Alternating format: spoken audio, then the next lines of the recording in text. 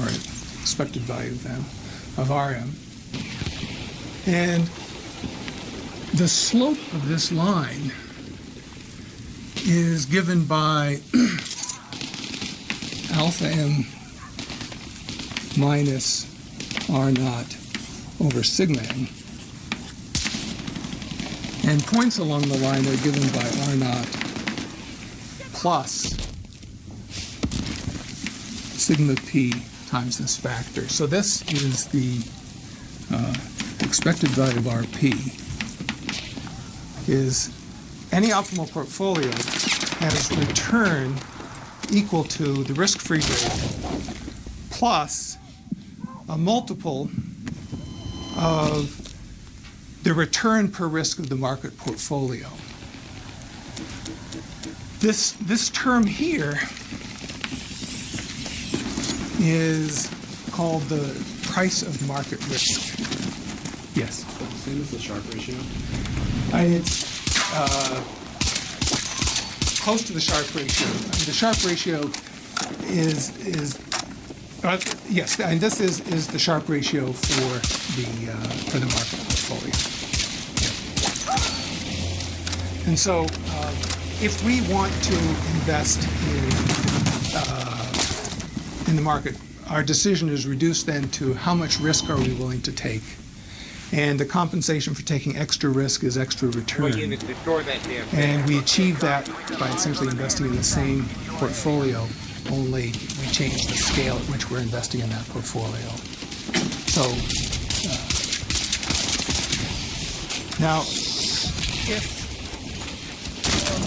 right now, so far we've been considering sort of points between being fully invested in the market or fully invested in cash. If we are able to borrow money at the risk-free rate, then we can basically allocate additional weights to the market portfolio and achieve points that are beyond, have higher return, higher volatility than the market portfolio. We can basically lever the strategy by borrowing money and investing that in this market portfolio. So this efficient frontier, if we can borrow risklessly, would it just be the capital market line extended? Here's a listing of the papers that go through sort of the classical foundation for this. And these are all accessible on the web. And I encourage you to actually look at these papers because the arguments are very straightforward. The motivation and the background is interesting to read. Virtually everyone on this page actually has a Nobel Prize, except Lintner. I think he died before they gave the Nobel Prize to Markowitz and Sharpe, but he certainly would have been included in this case.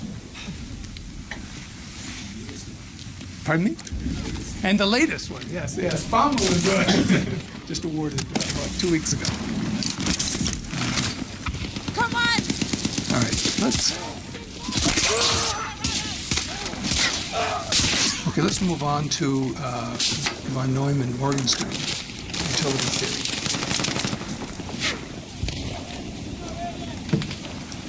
Now, in the Markowitz mean variance analysis, we reduced all portfolios to the properties of what's their expected return and what's the variance or volatility of the returns. Under what circumstances would that be a really good decision to be making for how to do portfolio optimization, portfolio allocations?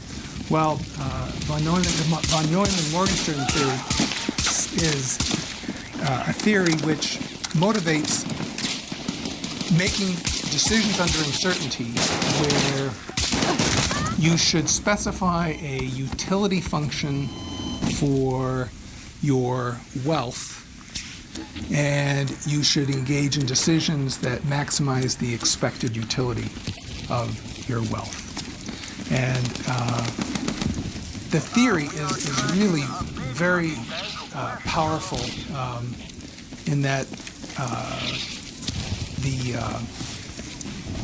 when you're making decisions under uncertainty, there are rational things you should do. You basically if you like higher return, the decision should be consistent with preferring outcomes with higher returns. If you don't like variability, then you should be preferring returns that have the same expected return that have lower volatility. But depending on how your utility function is defined, you may get different outcomes. And so to set up this problem, let's just consider the problem that Mark was addressed. You have a one-period investment. You start with initial wealth of W0. You're going to choose a portfolio P, and the wealth after one period is simply going to be 1 plus the return on that portfolio, terminal wealth W. And our utility function is going to be some quantitative measure of the outcome. What's the value to the investor? And we simply want to compute the expected volatility of different strategies and find the strategy that maximizes the expected utility. What are the basic properties of utility functions? Well, if we graph over wealth, our utility of wealth, starting at W0, our initial wealth, if we have greater wealth, presumably we'll have greater utility, so the slope of the utility function should be increasing. Perhaps as we get more and more wealthy, the marginal benefit of additional wealth isn't quite as much as it was when we were poorer. And so perhaps the curve for the utility function should taper off a bit. Okay, these conditions would correspond to the first derivative being increasing always and the second derivative being less than 0, perhaps. There are definitions in the literature of risk aversion, absolute risk aversion, and relative risk aversion. And these are simple functions of the first and second derivatives of the utility function. To see where these come into play, let's assume that the utility function is a smooth function and consider a Taylor series approximation of that. So if we consider expanding the utility function about some base wealth W star, then it's simply equal to that value of W star plus the first derivative times W minus W star plus 1/2 the second derivative times the squared deviation of the wealth from W star. And if we take expectations of this, and if W star is the actual expected wealth of the random variable, then this expected utility is actually proportional to the expected wealth minus 1/2 lambda times the variance of the wealth. So sort of to a second order approximation, this expected utility is a function which is looking at expected return minus a multiple of the volatility of that return, or the wealth if we're considering it on that scale.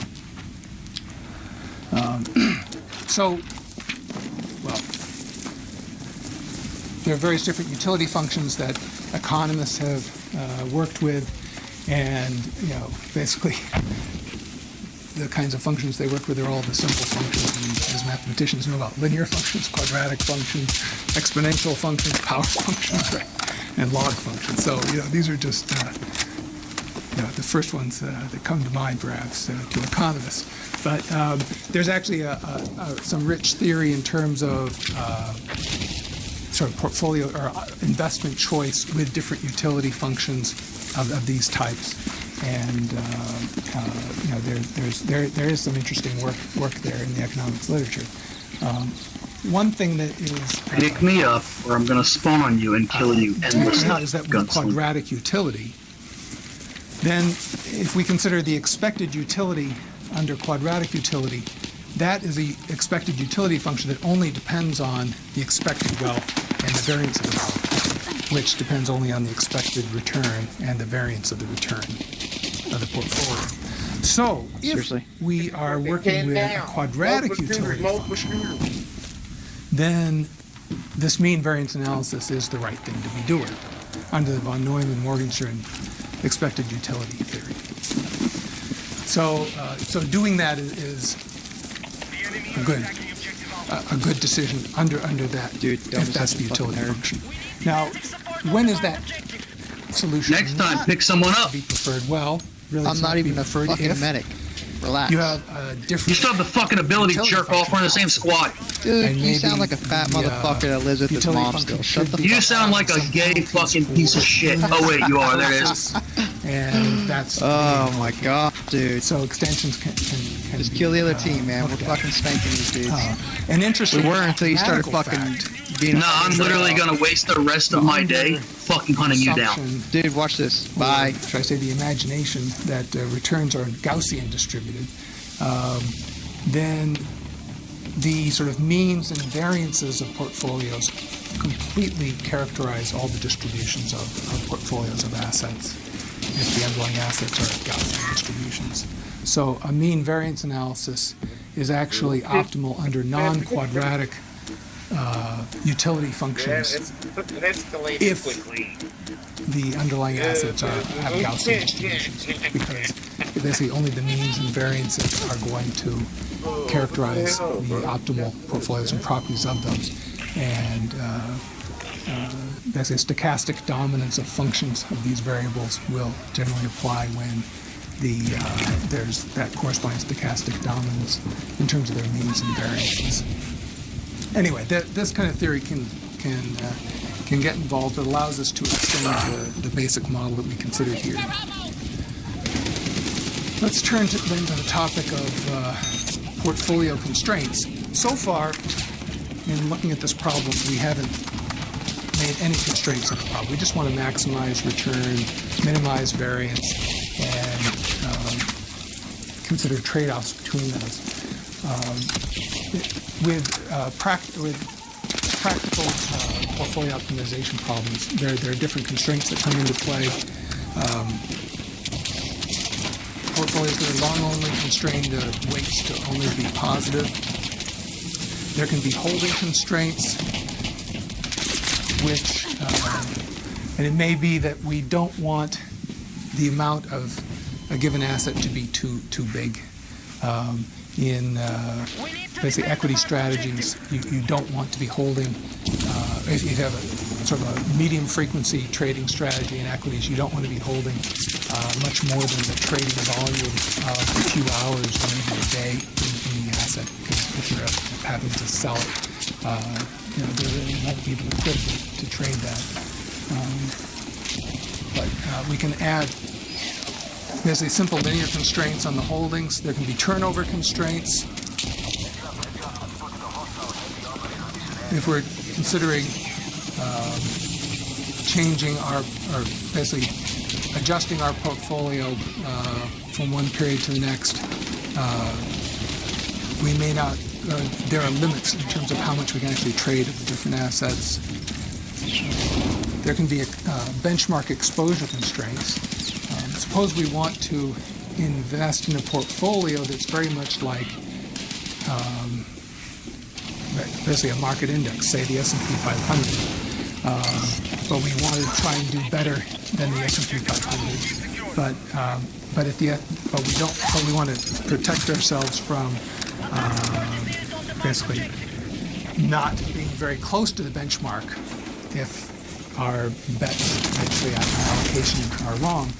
Then one can basically one can control how different from the benchmark allocation we are and limit that departure. So we can basically limit how far from the benchmark weights we want our portfolio to be.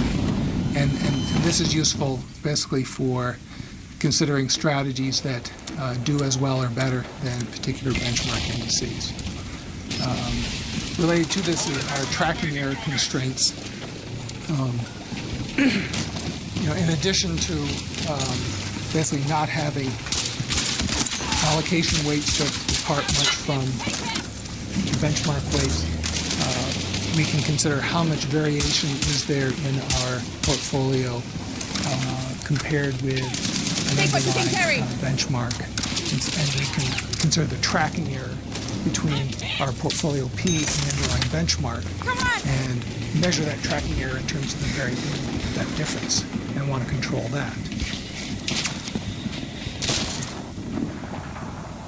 There are also risk factor constraints. And in equity markets, there are many different factors that affect returns. And these factors can be identified empirically and controlled for by basically limiting the exposure to different factors in the portfolio. And we'll see this in our next lecture some. But basically, if there are underlying factors F, which basically a return on asset I can be explained by sort of an idiosyncratic alpha for that asset plus certain correlations with market factors F, and then a residual innovation epsilon. And so the returns on these assets can be explained perhaps 50% by underlying market forces and given by the underlying factors FJT, which are constant across I. So these are affecting all the stocks with different coefficients beta I, K. And in a portfolio, we may want to limit the exposure to a given factor. And with many strategies, you actually want to neutralize the portfolio to those market risk factors. So we can actually constrain our weights to have zero exposure across these different market factors. There are other constraints, minimum transaction size. Generally, it's the case that trades in equities are in 100 share units, although that's changing. There can be minimum holding sizes, and there's also integer constraints that can be applied. If you're trading assets that have sort of large values, then these integer constraints actually come into play. I mean, if you're trading Google stock, and how much is Google stock worth now? 800. Something like that. So compare that with Ford, which is like $50 or I don't know. But it's orders of magnitude different. So integer constraints can come into play. If you're dealing in very large size, then these things don't really have much of an impact, but they can with smaller portfolios. Now, all of these different constraints can be expressed as linear and quadratic constraints on the weights. And so the setup for the portfolio optimization problem can be the same as before, except we add in these additional constraints. So we basically add in additional Lagrange multipliers times these particular constraints, whether they're linear or quadratic, and we can implement the portfolio optimization problem that way. Let me turn to an example. Let's go. Let's see.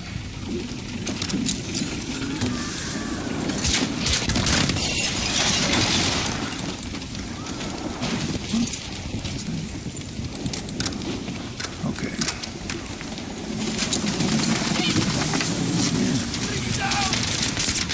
Okay, I want to go through an example of, I'll use the mouse.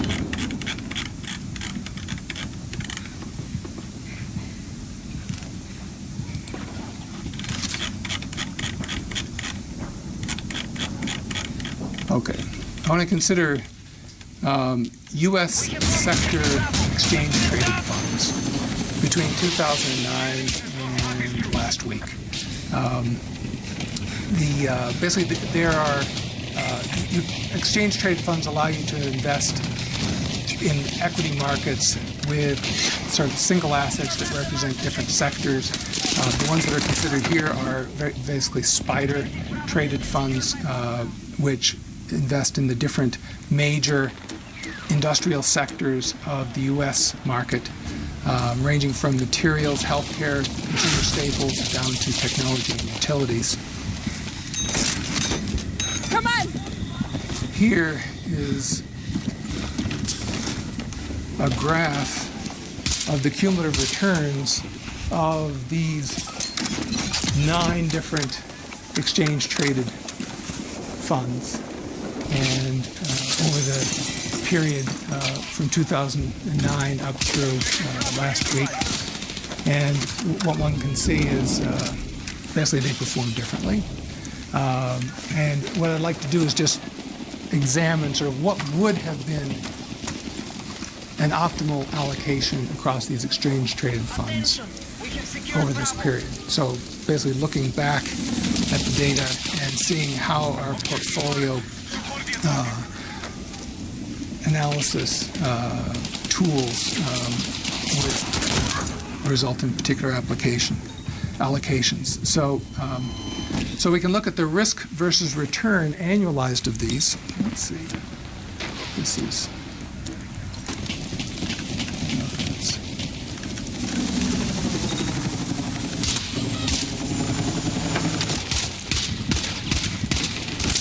I guess that's good enough. Anyway, what you can see is, basically with volatility ranging between 0 and 30 odd, annualized return between 0 and 25, we have the different sectors in this plot. So this is our feasible set of, this is the plot of return versus volatility for these 9 exchange-traded funds. This happens to be utilities. There's financials over there. Here's consumer staples. The very top is consumer discretionary.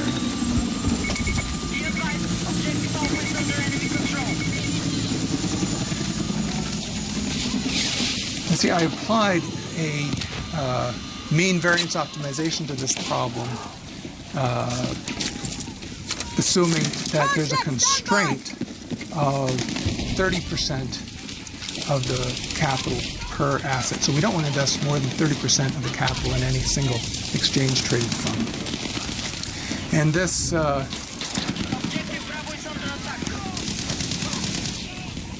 graph here shows how, as we vary our target return from sort of the minimum value up to the maximum value for being fully invested, how much of the capital we're going to invest in the different sector funds.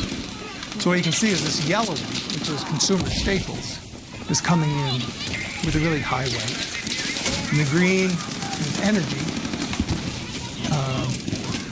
Let's see, I think that is the next one. Then in orange is health. And what's important to see is that when we're looking sort of at the lower range of the returns, basically expecting returns above the risk-free rate that's very low, then the relative proportion invested in the different assets is the same. Basically, these allocations are slowly scaling up, just linearly. And that corresponds to basically investing in the optimal portfolio without constraints with a fixed value. But once we hit the 30% level, then that constraint starts to be active, and we can't invest any more in that, so we have to add more securities. And so basically more is given to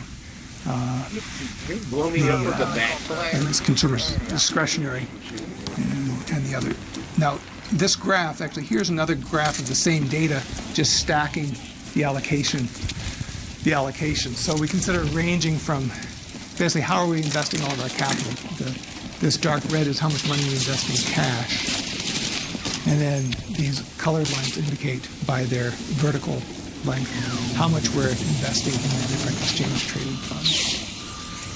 So basically, as the constraints get hit, the portfolios sort of change in terms of their overall structure.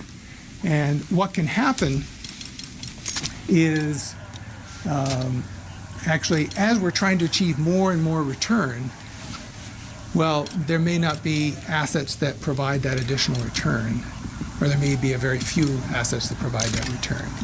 And so, in this case, technology stocks are coming in as we're trying to get really high levels of return in our optimal portfolios.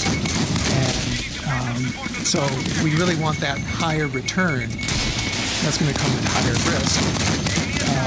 And we actually are deallocating some from the consumer staples and the consumer discretionary at that point.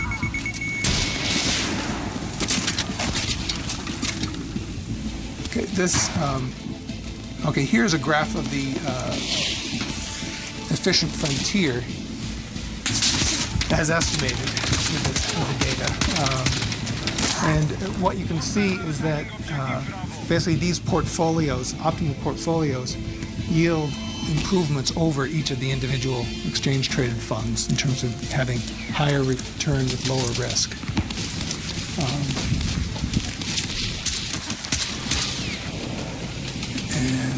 As we consider just a target return of 10%, okay, there's the optimal portfolio. I've graphed here, sort of in solid blue, what the optimal portfolio with a 10% volatility is. That's the solid blue line. So these are the results with this 30% capital constraint. Now, how is this problem going to change if we reduce the capital constraint from 30% per asset to 15%?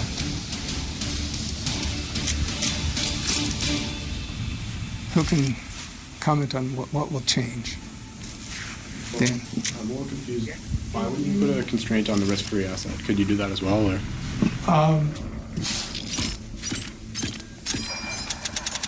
Well, the risk-free asset has no risk. And so putting a constraint, well, you could put a constraint on it in terms of it not going negative and it not being greater than 1. So in fact, that is a constraint. Those are constraints that are imposed here.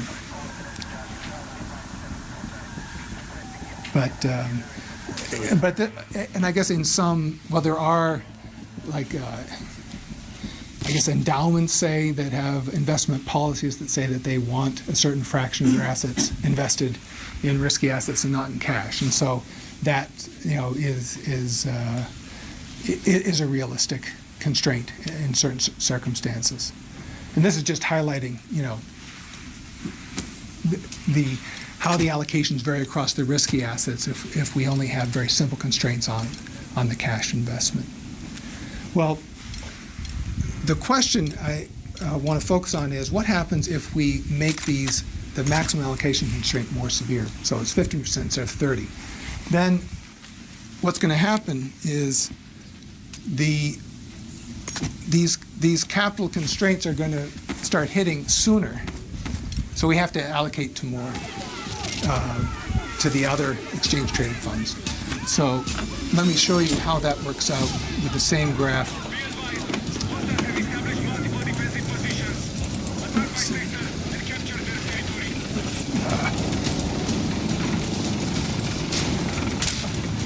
All right.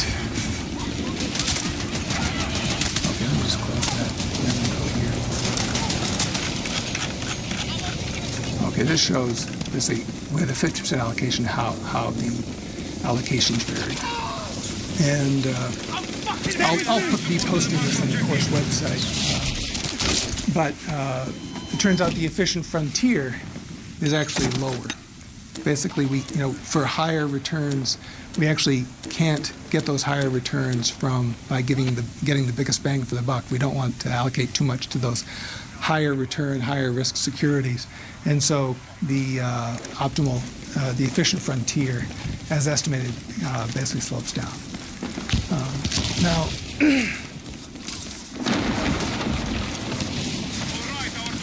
just okay.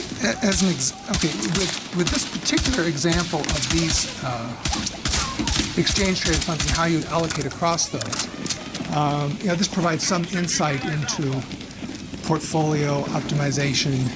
It's not really a realistic setting because we're looking over the past and using the actual sample performance to define these portfolios. Let me just highlight an example of applying these kinds of methods with, let's see, is it here? Yeah, okay.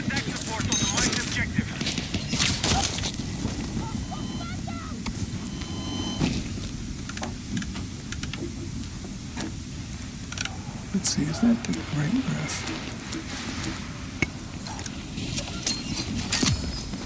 Yeah, okay. Okay, suppose we consider not investing in exchange traded funds, but we are a hedge fund and we have sector pricing models across all these different sectors. And what we can do is consider going long short in these sectors.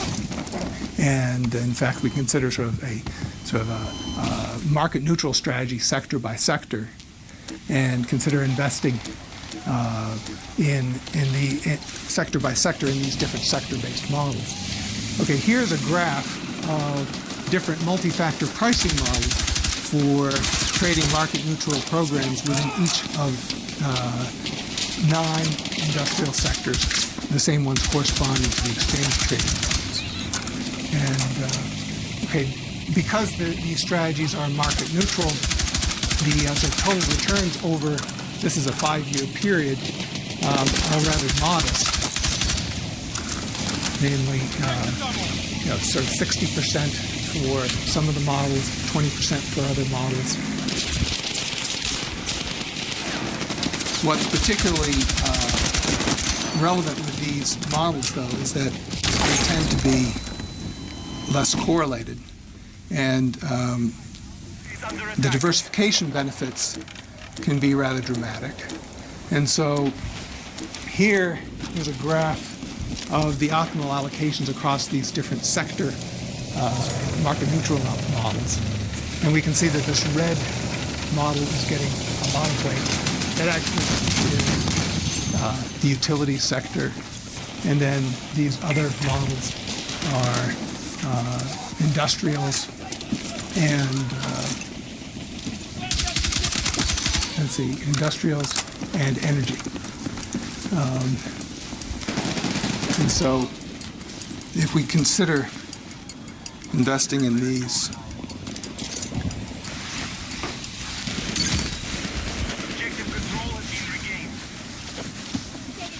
we can actually achieve, with a target volatility of 10%, we can achieve this solid blue line as the portfolio strategy.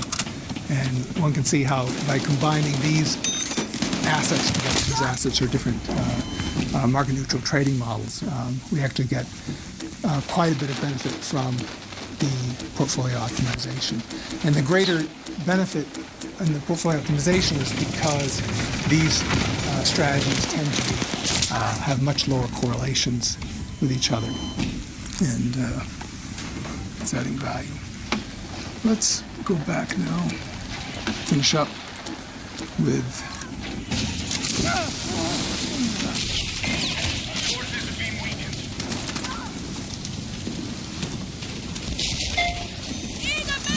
how do we go back here? Let's go. Where's my red dot?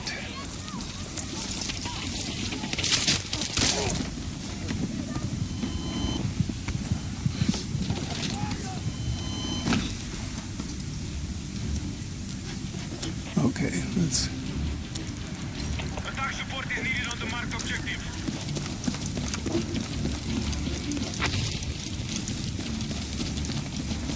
Okay.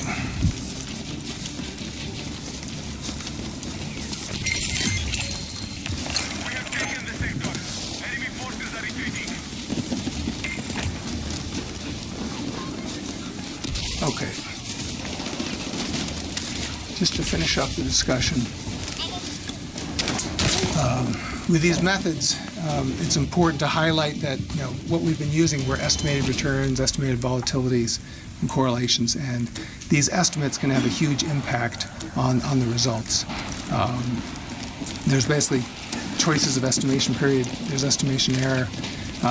Different techniques can modulate these issues. Exponential moving average are often applied. Having dynamic factor models is used. Basically, rather than using sample estimates of the variance-covariance matrix, using factor models to estimate the variance-covariance matrix results in more precise inputs to the optimization. And finally, just with different risk measures, we've been focusing on portfolio volatility and minimizing that. The methodologies can be extended to have different measures of risk. Mean absolute deviation, for example, or semi-variance. In terms of the motivation for squared volatility and minimizing that, you'll recall that in likelihood analysis of Gaussian distributions, the sort of squared deviations from the means are characterizing variability. Well, if we focus on mean absolute deviation, then probability distributions where the distributions relate to the absolute deviation from the mean characterizing the distribution might be appropriate. And indeed, distributions with heavier tails, like exponential distributions, basically are appropriate when you consider mean absolute deviation. So some alternate risk measures are appropriate when the volatility measure itself isn't necessarily appropriate because of their distribution. Semi-variance was introduced actually by Markowitz, where you're interested in controlling the downside risk as opposed to the upside risk.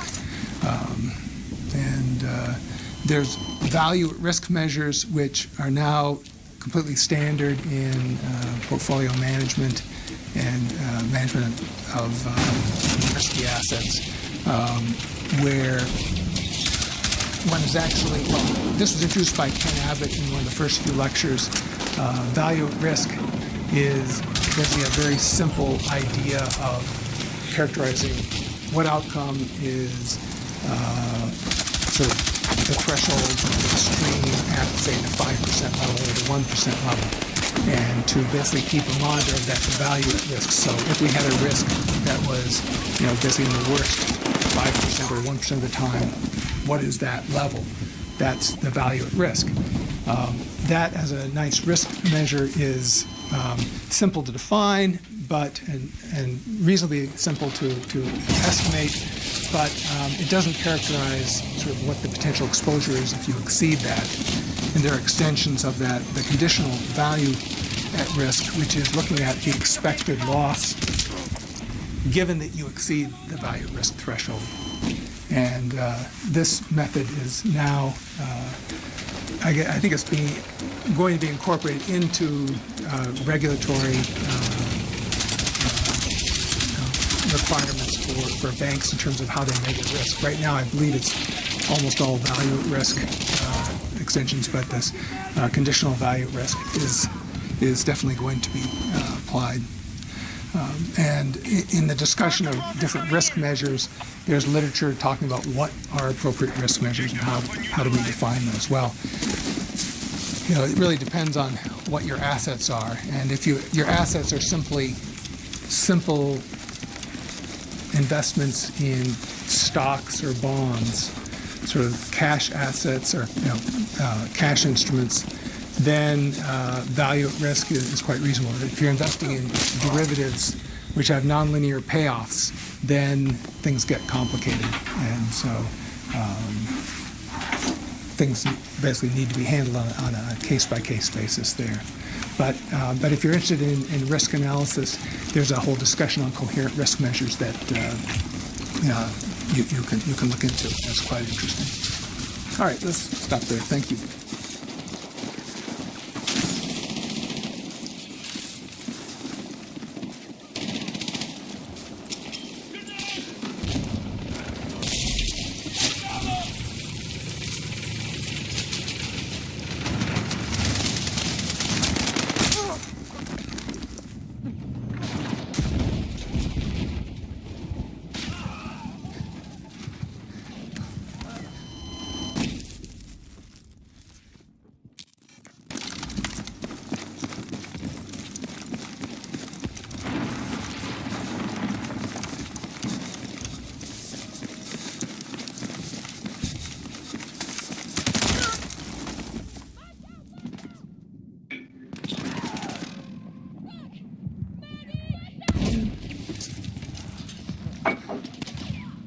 following content is provided under a Creative Commons license. Your support will help MIT OpenCourseWare continue to offer high-quality educational resources for free. To make a donation or view additional materials from hundreds of MIT courses, visit MIT OpenCourseWare at ocw.mit.edu. Today's topic is factor modeling, and the subject here is exploits multivariate analysis and statistics to financial markets, where our concern is using factors to model returns and variances, covariances, correlations. And with these models, there are two basic cases. There's one where the factors are observable. Those can be macroeconomic factors. They can be fundamental factors on assets or securities that might explain returns and covariances. A second class of models is where these factors are hidden or latent, and statistical factor models are then used to specify these models. In particular, there are two methodologies. There's factor analysis and principal components analysis, which we'll get into some detail during the lecture. So let's proceed to talk about the setup for a linear factor model. We have M assets or instruments or indexes. Whose value corresponds to multiple factors. And we have N time periods T. Factor model, we model the teeth value for the ith object, whether it's stock price, equal price, as a linear function of factors F1 through so it's basically a state space model for the value of the stochastic process as it depends on its underlying factors. And the dependence is given by coefficients beta 1 through beta k, which are depending upon the asset. So we allow each asset, say, we're thinking of stocks, to depend on factors in different ways. If a certain underlying factor changes in value, the beta corresponds to the impact of that underlying factor. God damn, they took that shit. So we have common factors. Now, the F's. Now, these common factors F, this is really going to be a nice model if the number of factors that we're using is relatively small. So the number K of common factors is generally very, very small. And if you think about modeling asset hundreds of thousands of securities. So in terms of modeling those returns and covariances, what we're trying to do is characterize those in terms of a modest number of underlying factors, which simplifies the problem greatly. The vectors beta I are termed the factor loadings of an asset, and the epsilon ITs are specific factors of asset I.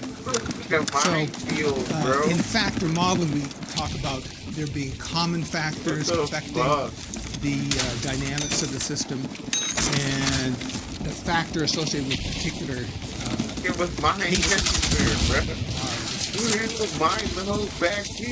So this setup is really very familiar. It just looks like regression type model that we've seen before. And so let's see how this can be set up as a set of cross-sectional regressions.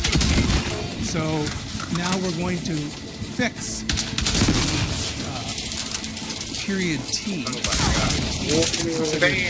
n-variant x variable, as satisfying a regression model with intercept given by alphas, and then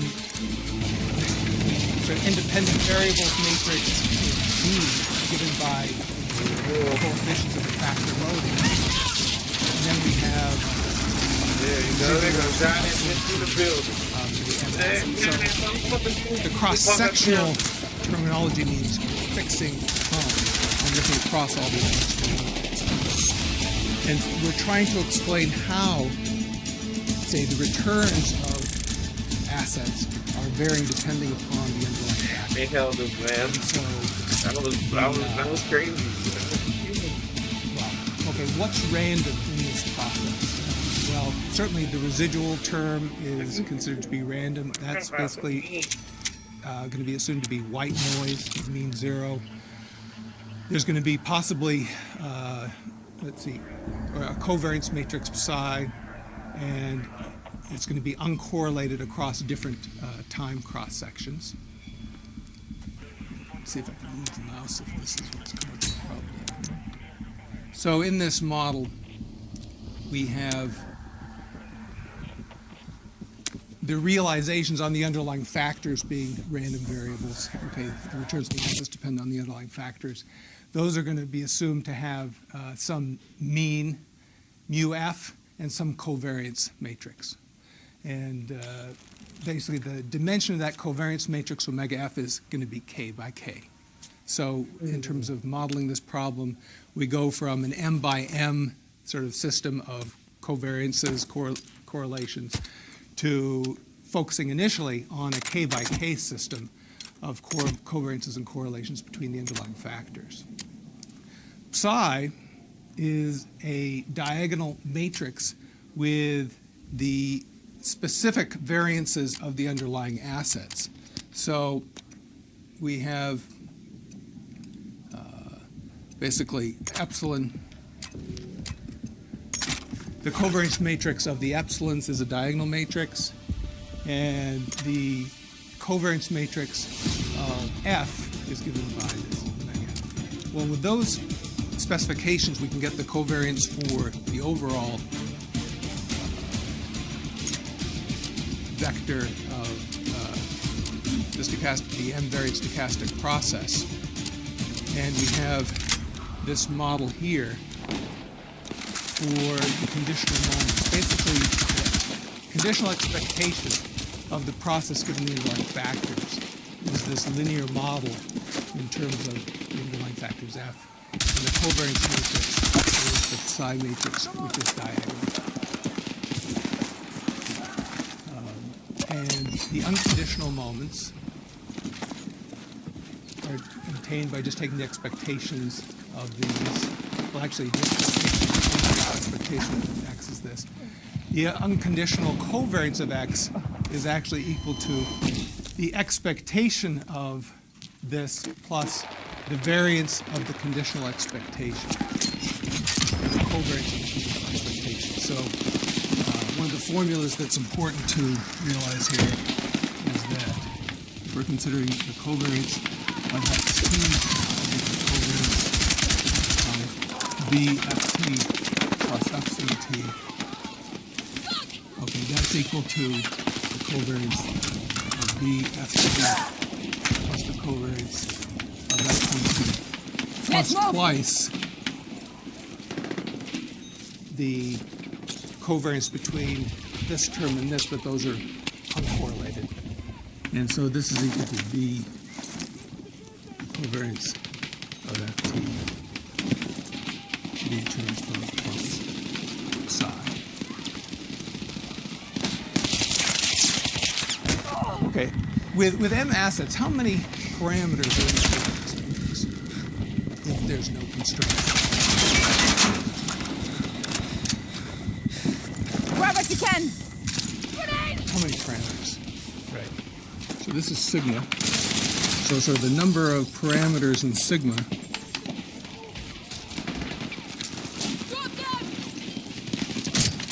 m plus what? Okay, this is a square matrix, m by m. So there's possibly m squared, but it's symmetric. So we're double counting off the diagonal. So it's m times m plus 1 over 2. Okay, how many parameters do we have with the factor model? So if we think of, let's call this sigma star, the number of parameters in sigma star is what? Well, B is an M by K matrix. This is M by K. So we have possibly M times K values. The Fx is, or the covariance of Ft is the covariance matrix, the number of elements in the covariance matrix of F, which is K by K. And then we have psi, which is diagonal of dimension M. So depending on how we structure things, we can maybe have many, many fewer parameters in this factor model than in a constrained case. And we're going to see that we can actually reduce this number in the covariance matrix of F dramatically because of flexibility in choosing those factors. All right. Well, let's also look at the interpretation of the factor model as a series of time series regressions. You remember when we talked about multivariate regression a few lectures ago, we talked about cross-sectional regressions and time series regressions, and looking at the collection of all the regressions in a multivariate regression setting. Here we can do the same thing. You know, in contrast to the cross-sectional regression where we're fixing time and looking at all the assets, here we're looking at fixing the asset I and the regression over time for that single asset. So the values of xi ranging from time 1 up to time capital T basically follows a regression model that's equal to the intercept alpha I plus this matrix F times beta I, where beta I corresponds to the regression parameters of the regression, but they are the factor corresponding to factor. And in this setting, the covariance matrix of the epsilon I vector is the diagonal matrix sigma squared times the identity. And so this is classic Gauss-Markov symbol.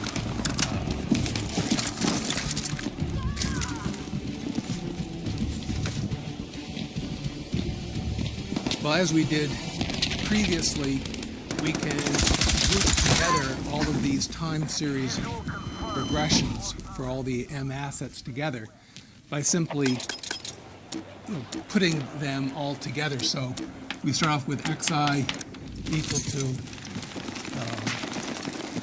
basically f beta I plus epsilon I. And we can basically consider x1, x2, put that's in. So we have a T by M matrix for the M assets. And that's equal to a regression model given by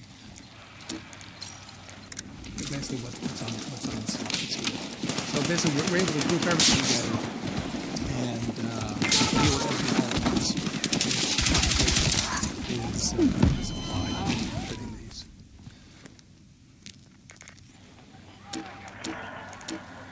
All right. Let's look at the simplest example of a factor model. This is the single factor model of Sharp. We went through the capital asset pricing model, how returns on assets and stocks are basically, the excess return on stock can be known as a linear regression on the excess return of the market. And the regression parameter beta I corresponds to the level of risk associated with the asset.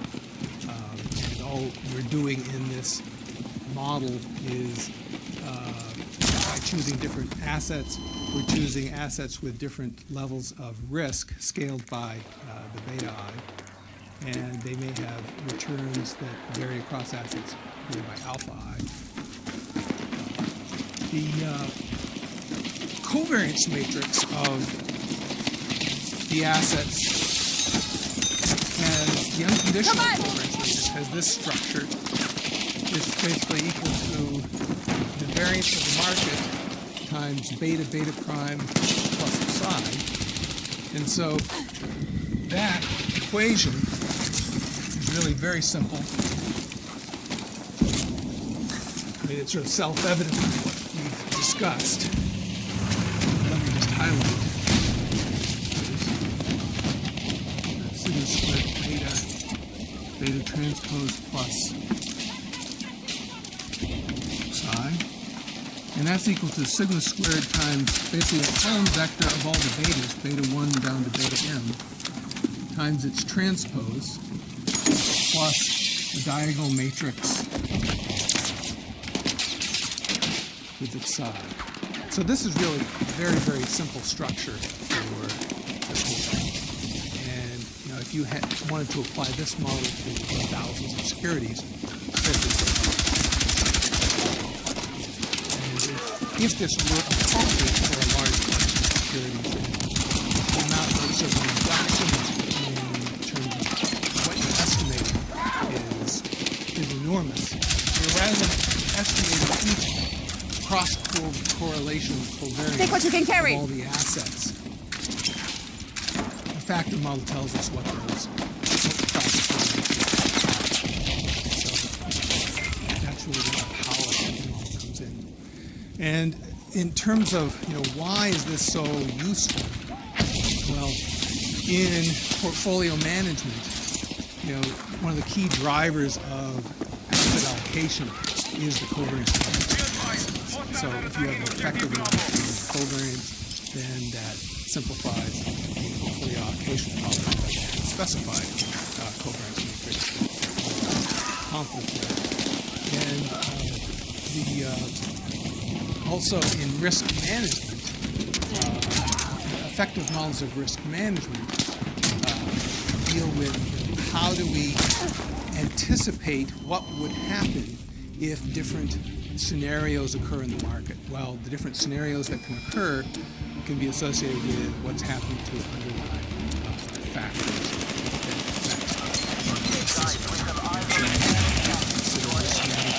Approaches that vary factors.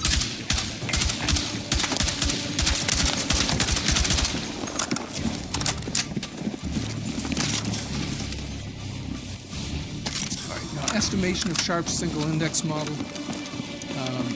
We went through before how we estimate the alphas and the betas. In terms of estimating the sigmas, the specific variances, basically that comes from the simple regression as well. Basically the sum of squared estimated residuals divided by t minus 2. Here we're assuming unbiasedness because we have two parameters estimated through the model. Then for the market portfolio, that basically has a simple as well. So the psi hat matrix will just be the diagonal of that. The diagonal of the specific variances. And then the unconditional covariance matrix is estimated by simply plugging in the numbers. Very simple. And effective if that single factor model is appropriate. Now, needless to say, a single factor model doesn't characterize the structure of the covariances and or the returns typically.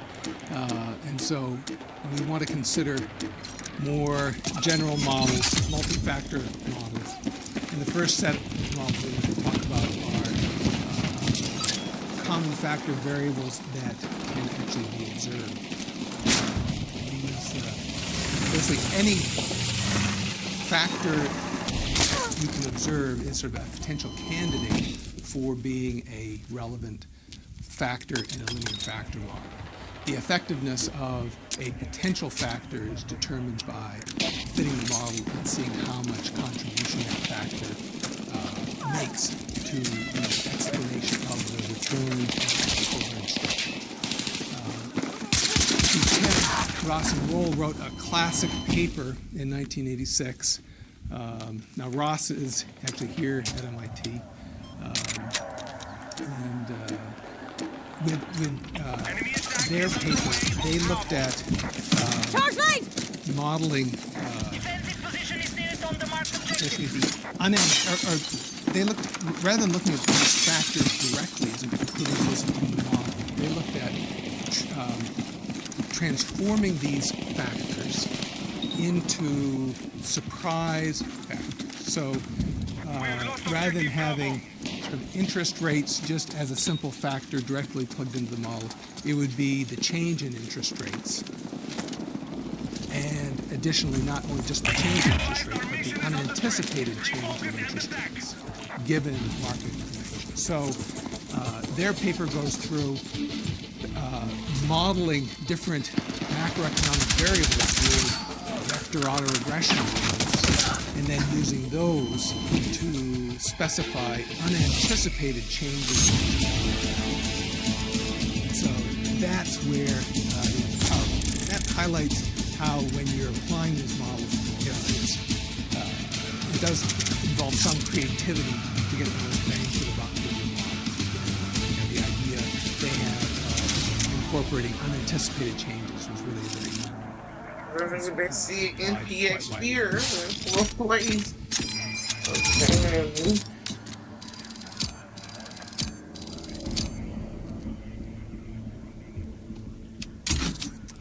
Okay. With this setup,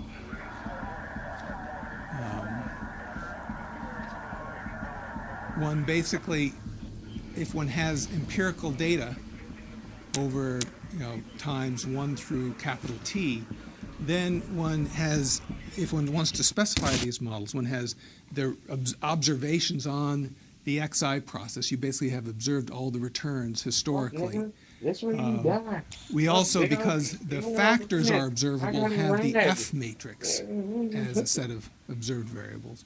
So we can basically use those to estimate the beta i's and also estimate the variances of the residual terms with simple regression methods. So implementing these is quite feasible, and basically applies methods that we have from before. So what this slide now discusses is how we basically estimate the underlying parameters. We need to be a little bit careful about the Gauss Markov. You'll remember that we have a regression model where the residual terms are uncorrelated and constant variance. Venezuela is ours. Venezuela. If there is unequal covariances of the residual, and maybe covariances, then we need to use generalized least squares. You talking shit? You talking crazy? The notes go through those computations and the formulas, which are just simple extensions of our regression model theory that we had in previous lectures.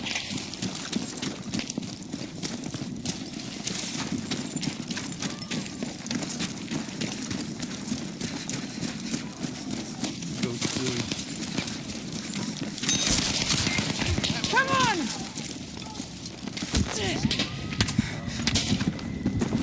Okay. With common factor variables that are using either fundamental or asset-specific attributes, there's the approach of what's called the bar algorithm. Actually, I say he was known as the instance statistical modeling and finance. He was a professor at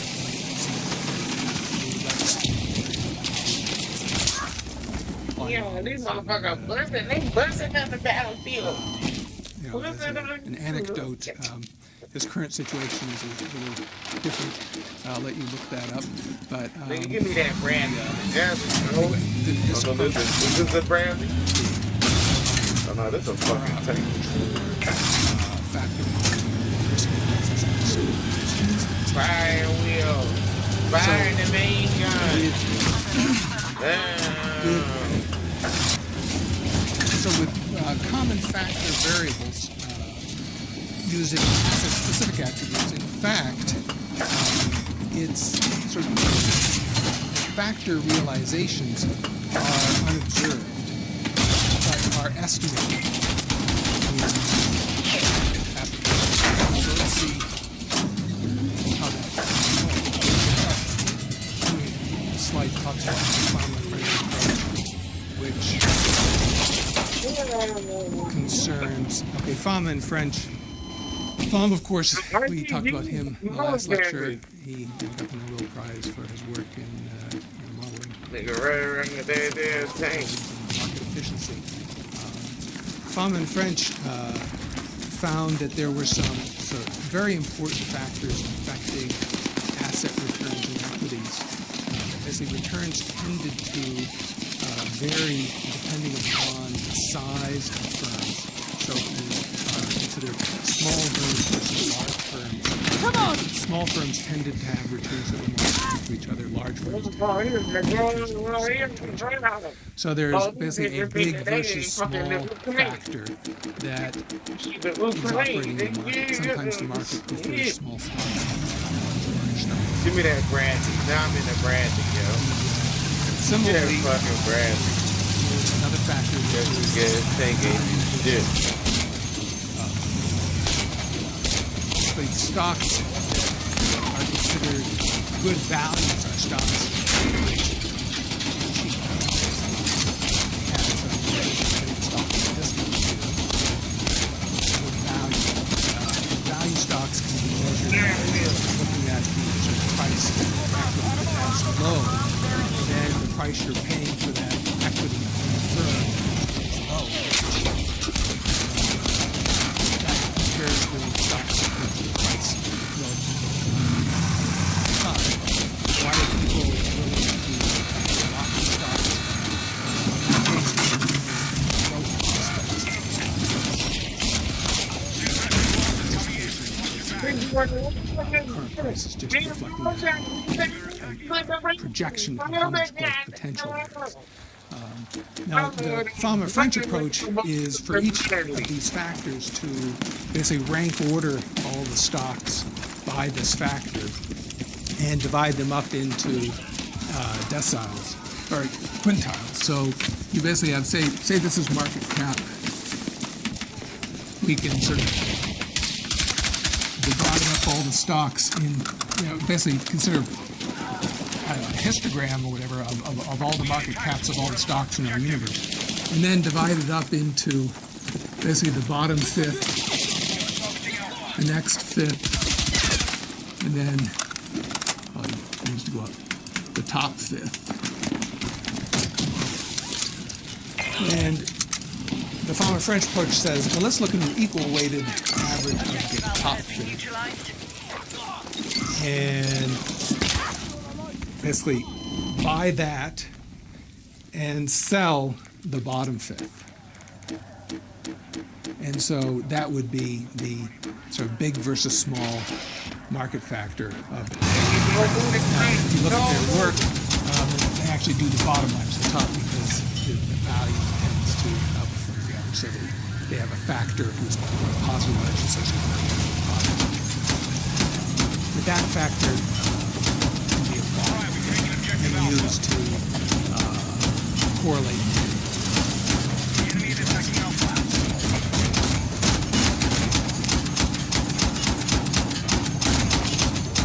With the Barra industry factor, this is just getting back to the Barra. Get on the point.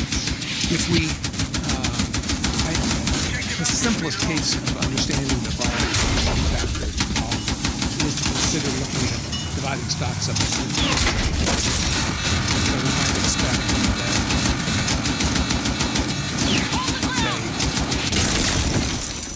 say, oil stocks will tend to move together and have greater variability or common variability. And that can be very different from utility stocks, which are low-risk stocks. Utilities stocks, utility companies are companies which are very highly regulated.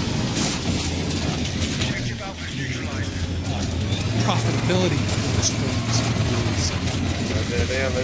is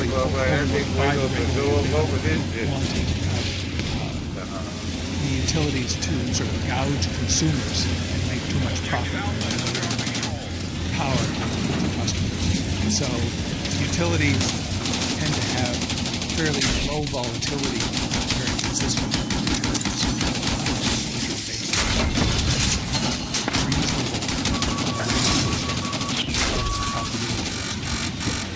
Well, with an industry factor model, what we can do is associate factor loadings, which basically are loading each asset in terms of which industry group it's in. So we actually know the beta values for stocks, but we don't know the individual factor realizations for these stocks. But in terms of the betas, these factors we can basically well-define beta vectors in the matrix for all the stocks. And the problem then is, how do we specify the realization of the underlying factors? Well, the realization of the underlying factors basically is just estimated with a regression model. And so if we have all of our assets xi for different times t, those would have basically a model given by factor realizations corresponding to the K industry groups with known beta I j values. Gonna make it! Hold on! The estimation of these, we basically have a simple regression model where the realizations of the factor returns ft are given by a regression coefficient in this regression, where we have the asset returns xt, the known basically factor loadings b, the unknown factor realizations ft, and just plugging into regression. If we do it very simply, we get this expression for f hat t. This is the simple linear regression model. Now,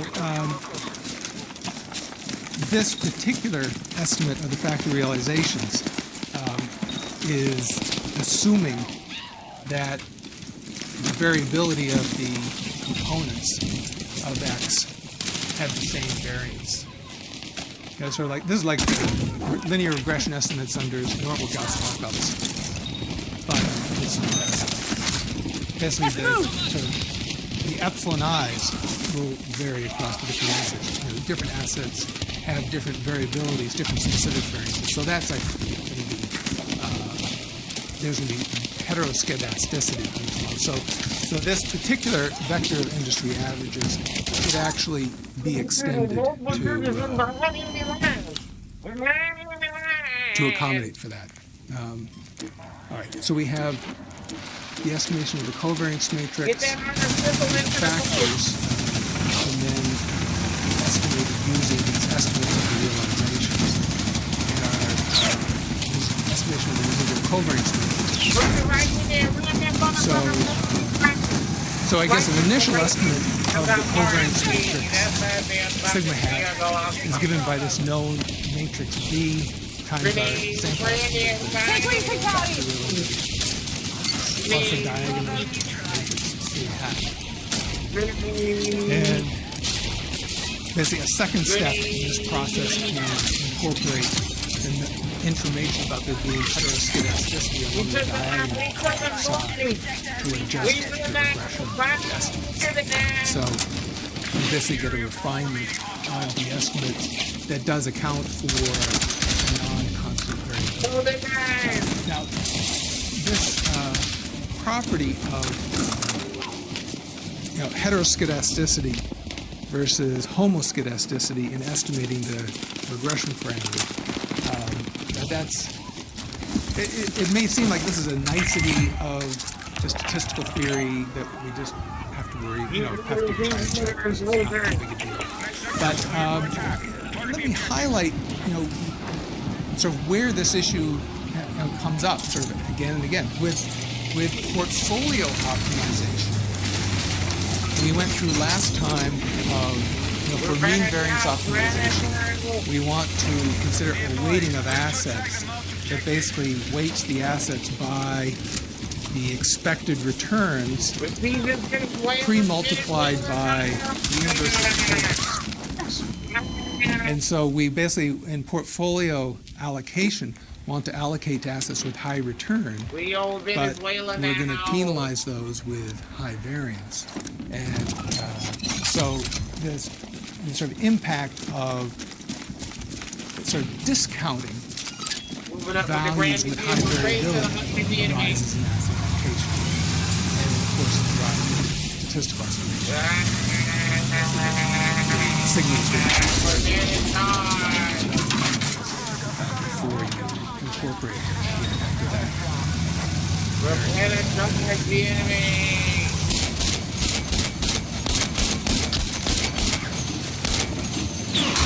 Just some notes about elasticity, least squares. The second bullet here is that factor realizations can be rescaled to represent factor mimicking portfolios. Now with the FAMA French factors, where we have, say, big versus small stocks or value versus growth stocks, it would be nice to know, well, what's the real value of trading that factor?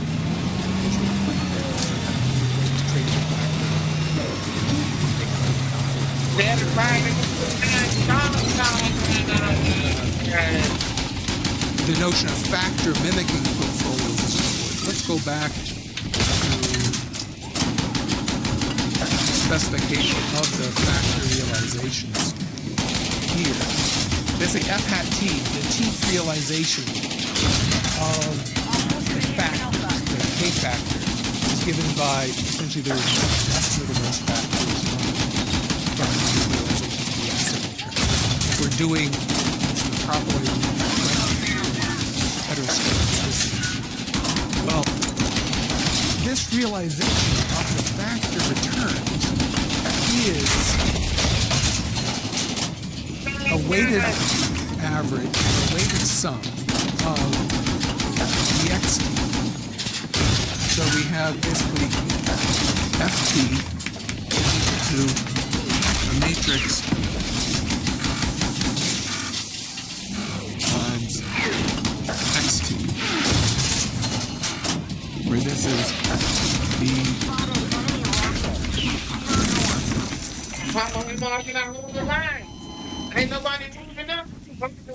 so our k-dimensional realizations, let's see, this is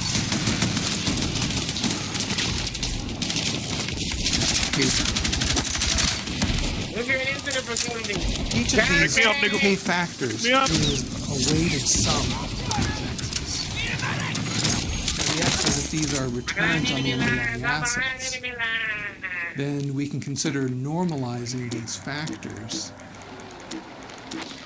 Basically, normalizing this matrix here so that the sort of row weights sum to one, say, for a unit of capital. So if we were to invest a net unit of one capital unit in these assets, then this factor realization would give us the return on a portfolio of the assets. Perfectly correlated with the factor. So factor mimicking portfolios have We will handle no quietly. can be defined that way. It is and still, a good it's still on the interpretation right side of A. 10-4, copy that, good in buddy. terms Right of side A. realization of potential investments.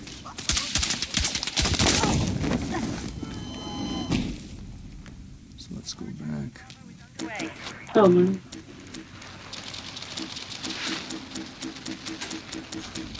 Cannot see the picture.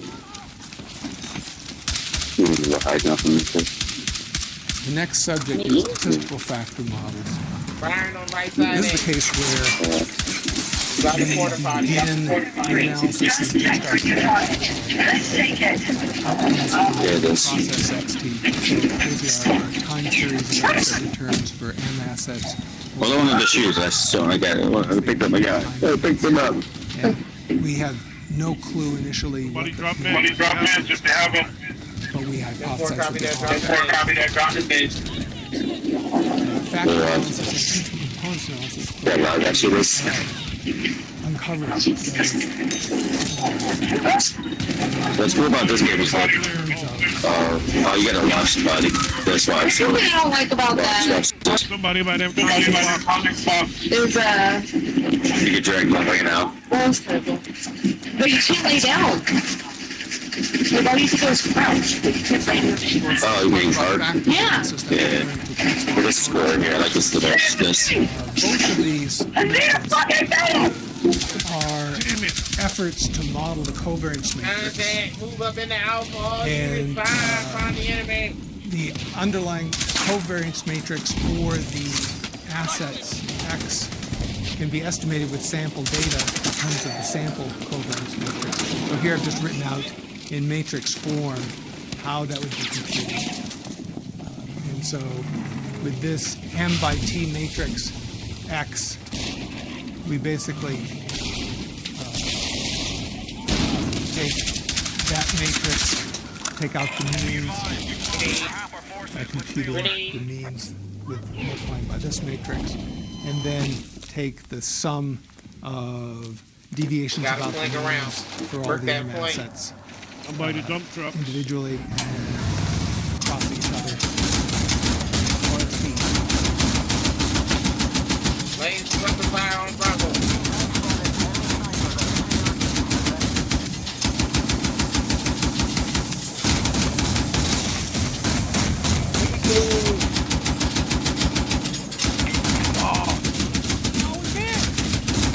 Now the setup for statistical factors Fire is wheel. exactly the same as One down. Two down. except Fire the the only thing present that we observe fire. is so we're hypothesizing a model where alpha is a vector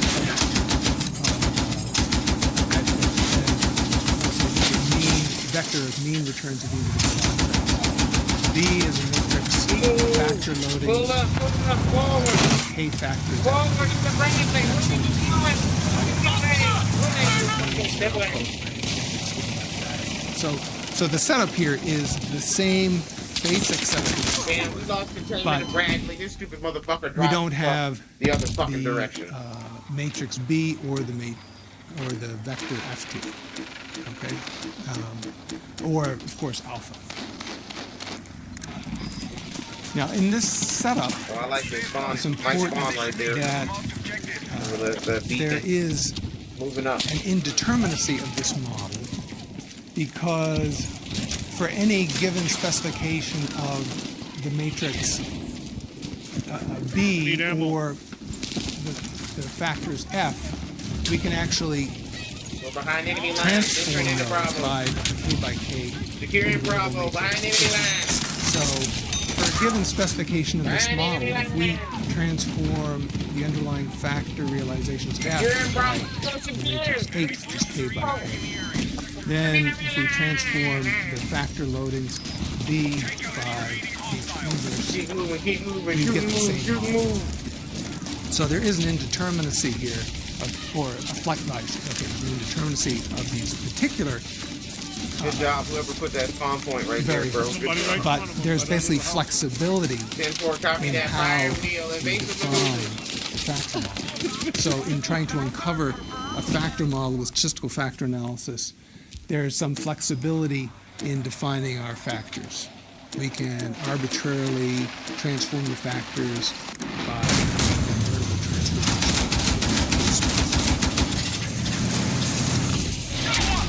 We're moving full forward in the friendly. Engaging all enemies.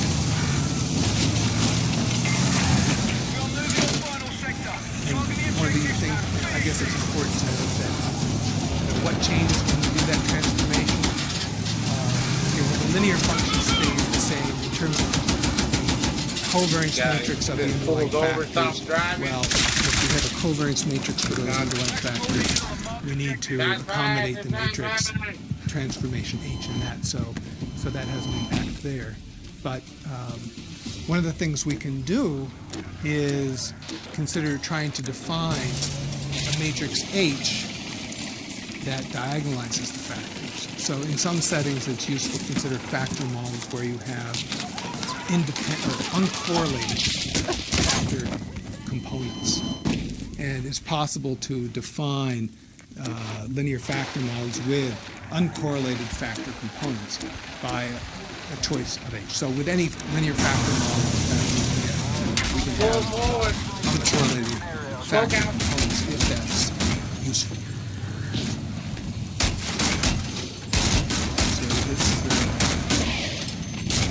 First bullet highlights that. Get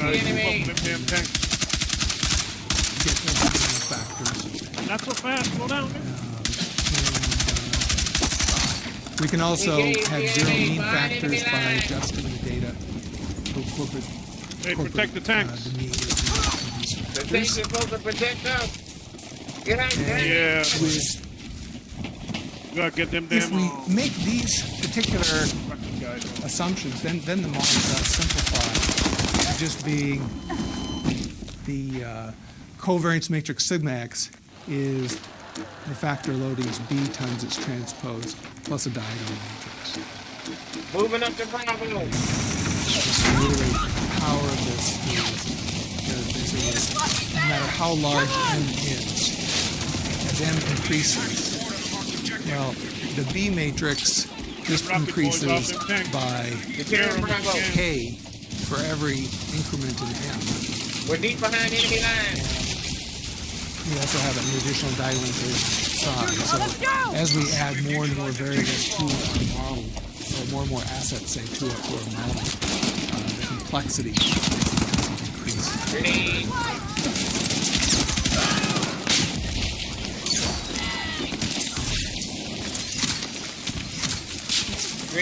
With all of our statistical models, one of the questions is, okay, how do we specify the particular parameters? Maximum likelihood estimation is the first thing to go through. This guy, this stupid guy, such a moron. Normal linear factor models, we have normal distributions for all the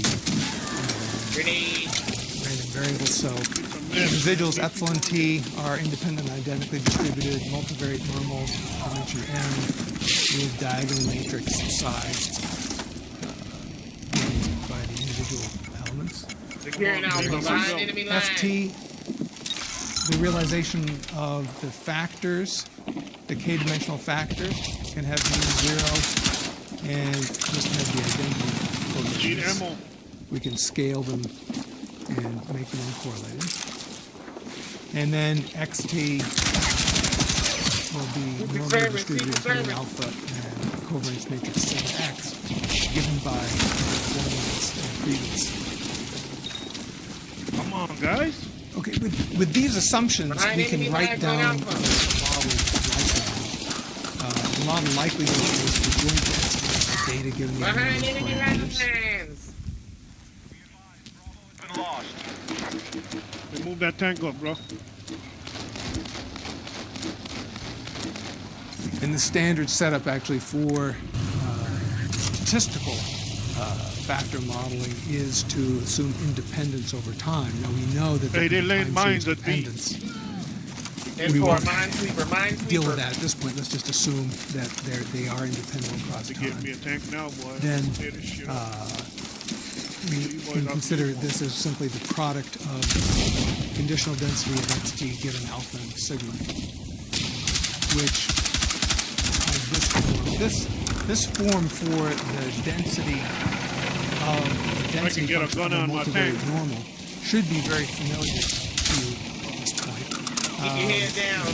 Basically the extension of the univariate normal distribution to m-variate, so we have 1 over the square root of pi the m power, there are n components, and then Yeah, my tank. we divide by the square root of the individual variance or the determinant of the covariance matrix, and then the exponential of this term here, which is sum of which is for the teeth case is quadratic form in the x's. So this multivariate normal x, we take off its mean and look at the quadratic form of that with the inverse of its covariance matrix.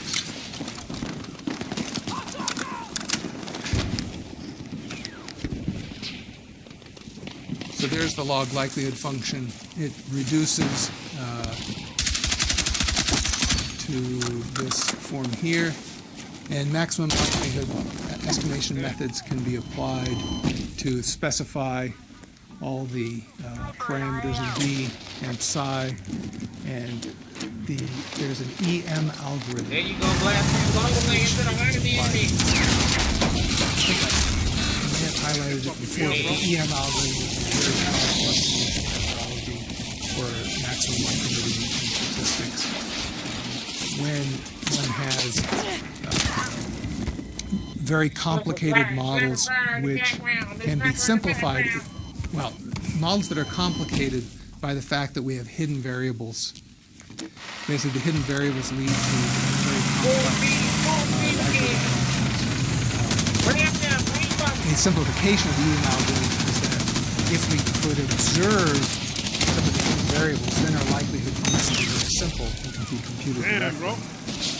And the EM algorithm alternates sort of estimating the hidden variables, assuming the hidden variables are known, doing the simple estimates with the observed hidden variables, and then estimating the hidden variables and repeating that process again and again. And their paper demonstrates that this applies to many different application settings. It's a very, very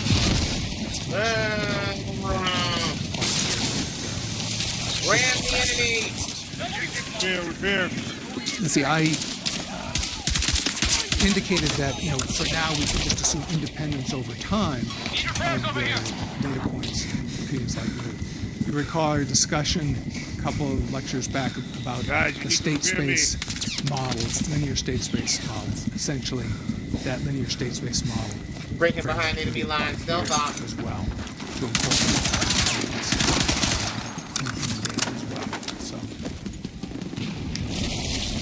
So that simplification is not binding in terms of holding this up.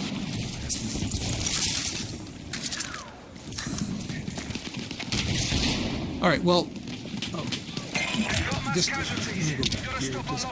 Okay, so the maximum likelihood estimation process will give us estimates of the B matrix and the psi matrix.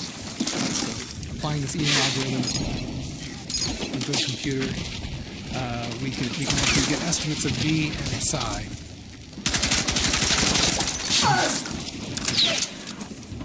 And the underlying alpha, of course. Now, how the hell I died? From these, we can estimate the factor realizations, FT, and these can be estimated by simply get out my tank, buddy. Using our estimates for the factor loading we had, our estimates of alpha. We can actually so with statistical factor analysis, we use the algorithm covariance matrix. Then the next step. Move up. So, as the output from factor analysis, Move that goddamn thing forward. And those realizations or those estimates of the realizations of the factors can then be used Fuckers camping with the tank and shit. basically for risk modeling as well. So, we could do a statistical factor analysis of returns in, say, the commodities markets and identify basically what factors are driving returns and covariances in commodity markets. We can then get estimates of those underlying factors from the methodology. We could then use those as inputs to other models.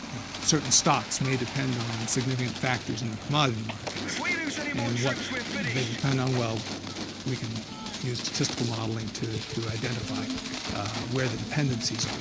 So getting these realizations of the statistical factors is very useful. Not only to understand sort of what happened in the past with the process and how these underlying factors are, but we can also use those as inputs to other models.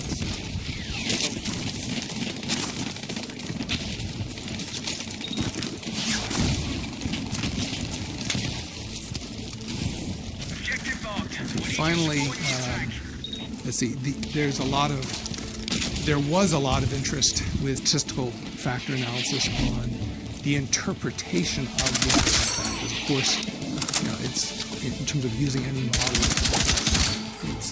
it's one's confidence rises when you have highly interpretable results. One of the initial applications of statistical factor analysis was Fieled. How many people in here have taken an IQ test? Probably everybody, almost everybody. Well, actually, if you want to work for some hedge funds, you'll have to take some IQ tests. But basically, in the IQ test, there are 20, 30, 40 questions, and they're trying to measure different aspects of your ability. And statistical factor analysis has been used to try and understand what are the underlying dimensions of intelligence. And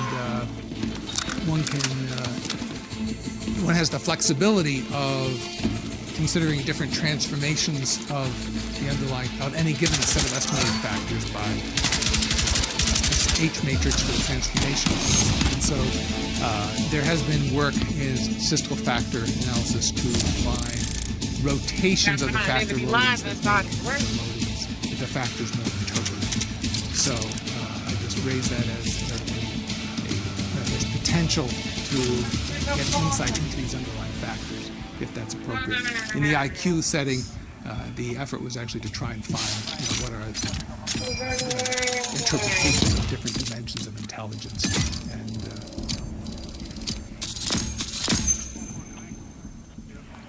what's up? Okay, we previously talked about factor mimicking portfolios. The same thing applies.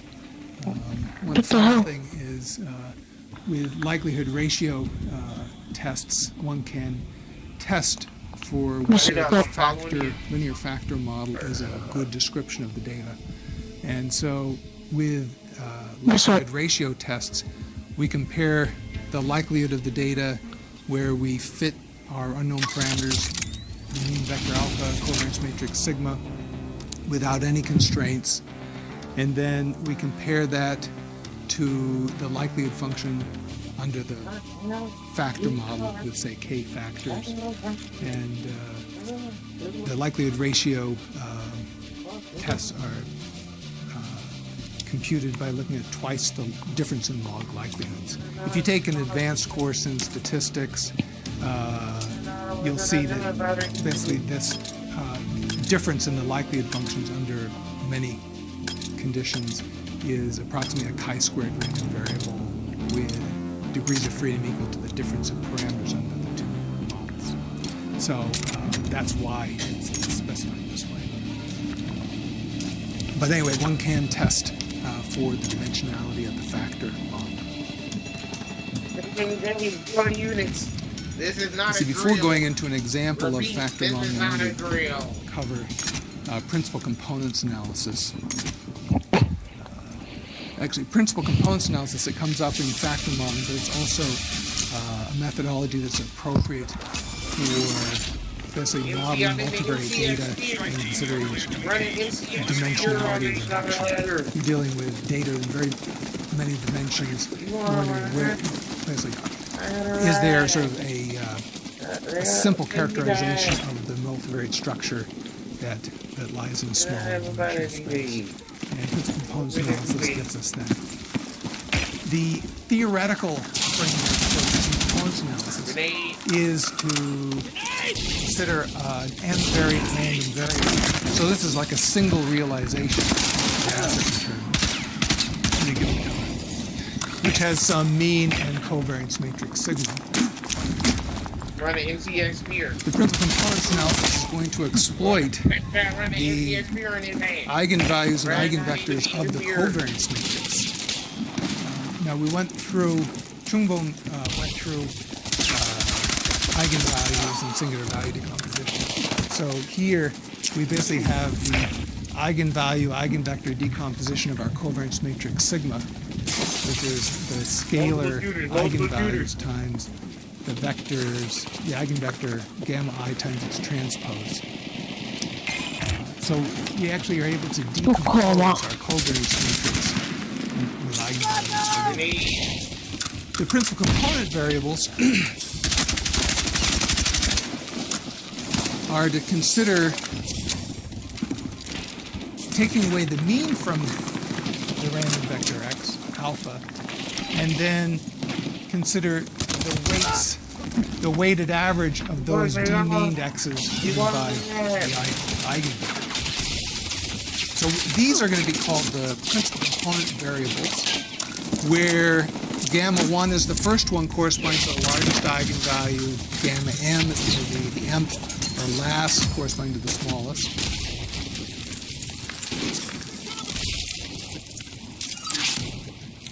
Come on! The properties of these principal component variables is that, well, they have mean 0, and their covariance matrix is given by the diagonal matrix of eigenvectors. So the principal component variables are a very simple sort of affine transformation of the original variable x. We translate x to a new origin, by basically to the 0 origin by subtracting the means off it. And then we multiply that demeaned x value by an orthogonal matrix gamma prime. And what does that do? That simply rotates the coordinate axes. So what we're doing is creating a new coordinate system for our data, which hasn't changed the relative position of the data or the random variable at all in the space. It basically just is using a new coordinate system with no change in the overall variability of what we're working on.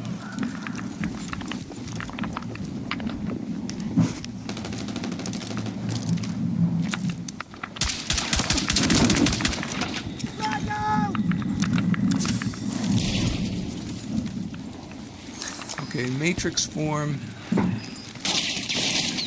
We can express this principal component variables P. Let's consider partitioning P into the first K elements and the last M minus K elements P2.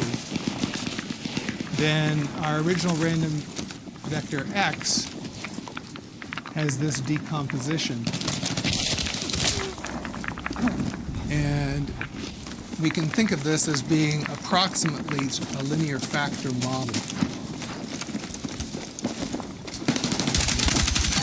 We can consider from principal components analysis, essentially if P1, the principal component variables, correspond to our factors, then our linear factor model would have B is given by gamma 1, F is given by P1, and our epsilon vector would be given by gamma 2. So the principal components decomposition is almost a linear factor model.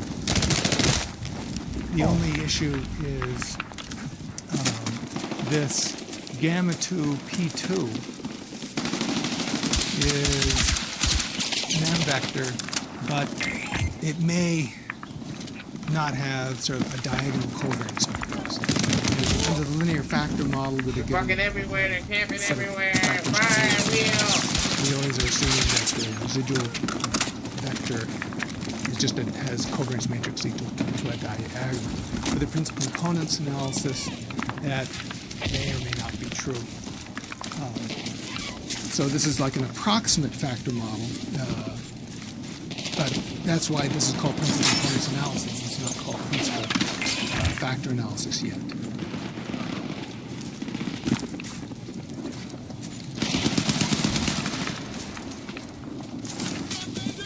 Let's see, the empirical principal Fucking components camping analysis everywhere. now. Okay, we've gone through just a description of sort of theoretical principal components, where if we have a mean vector alpha, covariance matrix sigma, how we would define this principal component variable.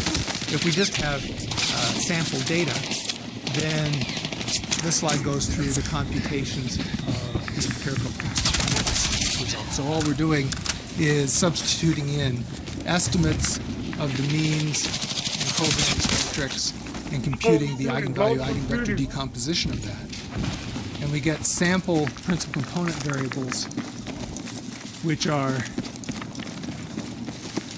we basically compute x, the d-mean vector of realization, of matrix of realization, and pre-multiply that by gamma hat pi, which is the matrix of eigenvectors corresponding to the eigenvalue eigenvector decomposition of the sample covariance matrix.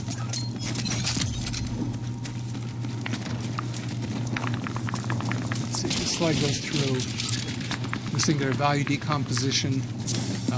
You don't have to go through and compute variances, covariances to derive estimates of the principal component variable. You can go simply with the singular value decomposition. I'll let you go through that on your own. There's an alternate definition of the principal component variables, though, that's very important.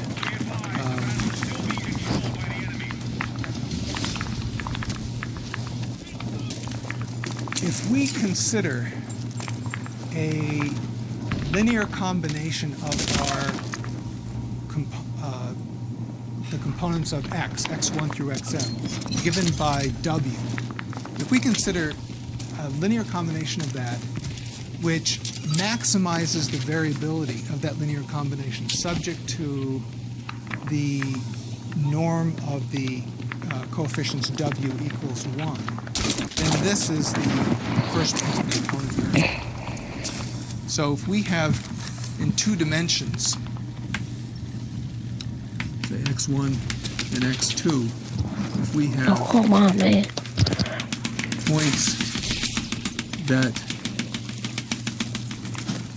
sort of look like an ellipsoidal distribution, and this will correspond to having sort of alpha 1 there, alpha 2 there, a certain degree of variability. The principal components analysis says let's shift to the origin being at alpha 1, alpha 2, and then let's rotate the axes to align with the eigenvectors. Well, basically the first principal component variable finds the dimension at which basically the coordinate axis at which the variability is a maximum. And basically along this dimension here, this is where the variability is maximum. And that's the first principal component variable. So this principal components analysis is identifying essentially where's there the most variability in data, where it's the most variability without doing any change in the scaling of the data. All we're doing is shifting and rotating. Then the second principal component variable is basically the direction which is orthogonal to the first, which has the maximum variance, and continuing that process to define Amateurs. all M principal component variables. I'm an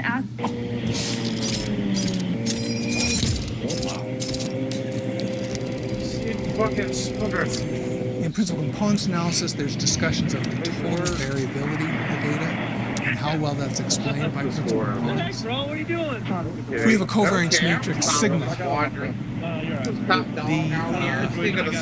total variance can be defined as defined as the sum of the diagonal entries. So it's the trace of covariance. We call that the total variance of this multi-variance. Okay, that is equal to the sum of the eigenvalues. So we have a decomposition of the total variability into the variability. Hey, Chick, what's on the menu this morning for breakfast? What are we? Oh, a little damn And coffee to get the the day principal started. component variables themselves are uncorrelated. You remember the covariance A little matrix of the water? principal I'm not component mad about variables it, is thank the you. lambda, the vector, Oh, shit, the that's matrix, Celsius. diagonal matrix of eigenvalues. Hey, Hart, no So the food, just off-diagonal homebrew and matrix Celsius. is zero.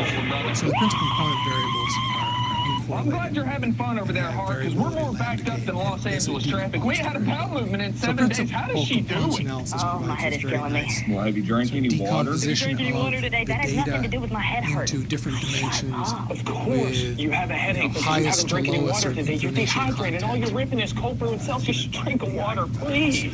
Great. Yeah. I need you to send the signal or I'm going to crash. All right, I'll put in a command copy right now. Okay, I want to go through a study doing factor modeling with U.S. Treasury yields. All right, I loaded in data into R, which ranged from the beginning of 2000 to the end of May 2013. And here are the yields on constant maturity U.S. Treasury securities ranging from 3 months, 6 months, up to 20 years. So this is essentially the term structure of U.S. government interest rates.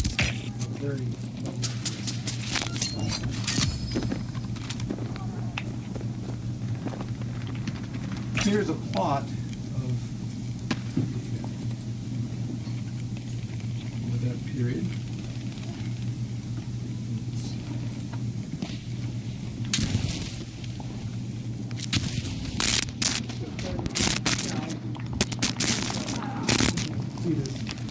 Rather dramatic evolution of the term structure over this entire period. We wanted to fit a analysis of this. We wanted to do a components analysis of this. Well, if we did the entire period, we'd be measuring variability of all kinds of things, when things go down, up, down. What I've just done in this note is just initially to look at the period from 2001 up through 2000. So we have 5 years of data on basically the early part of this period that I want to focus on and do a principal components analysis of the yields. Come on, man. You gotta back out. I fucking got kicked. What? So here's So you gotta back out. I got kicked. basically Okay. the series over that 5-year period. Okay, as the beginning of this analysis, this analysis is on the actual yield changes. Yeah, probably. So just as we might I be would want modeling, it say, for a asset child. prices I over wouldn't time, want it to grow up without a mom. analysis Okay, of the well, if you're going to changes, remarry, are you going to stay in our house? Here we're looking at yield changes. Well, that would be the easiest thing to do, because I can't afford another house. Okay, is she gonna drive my car? Probably. First, I don't see why not. you can It's see in our there's name. basically It's the paid for. average daily okay. value for the different Are you gonna yield let her wear my temperatures, 3 clothes months up too? to 20. Those are no, actually all not your negative. clothes. That's where I That draw the corresponds line. Don't watch too to much of that. Thank time you. series over that 5-year What? period. Of course, Time babe. series. Don't watch Because too like much you're of a that size type of 4, stuff. It's bad and for she's a your size brain. 2. We're beginning to Okay. the daily volatility is the daily standard deviation. those vary Wait, from what? 0.03. Oh, sorry, I didn't mean. Yeah, sorry, I didn't mean to do this either. Oh, great heavens! Your mirror. Hey, where's our waitress? This is the standard deviation of daily yield changes. Excuse me, miss. I'll be right with you, sir. She's getting coffee. They just sat down. She's taking out a pen. I can't See, breathe. it's like Can't breathe. between 3 and 6 basis points variation in yield. Excuse So me. that's something that's reasonable.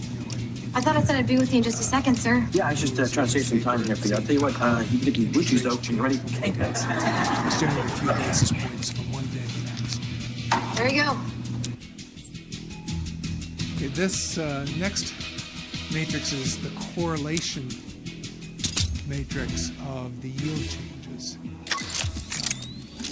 If you look at this closely, which you can, when you download these results, you'll see that near the diagonal, the values are very high, like above 90% for correlation. And as you move across away from the diagonal, the correlations get lower and lower. Okay, mathematically, that is happening. We can look at these things graphically, which I always like to do. Here's just a bar chart of the yield changes and the standard deviations of the yield changes, daily volatilities, ranging from very short yields to long tenor yields up to 20 years. So there's variability there.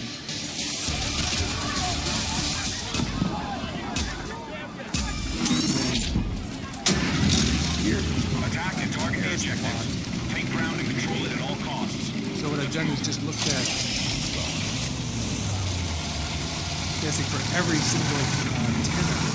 This is, say, 5-year, 7-year, 10-year, 20-year. Basically plotted the yield changes, each of those against each other. We could do this with basically all 9 different tenors. We'd have a very dense page of pairs plot. So I split it up into looking at just the top and bottom block diagonals. But you can see basically how the correlation between these yield changes sort of is very tight and then gets less tight as you move further away. With the long tenors, that's there. Let's see, the short tenors. Enemy forces have taken objective Charlie. Here are the short tenors, ranging from 3-year, 2-year, 1-year, 6 months, and so forth. So here you can see how if it gets less and less correlated.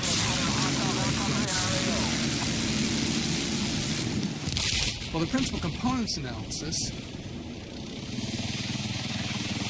gives us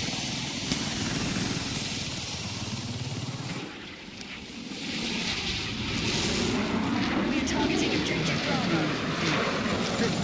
conduct the principal components. The standard output is first a table of how the variability of the series is broken down across the principal component variables.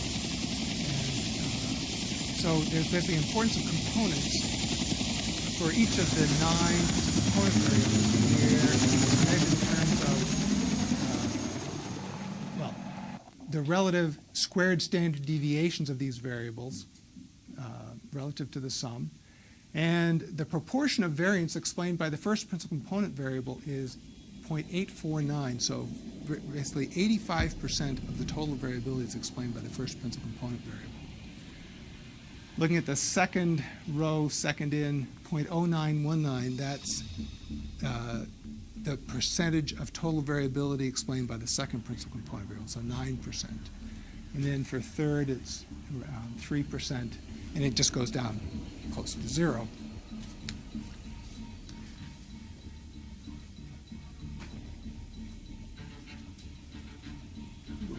Okay.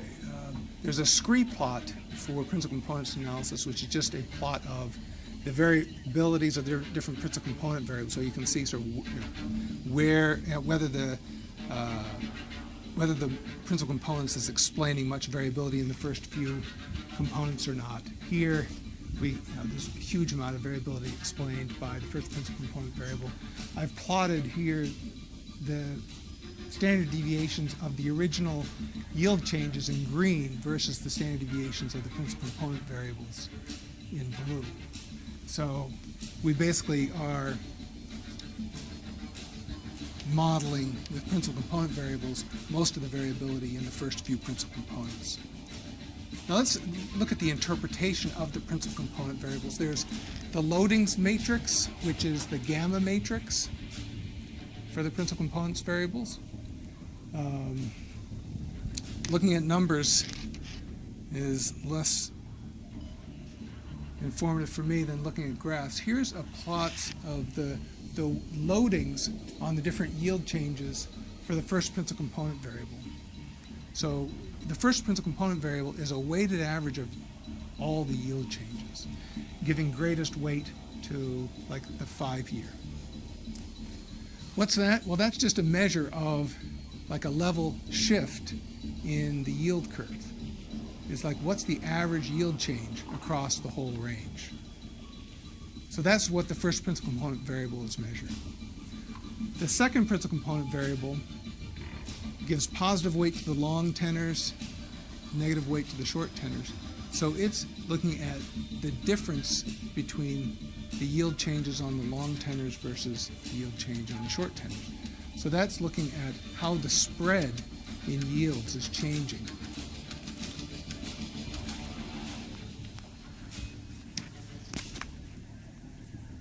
Then the third yield change, or the third principal component variable, has this structure. And this structure for the weights is like a double difference. It's looking at the difference between the long term, long tenor, and medium tenor minus the medium tenor minus the short tenor. So that's giving us a measure of the curvature of the term structure and how that's changing over time. So these principal component variables are measuring like the level shift for the first, the spread for the second, and the curvature for the third. With principal components analysis, many times I think people focus just on the first few principal component variables and then say they're done. The last principal component variable, the last few, can be very, very interesting as well because these are the variables of the original scales, the linear combinations, which have the least variability. And if you look at the ninth principal component variable, there were 9 yield changes here. It's basically looking at a weighted average of the 5 and 10 year minus the 7 year. So this is like the hedge of the 7-year yield with the 5 and 10 year. So that basically difference in yield change is that combination of yield changes is going to have the least variability. Okay, the principal component variables have zero correlation. Here's just a pairs plot of the first 3 principal component variables in the ninth, and you can see that those have been transformed to have sort of zero correlations with each other. One can plot the cumulative principal component variables over time to see how the evolution of these underlying factors has changed over the time period. And you'll recall that we talked about the first being the level shift. Basically from 2001 to 2005, basically the overall level of the interest rates went down and then went up. And this is captured by this first principal component variable accumulating from 0 down to -8, back up to 0.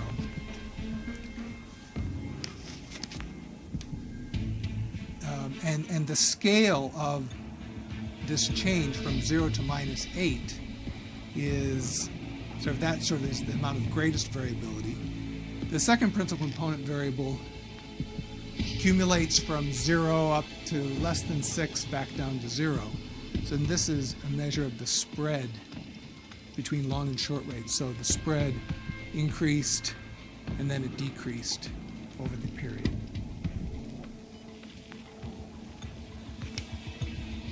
And then the curvature,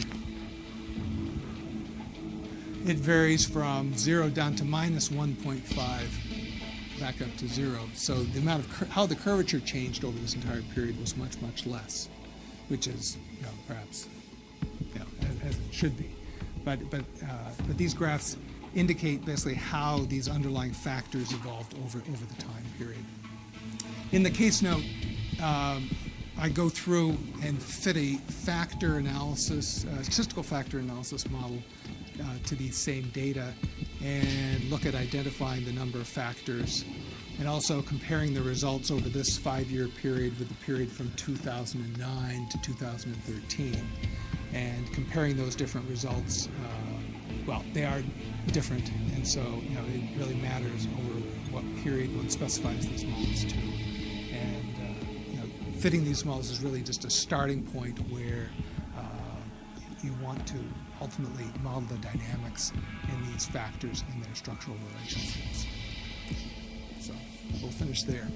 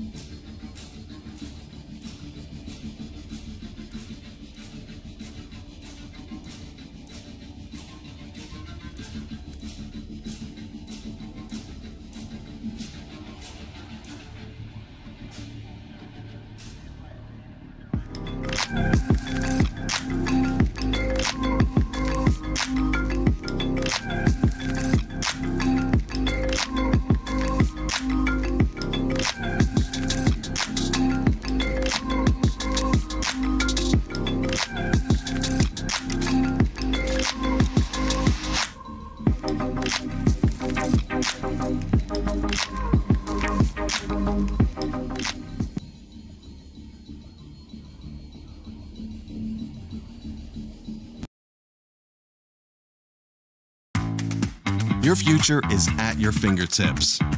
Take advantage of the flexibility and diversity of futures trading with NinjaTrader, the #1 rated futures broker. Start trading futures today.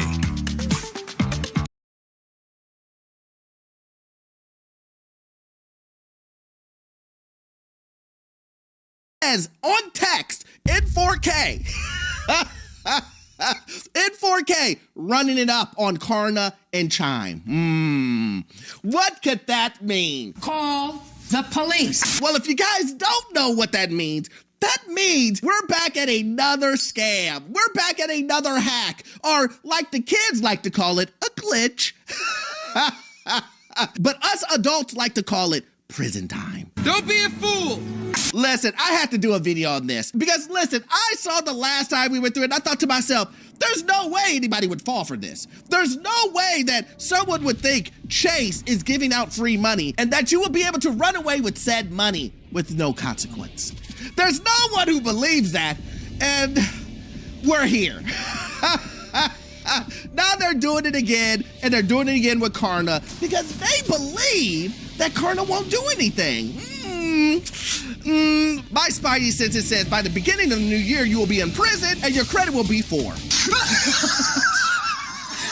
But listen, you don't take my word for it. Let's go ahead and finish this out so you can see this ridiculous foolishness. My name is Orlando, guys. Make sure you hit that like and subscribe button. It really does help out the channel. Also, too, guys, you know what I'm about to say. I have a newsletter, and that newsletter is completely free. How can you be free? You can't.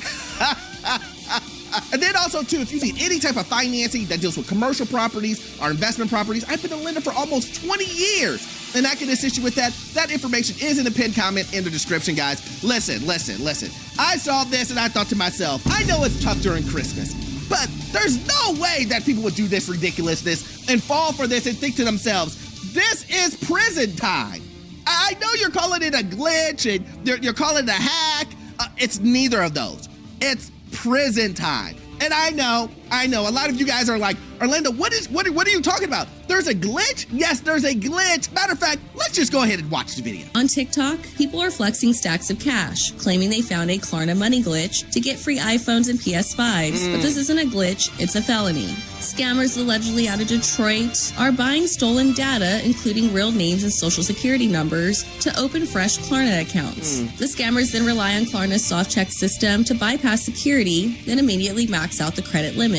In one viral video, a crew flaunts a $9,000 Best Buy receipt after maxing out their limit, pushing out a flatbed cart full of electronics. These purchases are usually sold for cash, but the bill that goes to the unsuspecting victim, whose credit score is now ruined. And authorities warn this is federal wire fraud, punishable by up to 20 years in prison. And with Klarna already facing lawsuits over massive credit losses, many are seeing bankruptcy in their future. That's so dumb, it makes me mad. Now that we're all caught up on this ridiculousness, I can hear people in the back. Orlando, I mean, you're doing this video, so you're shining light on said hack, said glitch, and people are gonna start doing it more. Well, you deserve to go to jail.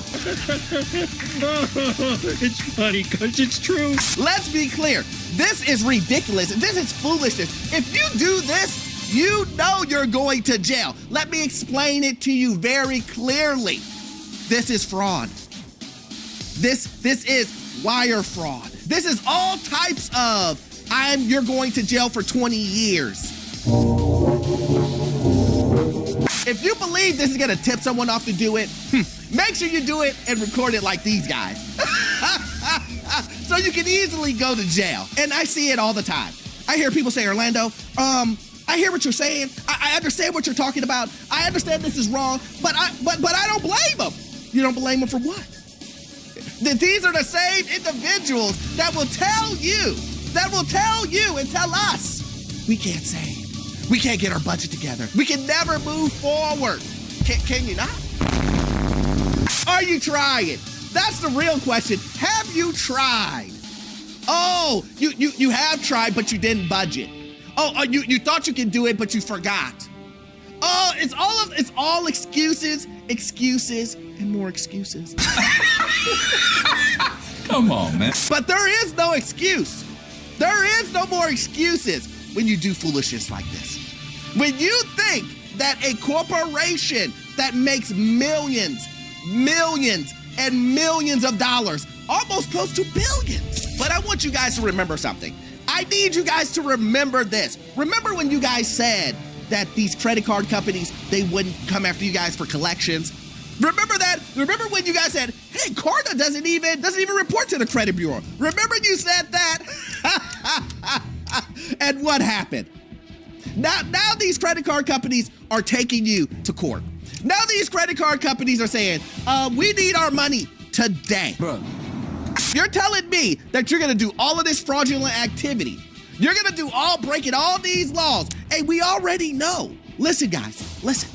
We already know what the administration is on. You already know what the administration is on. You know that if you do something like this, they're gonna put you underneath the prison. You are going to jail! Period! You ain't gonna see the pushback from me. But listen, I'm a square guy. I get it. Everybody always, Orlando, you're so square. I get it. I don't want to break any laws because I enjoy freedom. You see how that works? You don't break any laws, you enjoy freedom. That's what I'm on. I'm on freedom.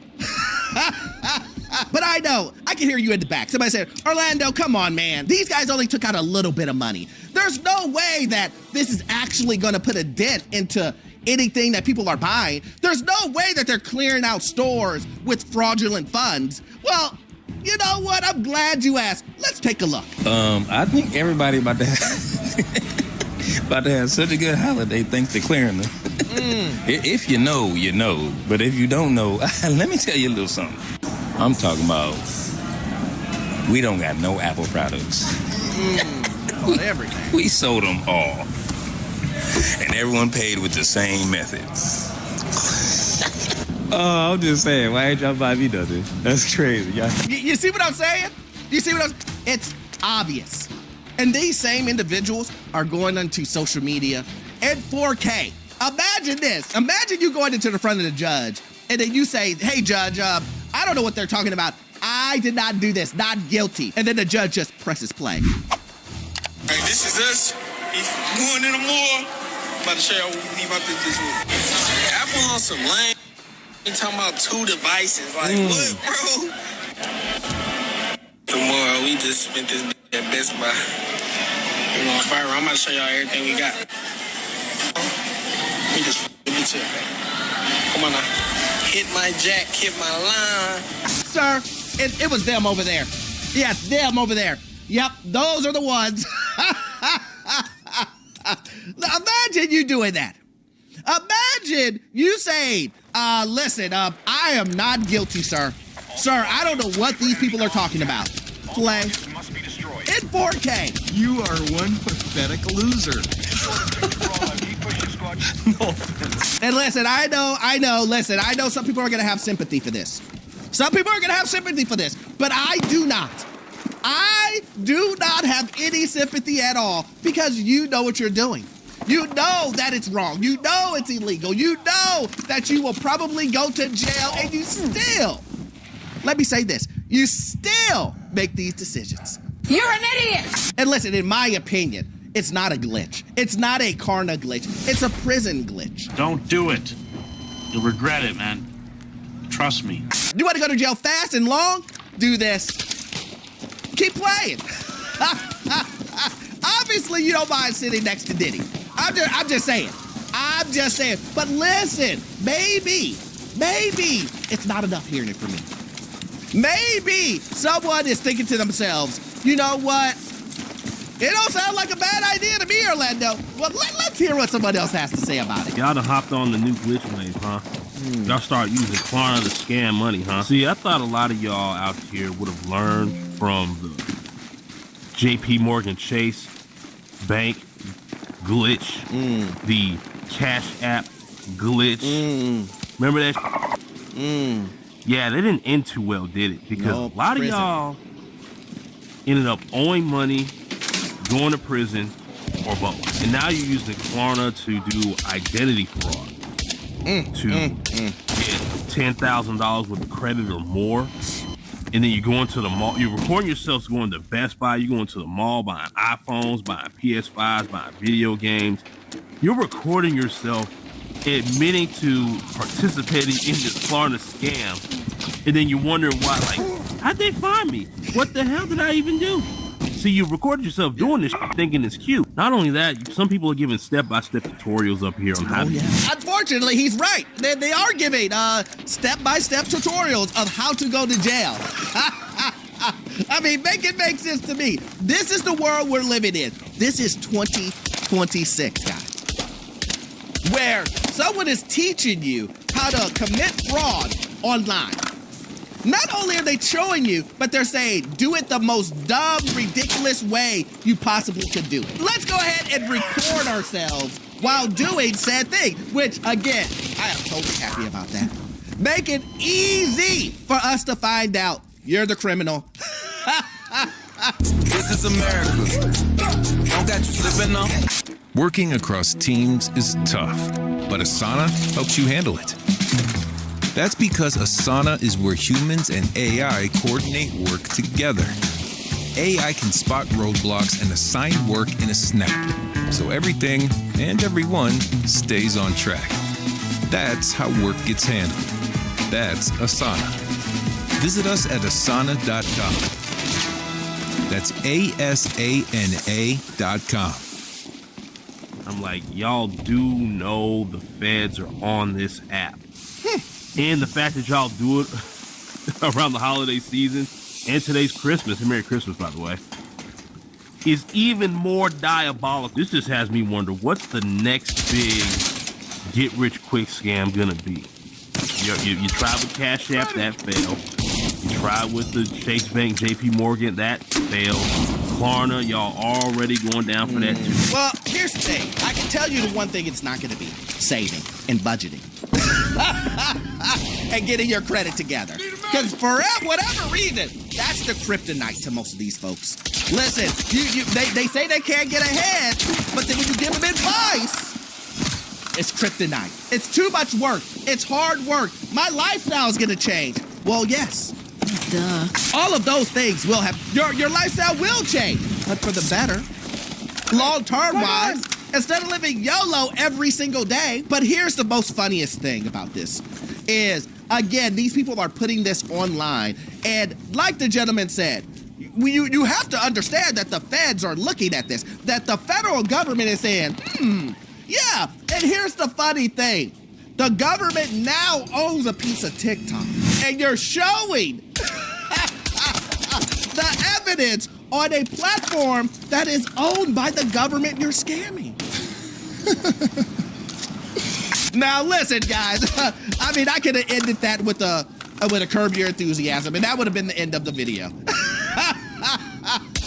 It really could have been the end of the video. But anyway, guys, listen. We all know that it's going to get worse before it gets better. But I need you guys, if you guys love videos like this, please join the Patreon. You will love it. We do exclusive videos over there. Also, too, we all know that you won't get all of your information from this one video.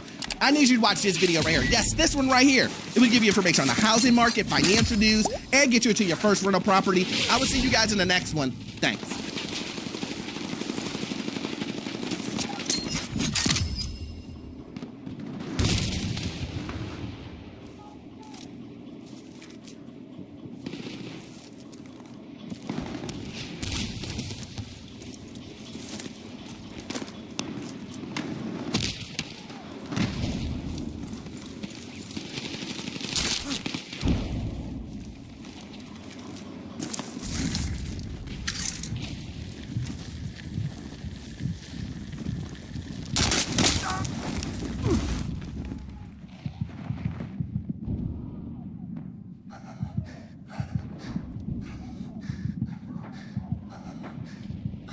It's Iron Beam, your go-to place for futures trading.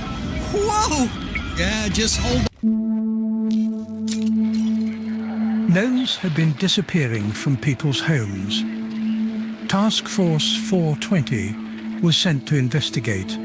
Task Force 420, get out of there. The gnomes are not on our side. Wait, what do you mean? We just...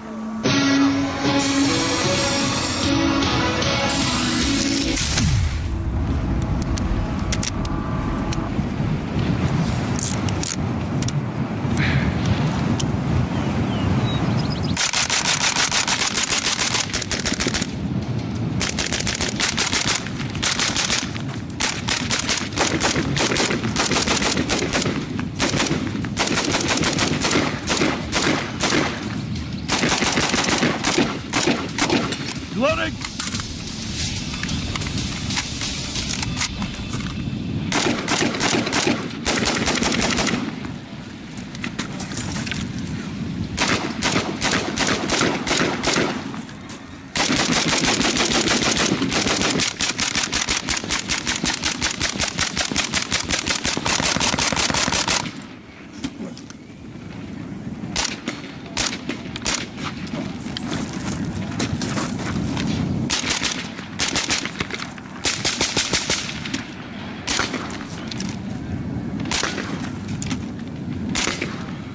It is a cold, rainy, misty, frozen day out here in Idaho. But you know, we'd have it no other way.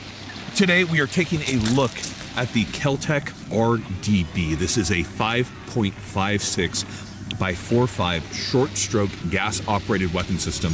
That is a bullpup. And even better than all of that, this weapon is the least expensive functional bullpup that you can buy. So we're talking anywhere from $900 to approaching $1,000. But you can get them on the used market for a lot less. I hear people getting them close to $600. So today we're going to be talking about Keltec. If you know anything about Keltec, you know about gators, Florida, heat. But today, the Keltec is in the frozen Idaho wilderness. So hope you guys will stay tuned as we delve into this little rifle right here. Now, before we get into that, we of course have to thank the biggest sponsors of the channel. If you guys don't know, this is free content. You pay for internet, but you don't pay for this, and we keep it that way. And it's a big thank you to Primary Arms for keeping this content free. Go and check them out, whether you're looking for this optic right here or anything else. They make the HTX-1, one of our favorite pistol optics. Give them tons of love. It is January, it is 2026 now, so you need to tell them, hey, 2026, new year, new me. You know, can we start giving out vegetables instead of candy? Maybe we should, start working on our health. What do you think about that, Sawyer? I think that's a great idea. There you have it. Guys, if you're looking to get better at shooting, we recommend Dry Fire. Mantis will turn your weapon into a dry fire machine. Just make it fun. And of course, all ammunition is sponsored for by AAC. That being said, talk's cheap. And ammo is pretty expensive right now, actually. So let's get into it. Now, the Keltec RDB is a very interesting weapon. We're not going to break it down all right here and talk about all the artistic detail. But suffice to say, it's a fairly light recoiling weapon system that's even better, easily adjustable on the gas system. So when you attach a suppressor like we have right here, it's very easy to tune this gun for a suppressor. That's pretty cool considering most guns that come in at this price point are not suppressor ready, and suppressor is going to mess them up. So you really do have to give it to Keltec for coming up with some pretty good amenities on this rifle that make it a lot more shootable. But the question is, how does this gun actually perform? So right here, we're going to be doing some on the range, show you how it performs from a shooter's perspective. Then we'll be heading to the black screen, break it down full autism style, and I'm obsessed with guns, dude. This is all I do. I have books of receivers. I just look at receiver markings all day. First drill we're going to start with is going to be the bill drill. Bill drill is 6 rounds, 7 yards. I'm trying to do it under 2 seconds. And the idea behind it is its controllability, its repeatability, its trigger speed. It's a lot of things for the shooter. It also shows you how well the rifle is performing. Now, with like a really good gun, like a URGI, which is one of the guns that I typically go to, I can get this drill sub-second. But this trigger isn't quite as good, but it's still quite good. But let's see what we're getting with the Keltec RDB. All right, shooter ready, stand by. 149. 149. Actually, it says 4 shots. So did it pick up the last one? I don't know. I mean, who knows? Well, let's take a look at the grouping to start with. So I'm using the top RMR for this shooting. We got all 6 in the A zone. Reduced A zone, by the way. Looks good, but let's do it one more time because the shot timer just did not like the suppressor probably. Okay. 151. 151, yeah, probably accurate. Yeah, that's accurate. Okay. Once again, all A zone. The rifle's good. The rifle's quick. Bullpups are always a little bit weird. You have much more of the action weight further back in your shoulder, which is good because it's easier to maneuver and bring it to CQB.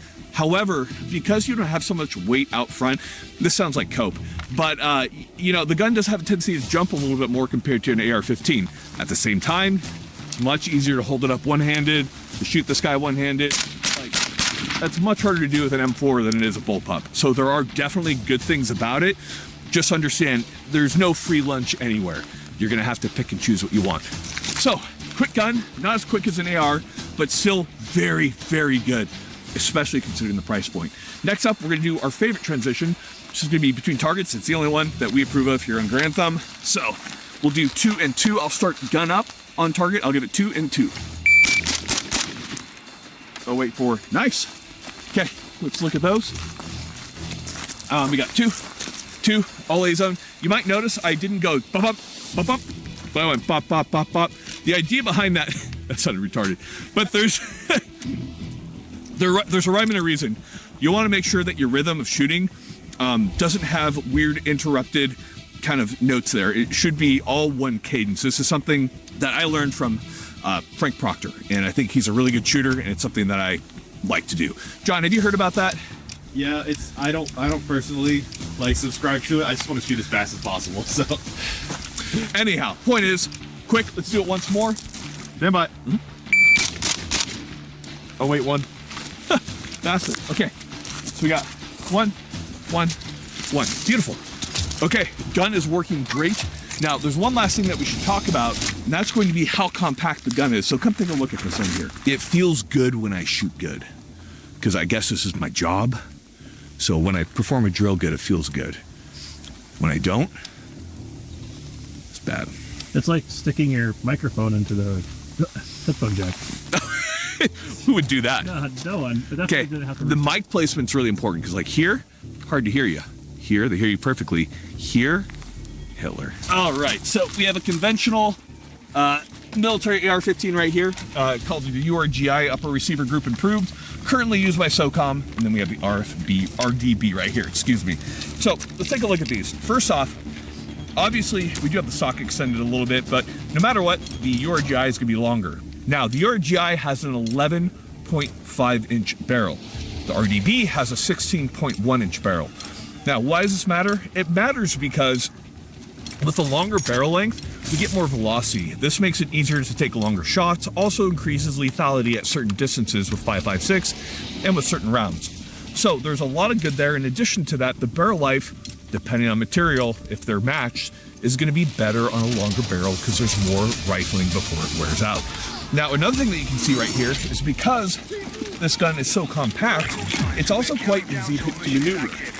So when we're talking CQB or working out of cars, the ability to get this gun really close to short socket is a lot easier compared to your typical AR-15. Now, don't get me wrong, this is what I typically carry.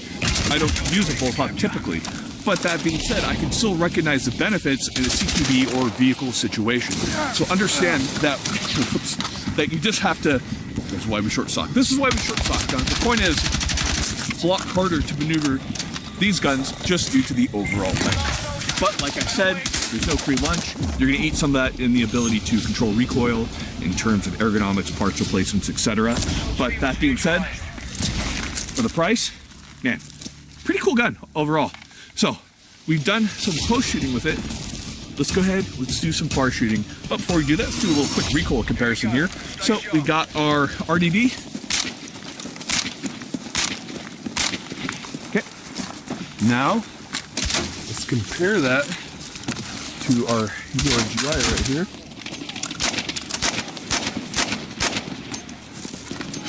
So when I'm shooting them side by side, it's immediately evident with the URGI that it's a much easier gun to control. That being said, again, we talked about choices. So let's go ahead and let's take the RDB out. Let's talk about some long range shooting with it. Let's see how far we can shoot it long range.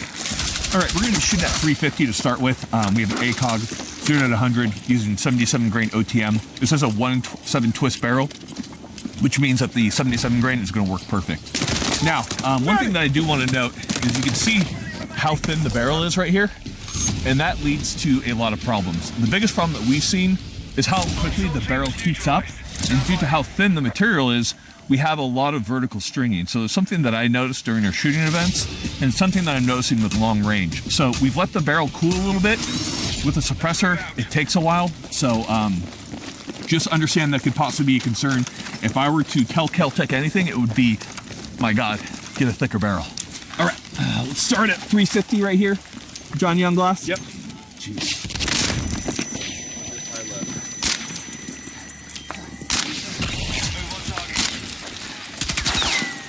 Okay. So we got that there, first shot off. So 350, not really that much of a problem. We're gonna, it is a rifle with a 6-inch barrel, so that's good. We're gonna next push it up to 500, and we're gonna see how that goes, and then we'll try 600 at the end. So we're gonna reposition the camera, and then you'll join me again. All right, we're at 500 now. Let's get a fucking medic. John, you ready? Yep. All right.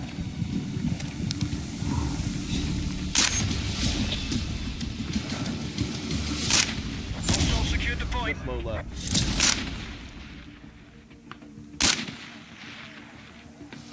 Cool. All right. So we got our 3 impacts at 500. Now, it's really not too difficult so long as the gun is cool, and we've been very careful to not fire that much right now. So the barrel's heated up a little bit, and it really doesn't take much. I found about a mag will do it. So we're gonna go up to 600. We're gonna see how we do. If it does it, cool. Just doesn't disprove that it has vertical stringing, but merely proves that you're gonna take your longer shots. Make sure your gun's cool, and if you can't, then, well, maybe spend more money on the gun. Now, luckily, it's so damn cold today, it's probably going to help us with cooling this barrel off because it's so thin. So we have a built-in cooler, and it is Idaho. All right, 600.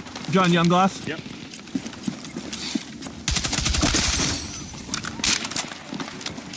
Just high left. The edge right there.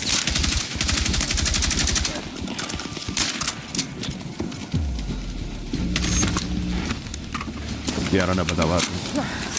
Enemy forces took the objective. Stand by.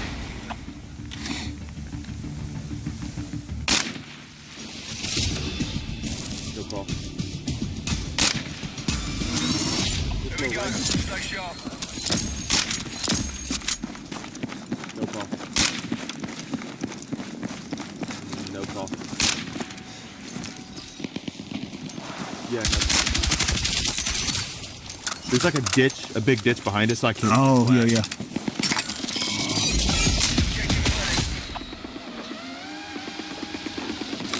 No call? No call.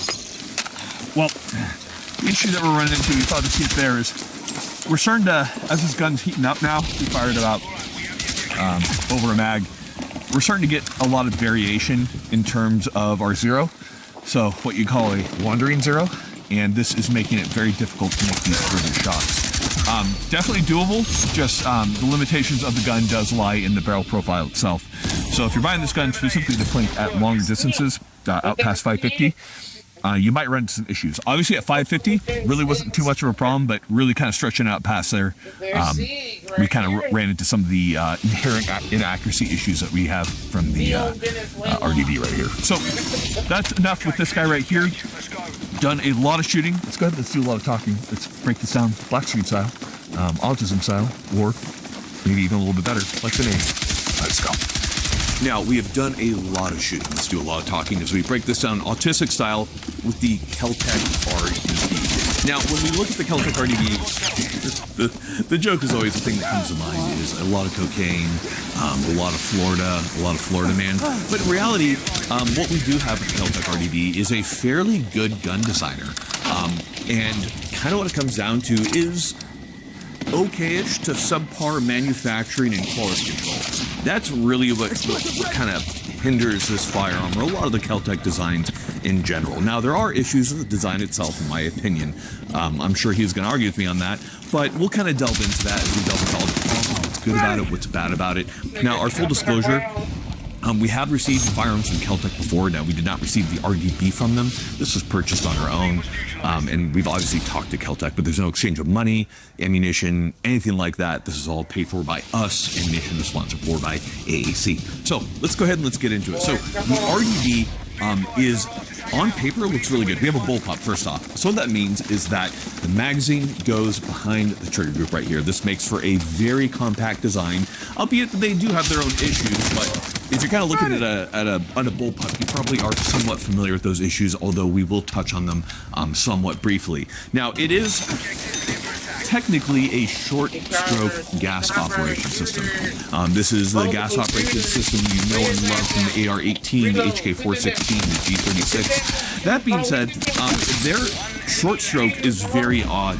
And technically it is a short stroke, But we'll kind of talk about maybe the first problem you see here. First off, that is that the action of the weapon is actually open to the elements. So you can see when I pull this back right here, you can see all that spraying, all that piston head. And not that other firearms don't have it exposed, but not nearly as exposed as you see on the RFB. Now, there are other firearms that are similar or worse, but that is kind of one of the first issues when it comes to any type of gun. But one thing you notice is that when you cycle this, you can see that op rod right there attached to the bolt carrier.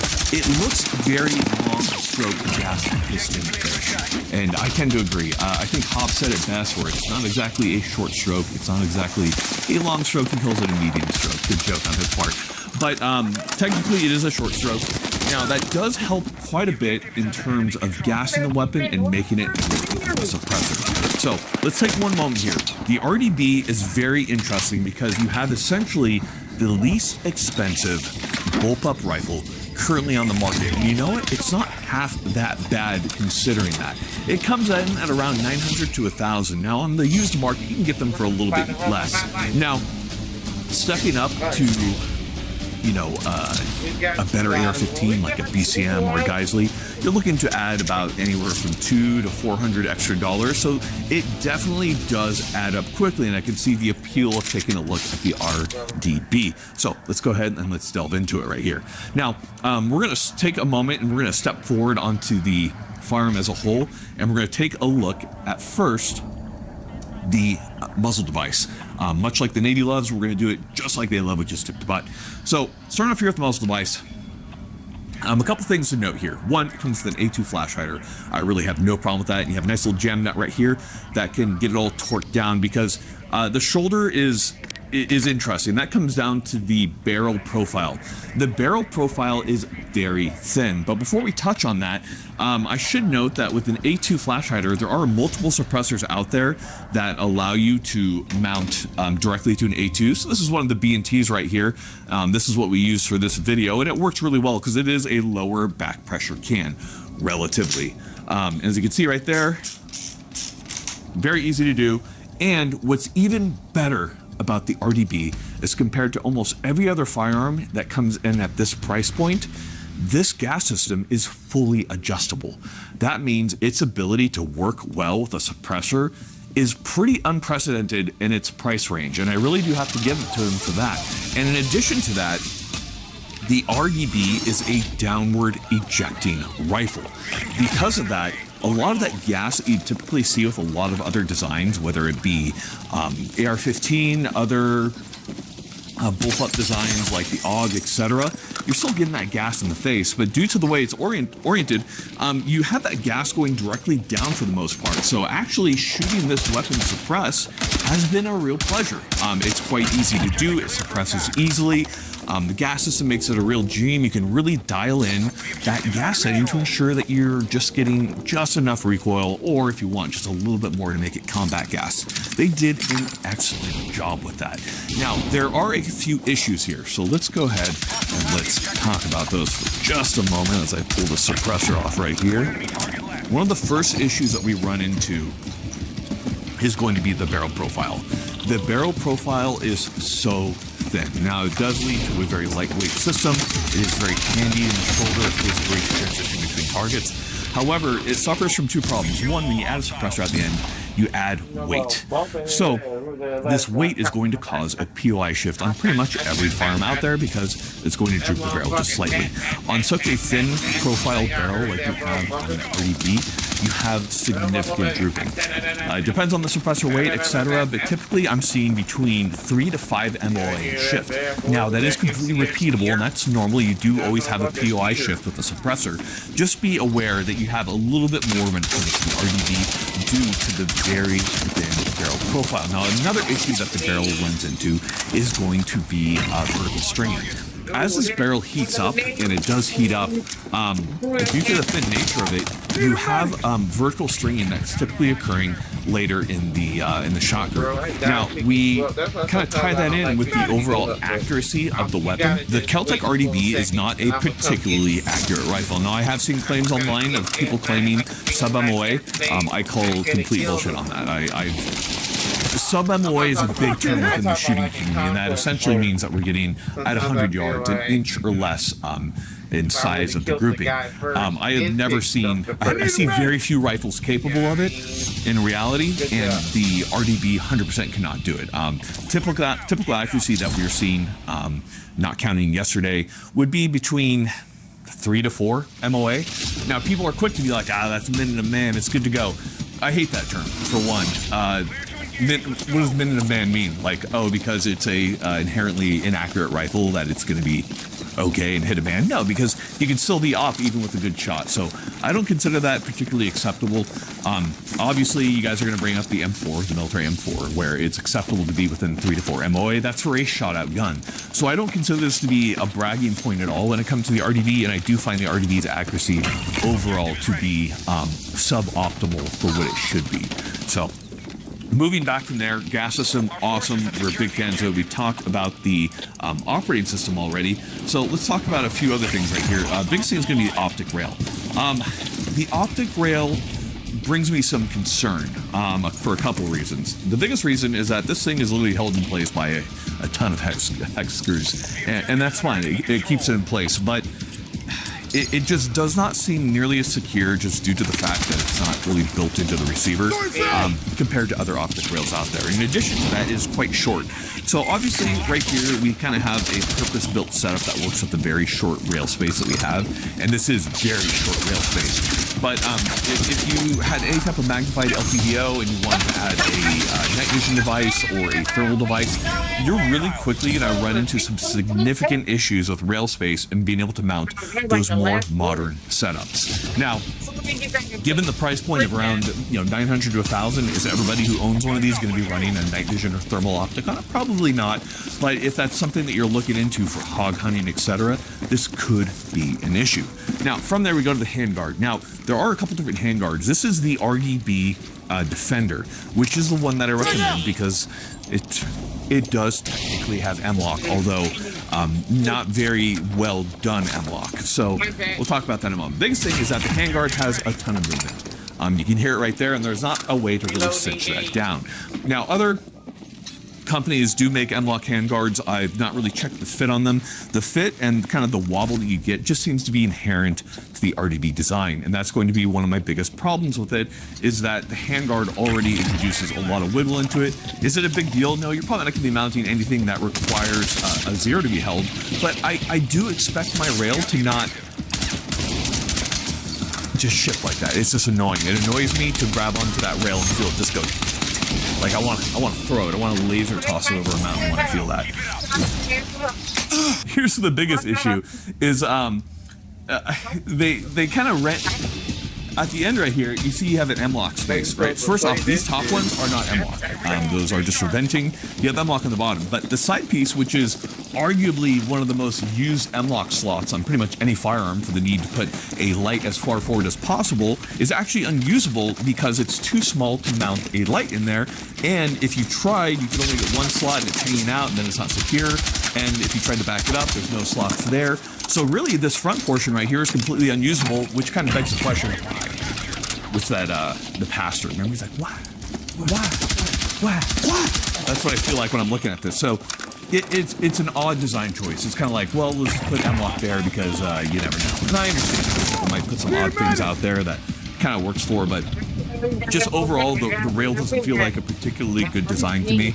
And I think this has been solved in the aftermarket. And speaking of aftermarket, I do want to give a big shout out to Hog & Fence. They make a lot of very good products, not specifically a rail, but they make a lot of very good products for the RDB that kind of bring it more into the modern world. Now, this video is more about the RDB in general, but do note that when we come to an issue that can potentially be solved by Haga, we will mention it. Now, the charging handle is pretty interesting on this guy. I think we beat on the handguard enough there. So the charging handle, you can definitely feel where you hit the actual kind of trigger mechanism on this. You have that kind of two-stage cycle. It's not super smooth. And once we take a look in here, you'll see just how rough the machining is on the inside of these guns. They're just not well finished. But in our case, I will give it to it. It does for the most part. It does work for the most part. Now, there are a couple different ways to reload on the RDB. So first off, much like in HK, you can actually pull the charging handle to the rear, click it up into place, Then you can load your mag and then do an HK style reload.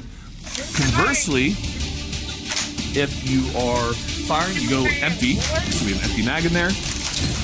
Goes empty. It does have a bolt hold open feature. There's a couple different ways to load it. So what you can do is to remove the magazine. You have this little lever right here.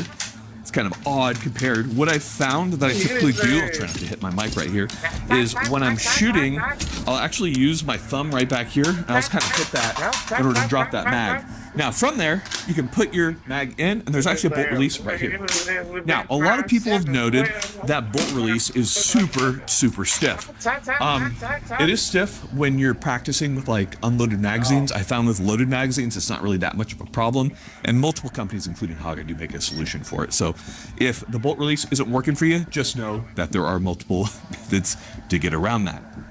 Now, you can obviously also, if your bolt is locked to the rear, simply insert that new mag and then just charge the weapon. That works as well. So a couple different ways to do it. Manual of arms is going to be a little bit different on the RDB compared to most weapons because, well, it's a completely different weapon. It's actually the assault rifle from Halo. Wouldn't you agree? For sure. It does. I think that's what most people do, kind of live out their Halo fantasies. Me too. Okay, now we're going to take the sling off here.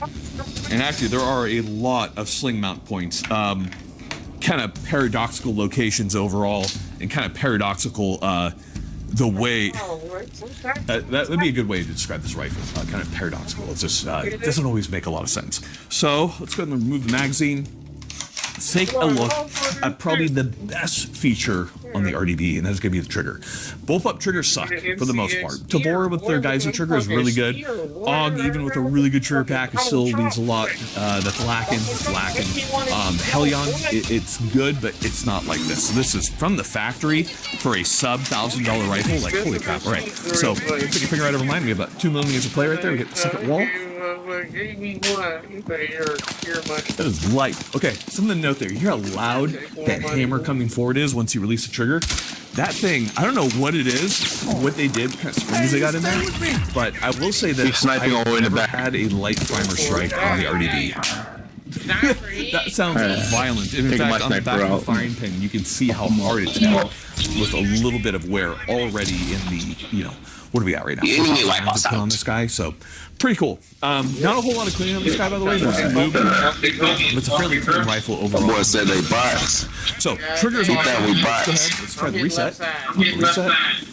I'm in right side. Not too tactile, but light, and off the reset about a 3.5. Wild really great trigger. I really can't gush enough about how good this trigger is, especially given the price point. Hey, nigga, right here. A little shiny diamond in this particular. All right, y'all to burn me. Now, moving back from there, we do have our safety right here. I've seen some people note that they don't like the safety that much on this gun. Personally, I like it. I think it's good. That was a hit. Oh my god. Closer to like a 40, but when it's in my shoulder right here, watch your left. Easy to hit for me. Jason, watch your left. Problem, I've got medium-sized man hands. It works great for me. So I don't really see what the complaints are about when it comes to that. Now, the grip, obviously, is going to be changed to the module. It is a module unit, so it's not like an AR-15 grip that you can just swap out. That being said, I do like the grip angle on it. It feels good. I really don't have a whole lot of complaints when it comes to that. Now, for our magazine right here, you can get mag wells from Haga Defense. I haven't really seen that this has been much of a problem. The biggest issue I've run into is an issue that many people have run into, which is certain types of USGI Stenag mags will not fit. So a lot of OK Industries works well, Surefeed works well, but I found others where the metal magazine, for whatever reason, just won't fit. Turn your lasers off. Gen 3 P mags work no problem. Down on the D-pad. All my OK Industries, etc. work fine. Just maybe give it a little shot before you kind of get out to the range, get your mags loaded up, make sure they can see it on the ground. Right here. What do y'all call it? What's the word? Hunky dory? Is that the word for it? You've never heard the word? This nigga cut Hunky dory. Hashtag hunky dory. It's real. From here, one thing that we kind of have to talk about is the amount of sling mounting. We need to quit pushing their ass and let them push us. There's a lot. So we'll start on the left side right here. we have a sling mount. We just need to go ahead and set up shop. Rear of the pistol grip, and it is. Turn y'all lasers off, man. Down on the D-pad. They got down. That's how they see us. It's for like an HK hook. Right here, we have another loop right here. One of the older kind of sling mounting methods. We have another sling loop on the right side, same location, also allowing you to mount an HK hook. Now, unfortunately for these, they freely spin. If you know anything about me, you know that I like to have some type of locking PD socket there because otherwise you're sling can get twisted up really easily. I like it when it doesn't do that because when it's fixed, the sling gets twisted up when you're et cetera, et cetera. So I've really had a hell of a time with this back. Come get me. But just understand, you have a lot of sling mounting locations. They're not normal because it just can't be a normal gun. I feel like this would be easily updatable to like a QD socket, but I feel like they're never ever gonna do that because Florida. Turn y'all lasers off. Everybody press down on the D-pad and turn your lasers off, man. Have asked about the length of pull. Bro, the lasers, they gonna see that shit, and that's how they spot y'all ass. The kind of issue that we run into with this guy is, first off, this is a plastic, kind of very slippy, non-grippy stock, which we're not a fan of. You can swap this out to something from Hog Defense, and they have a lot of amazing options that massively increase the kind of ergonomics of the gun, just like in Tarkov, and they also add cheap riser options and many other things. I would definitely recommend those. These are also frail, so it's not like the best method, but you can loosen up these Allen keys and kind of adjust it a little bit. He right here, bro. This will kind of push back in. And the biggest issue is because it's not really a quick release mechanism, what happens is when you need to mortar the rifle. So if you have a stuck, come our way. Come this way. He's behind you. So you're just going to. He's behind you, brother. Slam Come get me. This is very cool. It's called mortaring. Unfortunately, due to the nature of the rifle, it has a tendency to break. Wow, what the fuck? You ain't getting nobody up, nigga. If there's something you he got trying to get me up. Let me go. Defense. Which, speaking of functions, brings us to one of the biggest problems when it comes to the RDB, and that's your ability to diagnose and they got two partners beside them running around looking stupid. Right here, we have the magazine, and then right here is where we have the ejected brass. It's very some goofy shit to see specifically what type of malfunction that you're when it comes to the RDB. So what we kind of resorted to, which you did when he was a saw gunner. Fuck you, nigga. And that is what on us. Yo, come to me. That's what your ass gets. Shut the fuck up. Etc. I would definitely. And I help you up, nigga. If you are a user. So get that check out. Yeah, go ahead and check out, gang. Go ahead and turn the game off. Shut up, pussy. As well as all the pussy boy. Sometimes you do have to actually break out the. Shut up, nigga. I got the last kill, nigga. Shut up, pussy. So it's not. Oh, you finally did. Push pins is up. Damn right. And you finally ain't shut the fuck up, nigga. Kind of really harping on something, but for like retained. I'm in a live on. I'm in some player shit right now, brother. Field. Non-retained pins. I understand it's like anything, but man, make your soldier's life. Feel me? I'm in some player shit right now, twin. Easy way of letting you down and letting you know that this isn't what we consider a military firearm or specifically a firearm I would bet my life on. Niche pop off when it comes to the RDB. So, like, combined with the inability to really easily functions, a lot of the QC issues. Another big part is firing pin breakages are very. Not, I wouldn't say. Hey, I'm here. Happening. Come towards me. There's a lot of little quirks about it. Like some people. I'm here. I'm down. Some people. I'm here. Money, brother. Money Buddha, come get me, twin. You kind of get into that space. Oh my god. It's going back to the mothership a few times. Bro, because you keep fucking dying, bro, you ass. He wants to go to. Oh, me, nigga, how you acting? Bro, you fucking suck, bro. Like, what the fuck? Bro, I'm not calling leaderboard. Clean it up a little bit. Bro, I don't care, bro. Figure out a way of being able to change. That nigga mad as hell. You have a real, especially using better materials, better workmanship. Bro, top of the fucking leaderboard, bro. Shut your ass up. Now, all that being said, at the same time, this is one of the cheapest bullets on the market. And for the most part, it's pretty good. The adjustable gas is... that's all very fun. It just... The accuracy combined with all that makes this a gun that we're probably just not going to shoot very much in the near future. So when we talk about the RDB, we kind of talk about a lot of disappointment.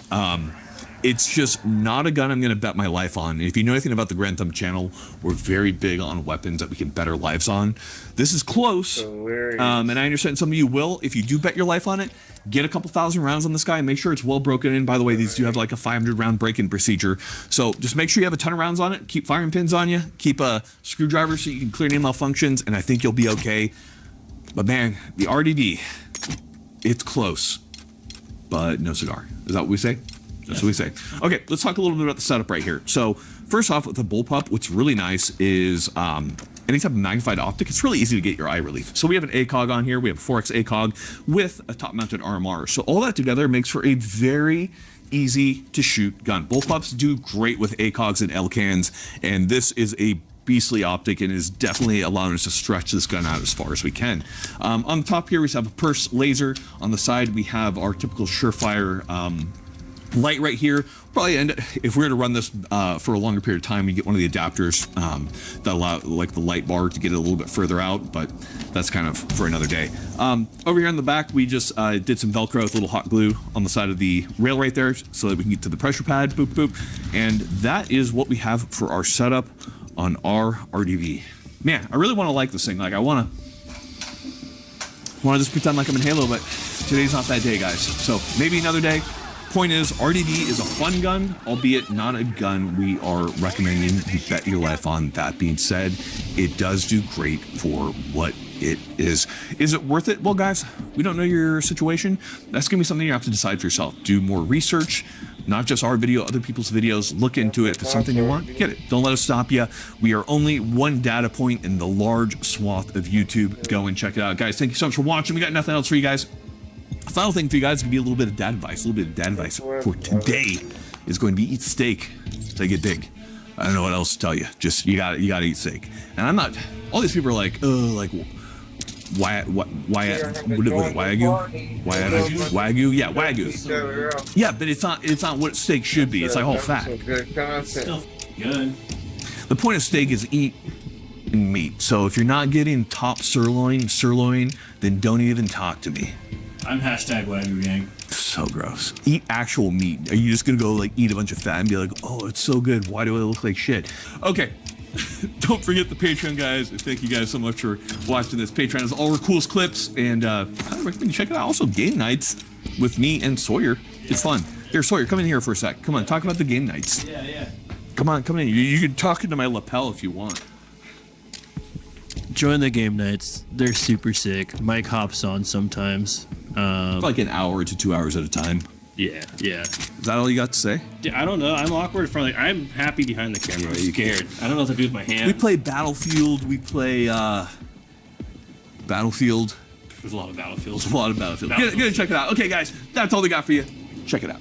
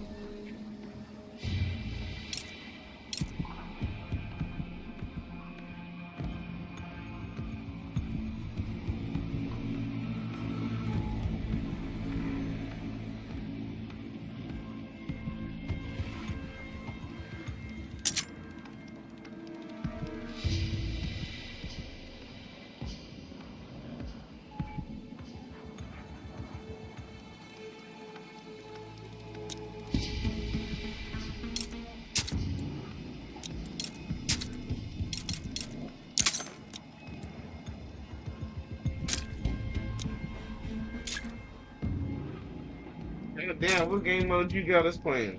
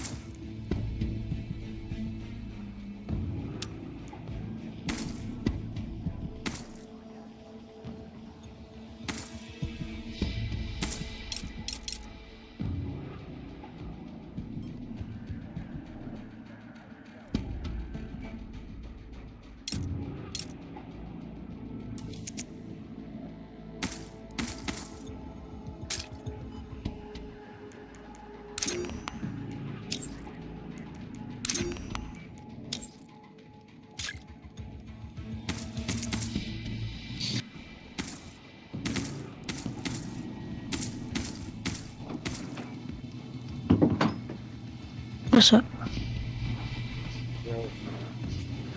What up? I don't know what our party leader doing. We gotta restart this shit, whatever the hell you trying to do.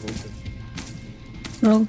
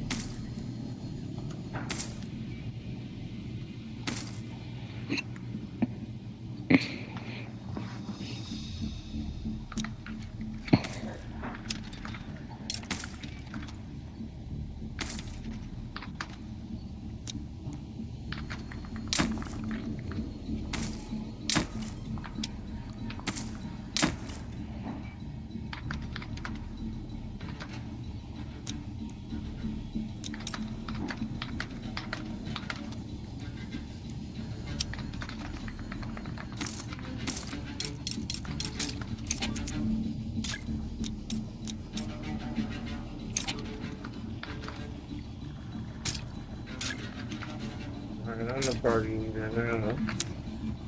What? Party leader now.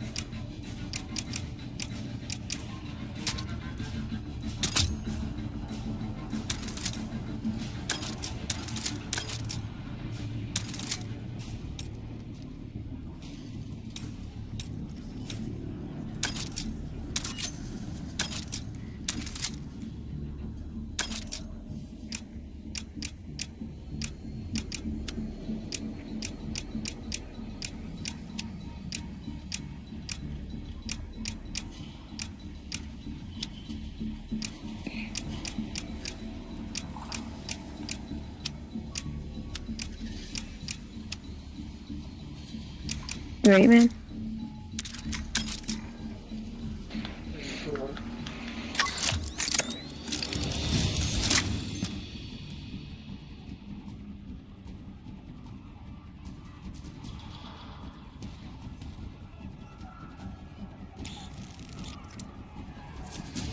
Uh-huh.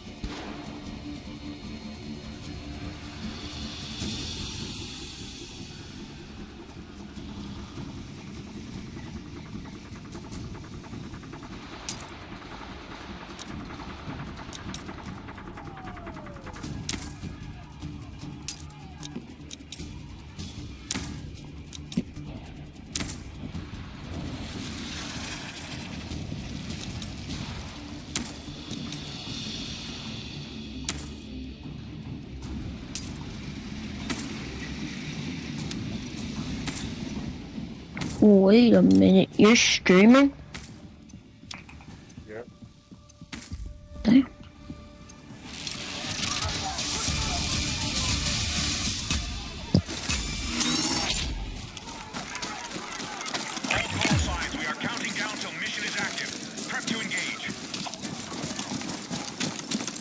I've never played this one.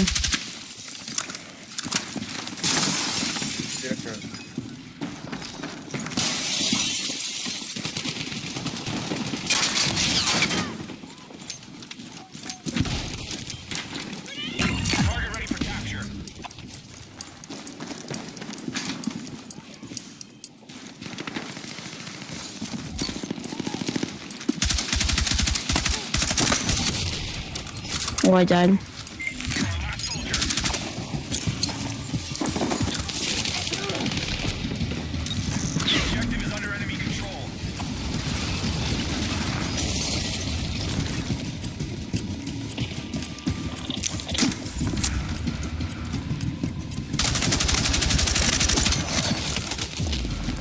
Come on.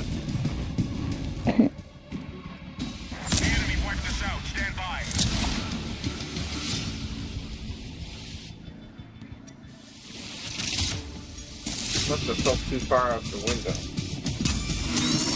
Clear to engage. Let's go.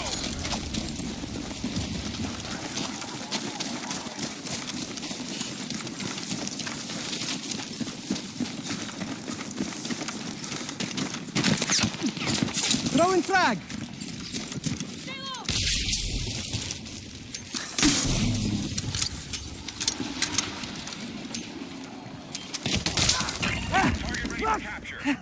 Medic!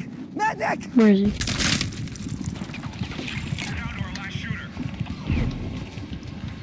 Okay. I'm our final soldier, and I can't hit for anything right now.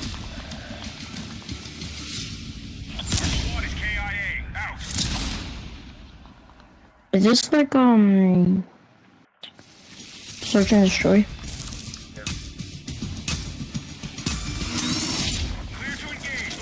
Without the destroy. What? It said without the destroy. Yeah. Sure.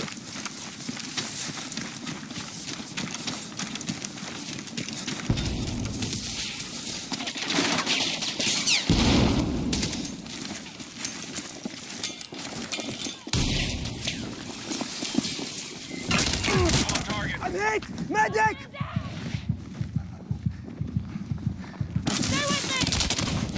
Oh, I couldn't get you.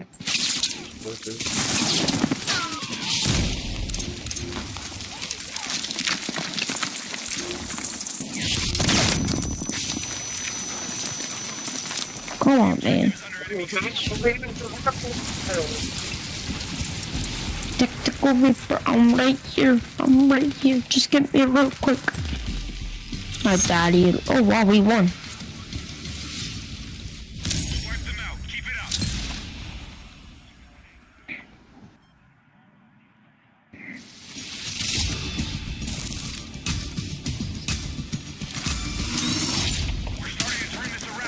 Where'd you stream on?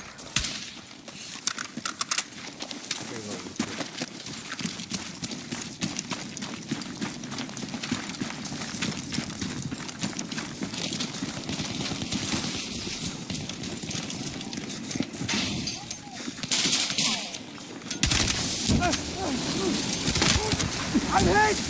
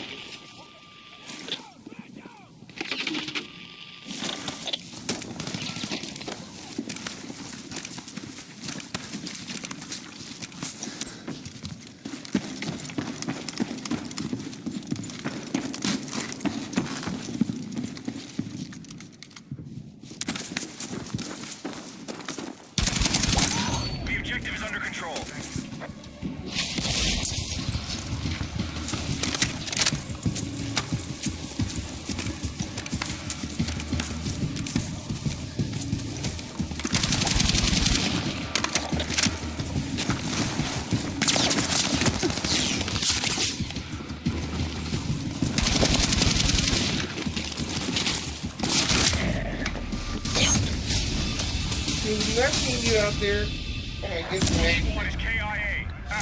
I tried, man. I tried.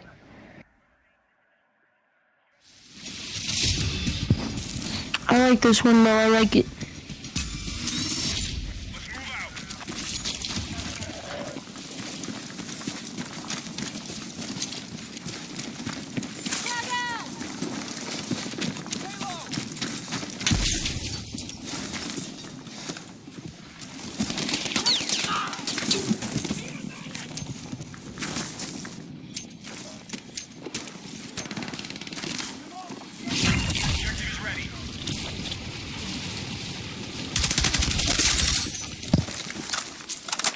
I don't know why you keep trying to get me, man. The objective is under enemy control.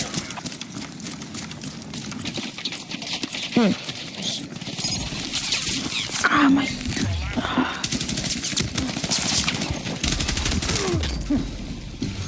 I saw you. Assault team was neutralized.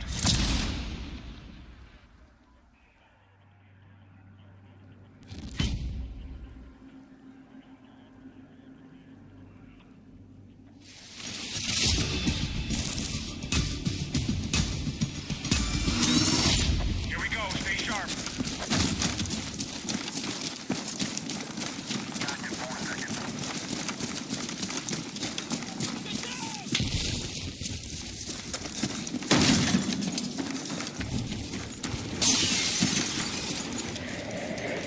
No, my dad. In the bathroom.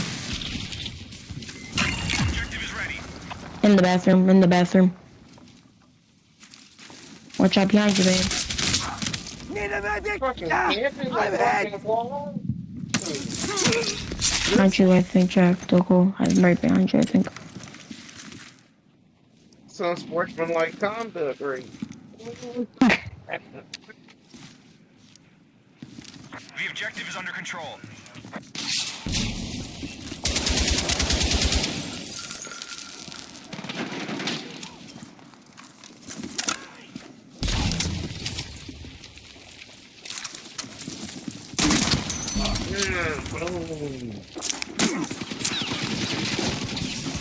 Nice.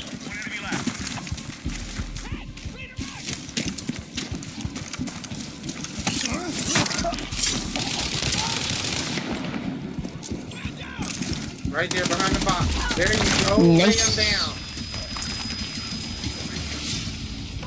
Hostiles eliminated. Good work.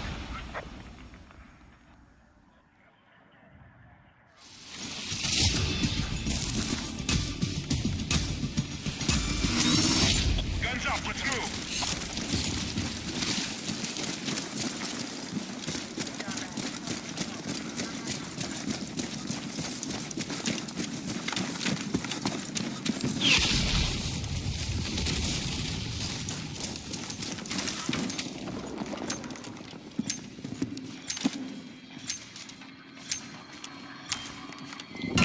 Objective clear for attack.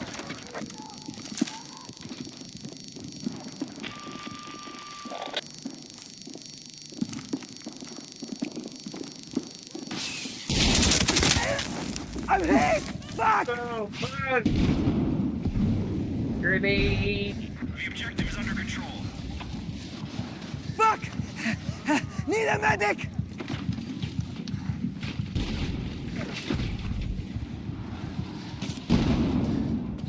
Ah! Shit! Need a medic!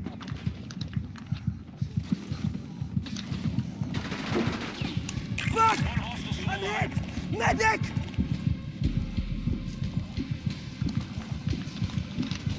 Okay. Ice. By the truck, in the truck. Throw a grenade right there. Throw a grenade. Throw the damn grenade. I'm hit! Or RPG or something. Come to the left, pick me up. Dash! Forces were taken out. Let's regroup. Whoa, what is that? Wait, 2, 4, 3. What are we doing? 5.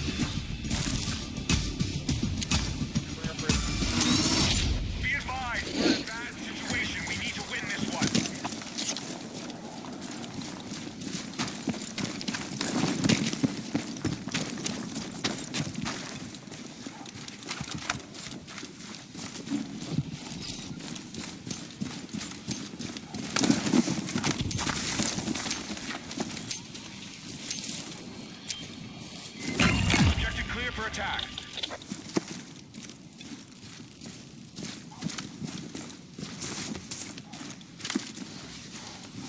Our forces have secured the objective.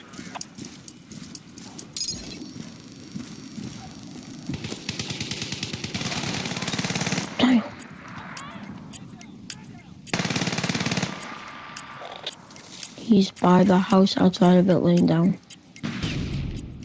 You see where I just died? Move over a little bit. Just move. Move over a little bit. You'll see him over there. Throw a grenade over. Behind you. Already did it.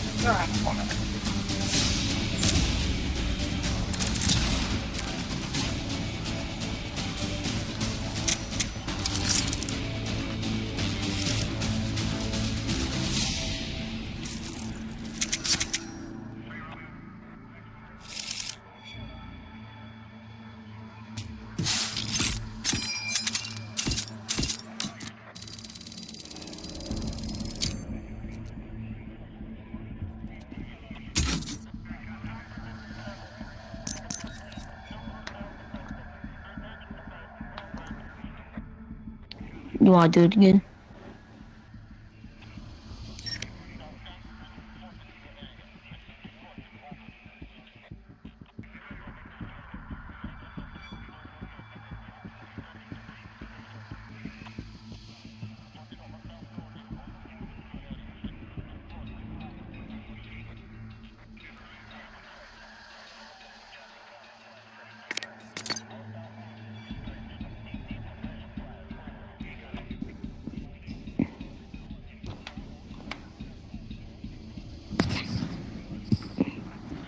Anna's.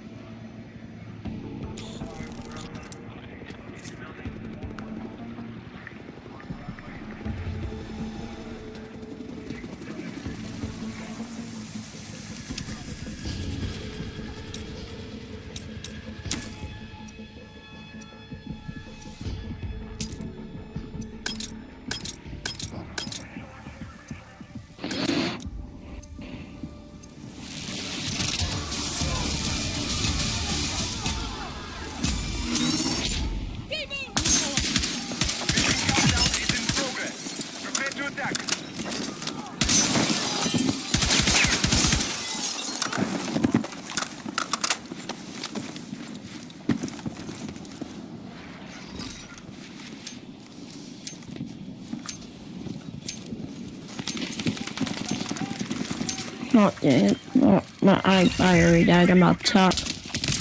Need a medic! Guy up top. Red. Yeah, kill me with the grenade.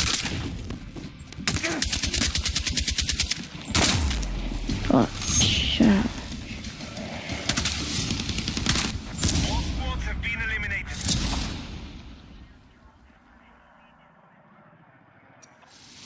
Let's go. Attack now. Move out.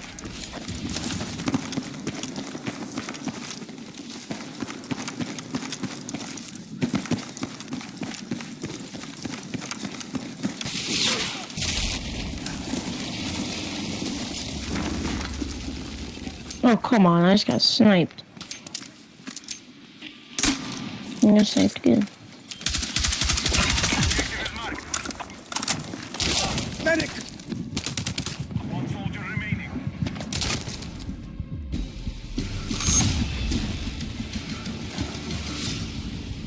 Hostiles eliminated that room. This is crazy.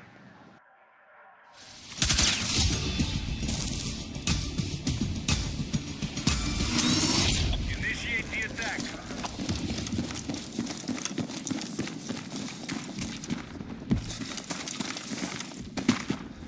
Be advised you are leaving the combat area.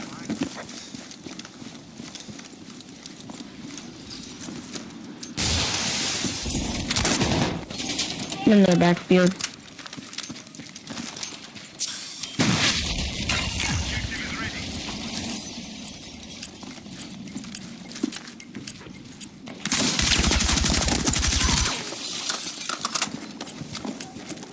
Faster, faster.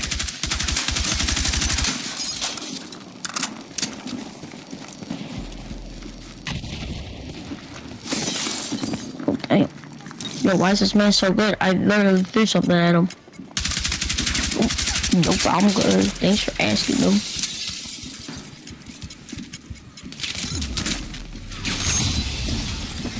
How did we lose that? That's crazy. Banging at these motherfuckers.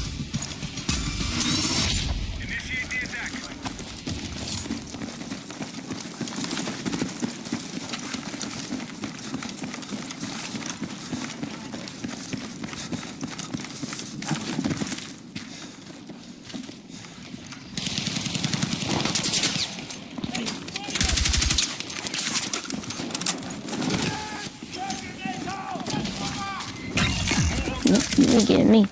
I need a fucking Over medic. there.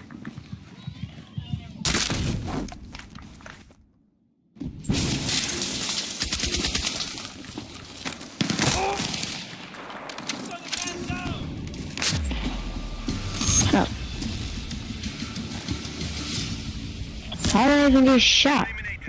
The goddamn slaughter.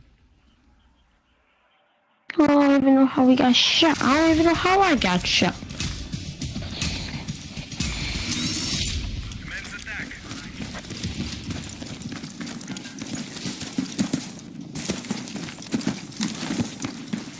The damn slaughterhouse. I mean, jeez.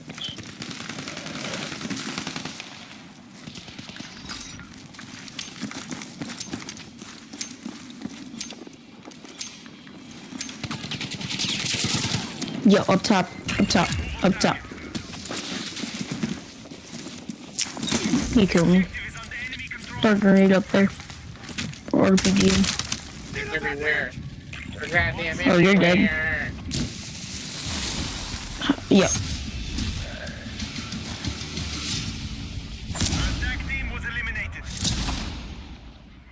We're getting cooked right now.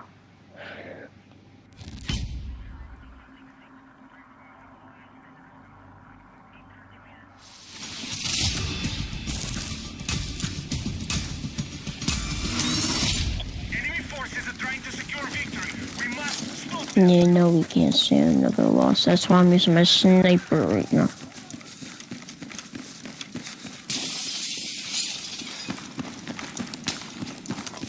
Please don't snipe me for the living pieces of God. Oh, come on, man. I'm just getting sniped. The slaughterhouse right now, man.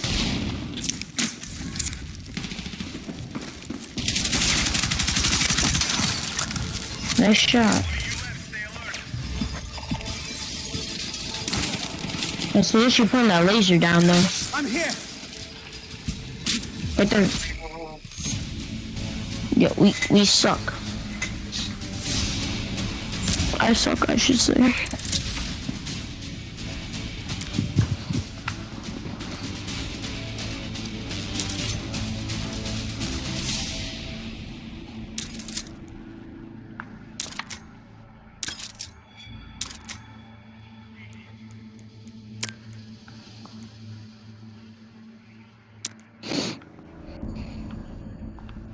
World brightness 50.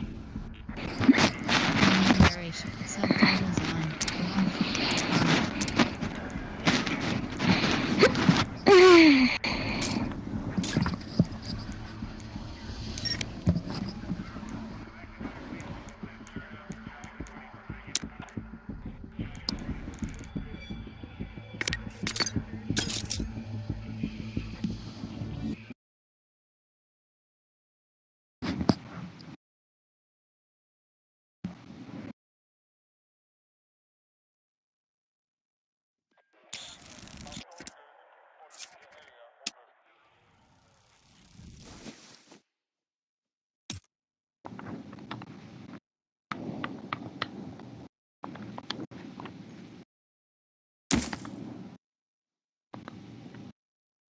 Oh, dude.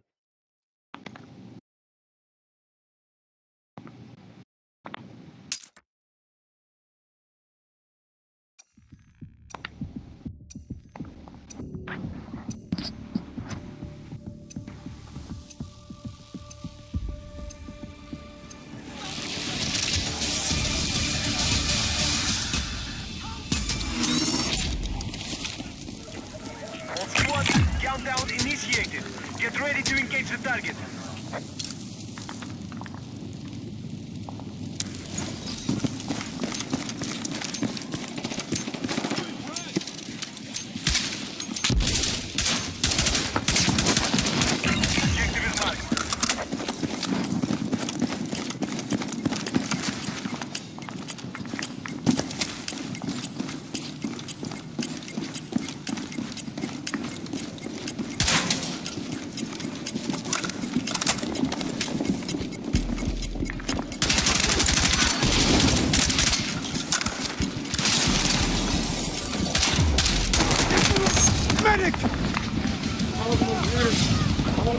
Secure the objective. Stand by.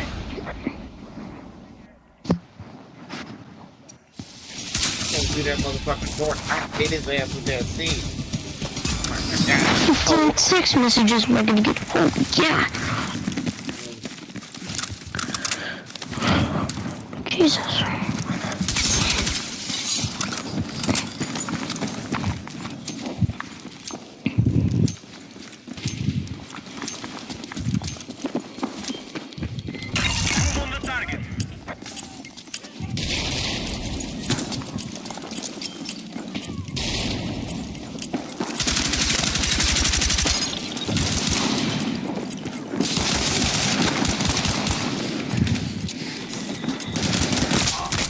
I need a fucking medic! He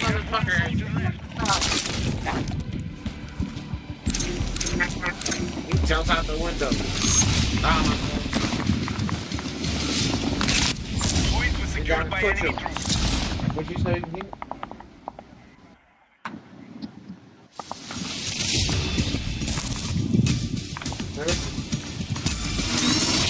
Weapons ready. Let's go.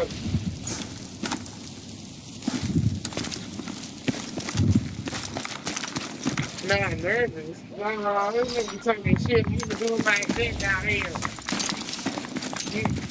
You see the skip? I've been talking board. Look at the board. Look at the board. Objective is ready. Top of the board. Damn, I suck right now. Yo, I was running around for about 15 seconds before I died. I don't really want to lie. I'm nervous. Watch out, man. Over there. Where were you just looking at? Straight over there.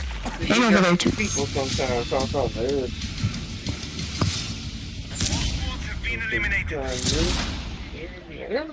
This is making me mad right now. Some fucking whole chicken.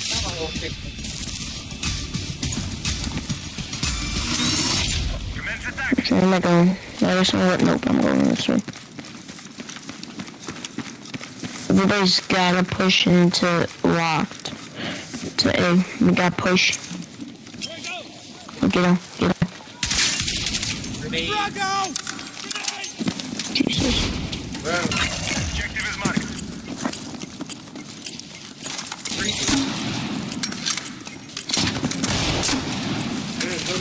Hell no. Oh, hell no. Wait, cover me. Everybody use my RPG on him.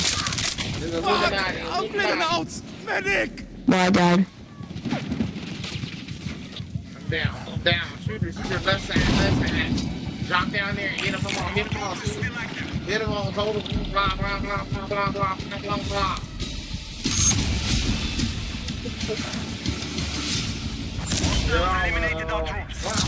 And listen to my KD.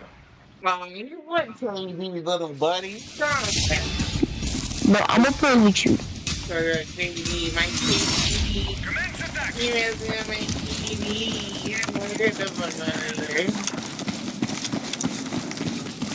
What KD? I ain't seen it kill you. I ain't seen it get all the time. They got this one out. I'm dead.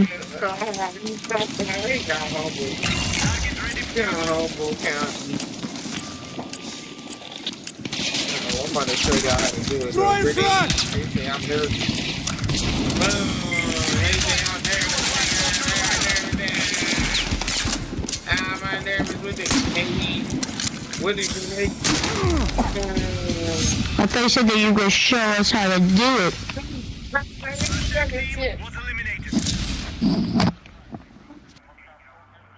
Yeah.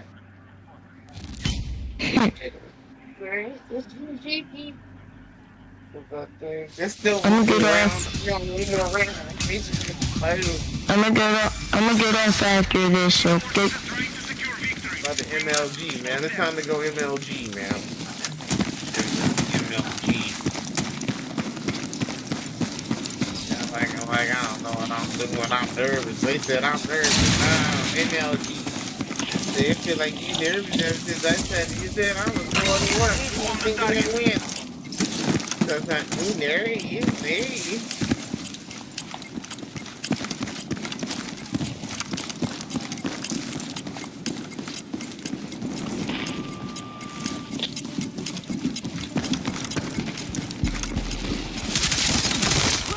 I'm fucking hit!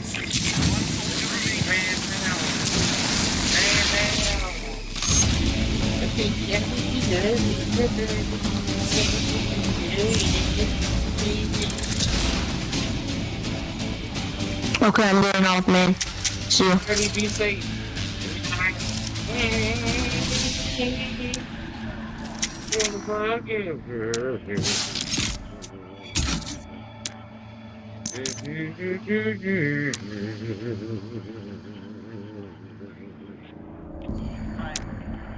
Motherfuckers talking shit. They say, you don't know what you're doing. You're not Taliban. You talk over you talking Taliban. You're not Taliban.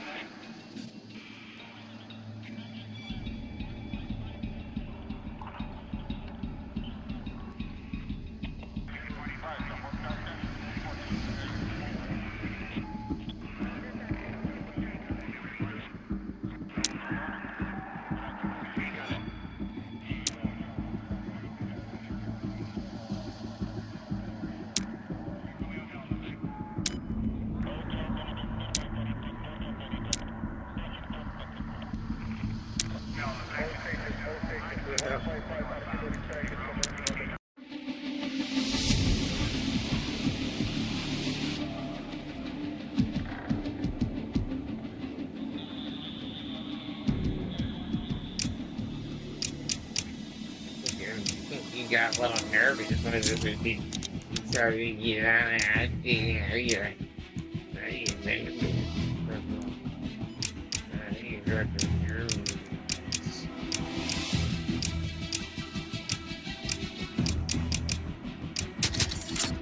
I'm not fucking good when I'm the greatest motherfucker. Player of the whole time.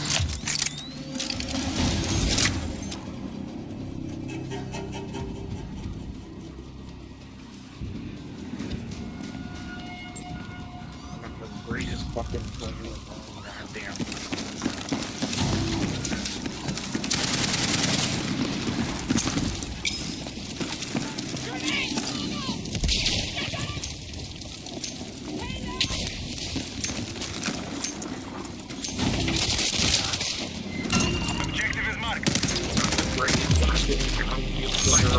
time.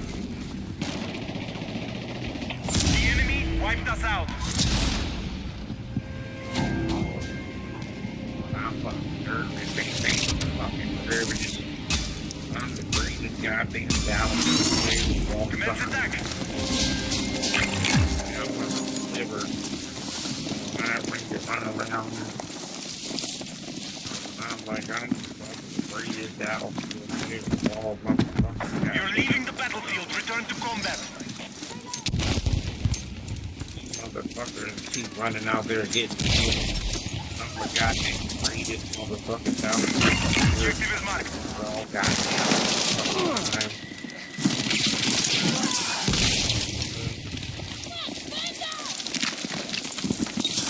He's upstairs in the window.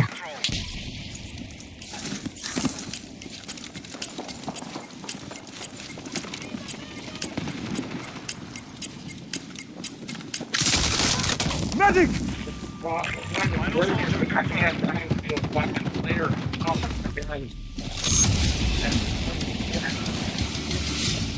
Hostiles eliminated our troops.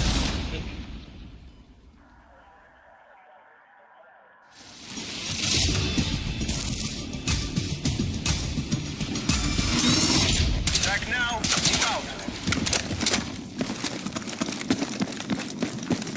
I have to just do this shit myself. I'm the goddamn greatest backfield fucking player of all time.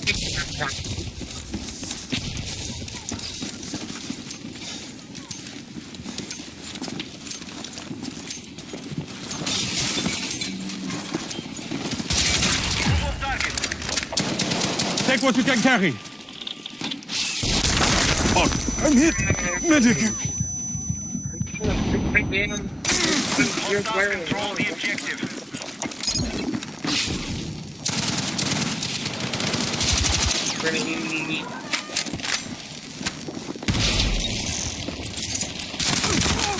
Fuck! Medic! Fucking battlefield player of all Hostiles eliminated our troops.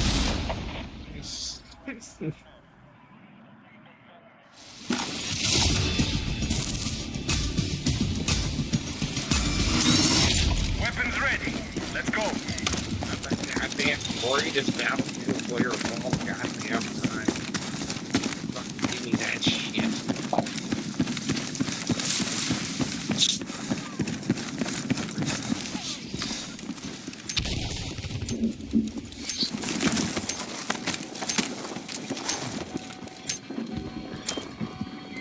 Target ready for capture.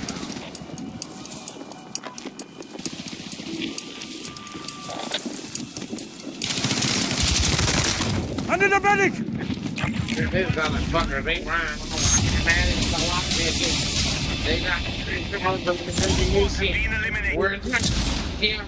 What the hell? You put me in this game that's almost done? You're a losing team? Yeah, so I'm the greatest goddamn battlefield player of all goddamn time. Alright, Just join this game and it's already done. It's not that serious, Bubba. Go play Link. Damn it.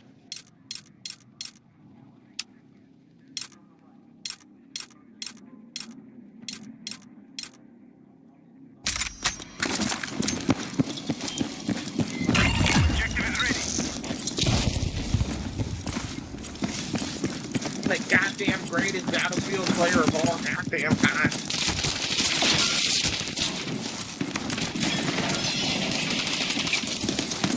Motherfuckers are already dead. Medic!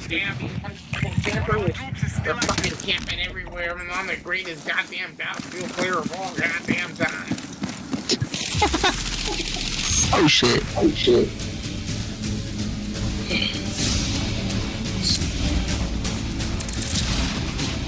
That was.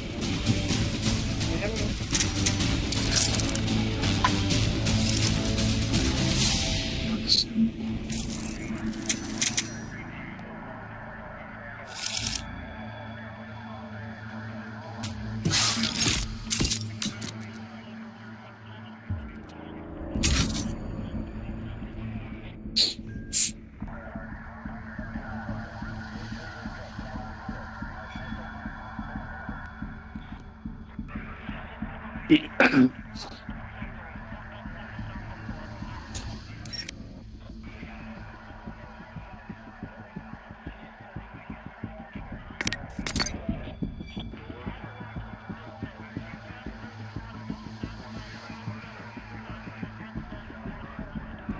greatest pound for pound champion that ever existed on the entire fucking game.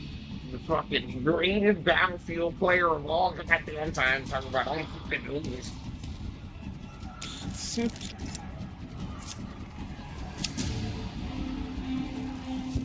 All you chicken soup making motherfuckers out there in TV land. I'm the greatest Battlefield player of all time.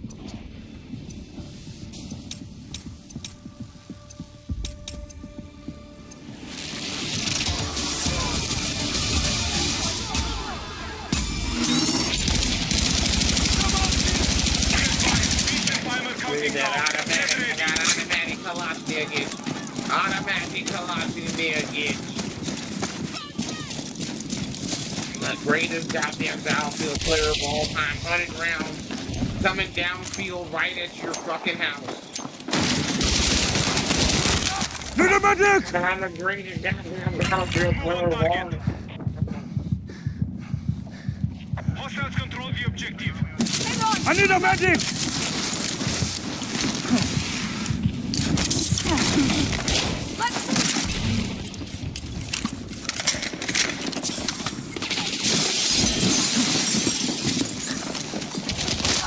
Fuck! I need a medic! Yeah, I need a goddamn man.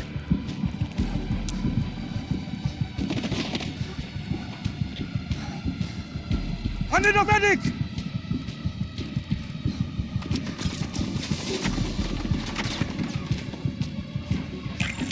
Fuck! Medic!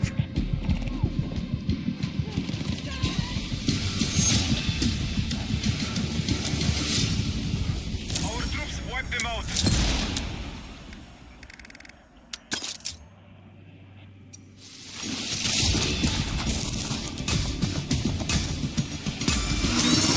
Initiate the attack.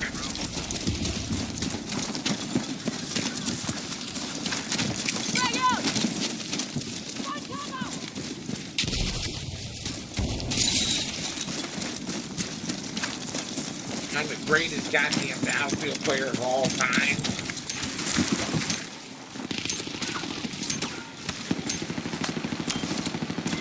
Objective is ready.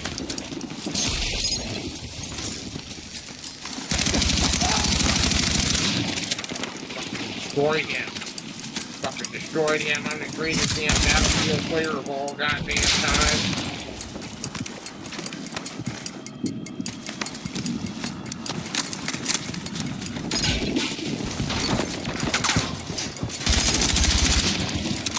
Goddamn Battlefield player of all time. Double kill. The greatest goddamn Battlefield player of all time. Yeah, fucking Objective secured. Well executed. Fucking.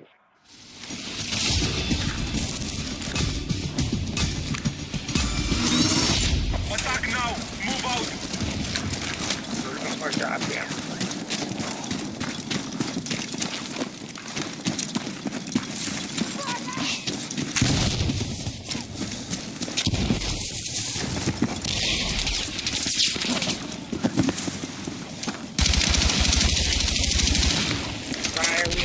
They got automatic high precision, high caliber ammunition. Well, I'm the goddamn greatest Battlefield fucking player of all goddamn time.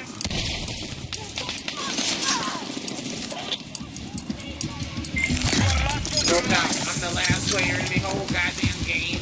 Because I'm the greatest Battlefield fucking player of all goddamn fucking time. This motherfucker goddamn holding me back from my goddamn greatness.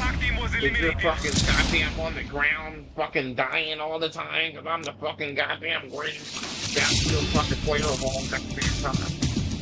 With 0 deaths, 3 kills, and 0 kills.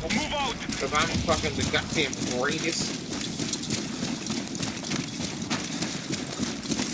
I fucking haven't died not fucking one goddamn match the whole goddamn time. Because I'm the fucking goddamn greatest Battlefield player of all goddamn time. This whole fucking goddamn universe, and you motherfuckers are just holding me back.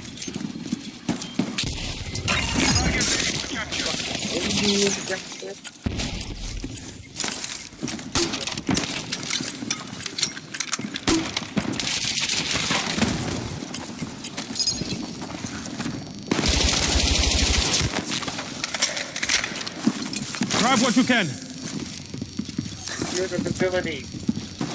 Now that goddamn greatest. Fuck! I need a medic! Goddamn fucking time.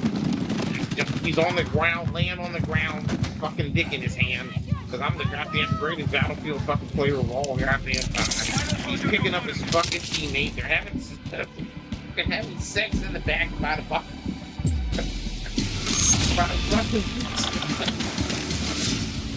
I'm the goddamn greatest Battlefield player of all goddamn time.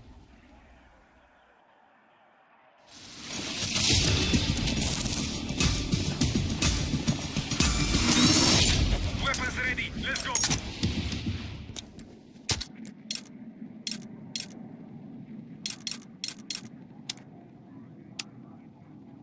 Frag out!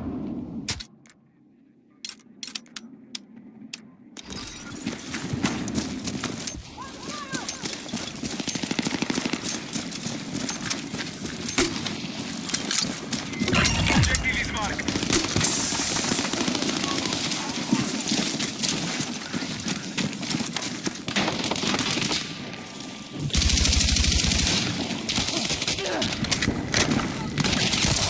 I need a fucking medic! Fucking I'm a goddamn greatest fucking Battlefield player of all goddamn time. Down here on the ground needing a fucking medic. But do I get one? No. Do I get a fucking medic when I need one? No. The greatest damn Battlefield player on the fucking ground. Fucking chunk it out. Fucking choke it. All because of you motherfuckers holding me back.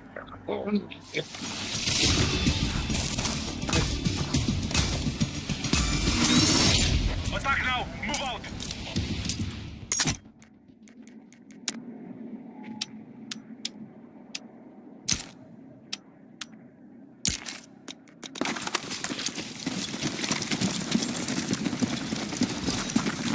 Because you motherfuckers holding me back from what I can be. Objective is marked. You motherfuckers are holding me back from what I can be. That's the fucking problem right here.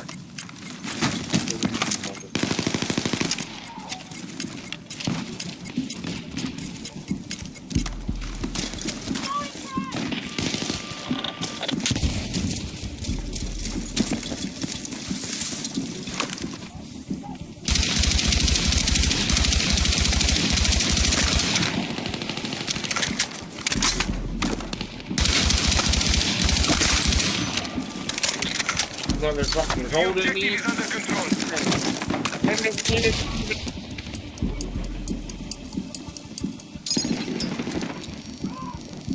You motherfuckers are holding me. You are final soldier. They're holding me back. What the fuck did I lose? You motherfuckers holding me back. Secured by enemy troops. I just fucking went fucking crazy right there, bro. How did we lose? Weapons ready. Let's go. Where's this motherfucking Battlefield player? Ready to fucking these fuckers are holding me back.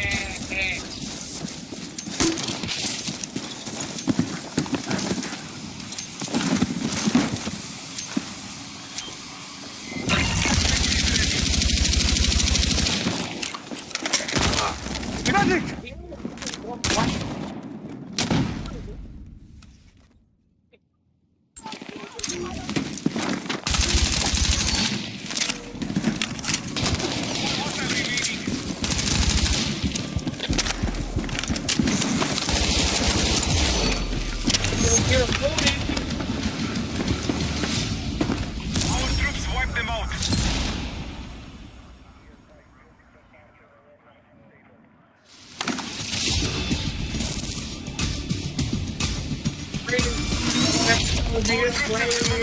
Keep fighting.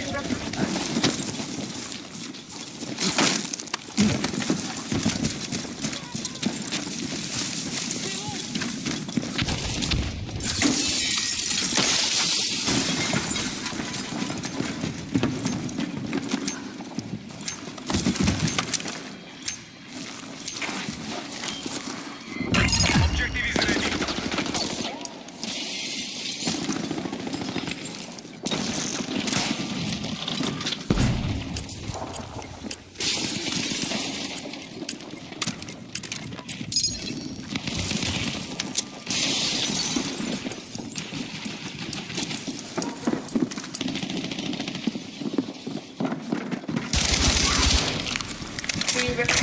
Enemy still alive.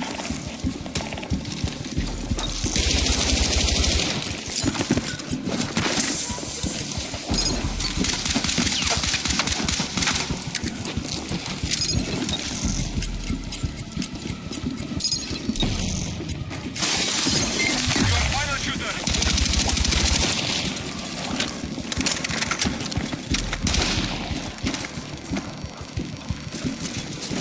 I got you! Let's go!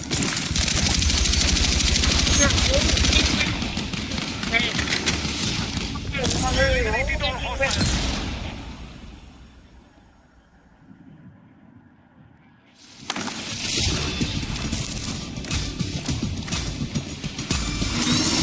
Weapons ready. Let's go.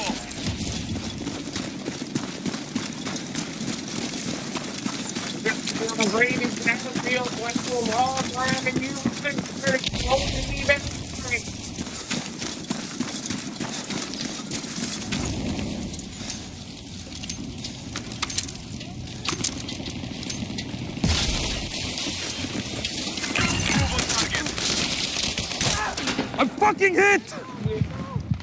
Breathe now. Breathe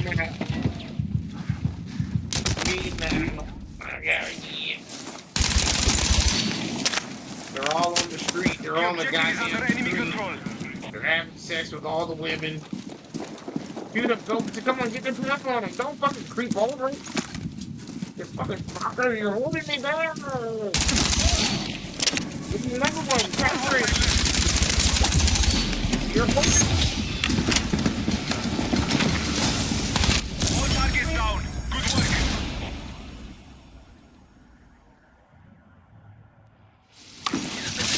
You were playing the whole time and you're holding me down.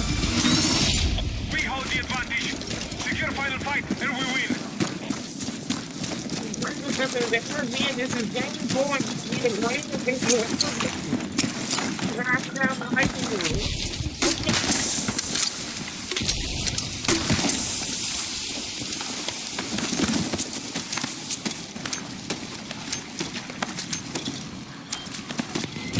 Objective is marked.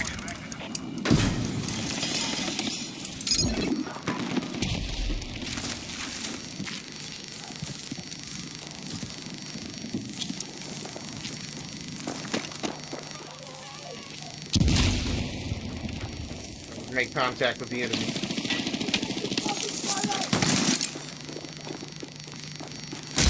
I need a medic! He comes and walks right over. Comes walking over.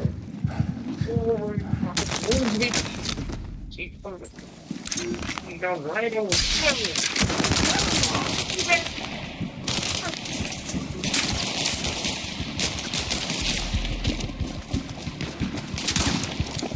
Get down.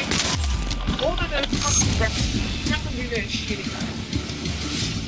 Why don't you have a fucking rifle out? It's the most important match of the game. You're fucking on a roof trying to fucking snipe me.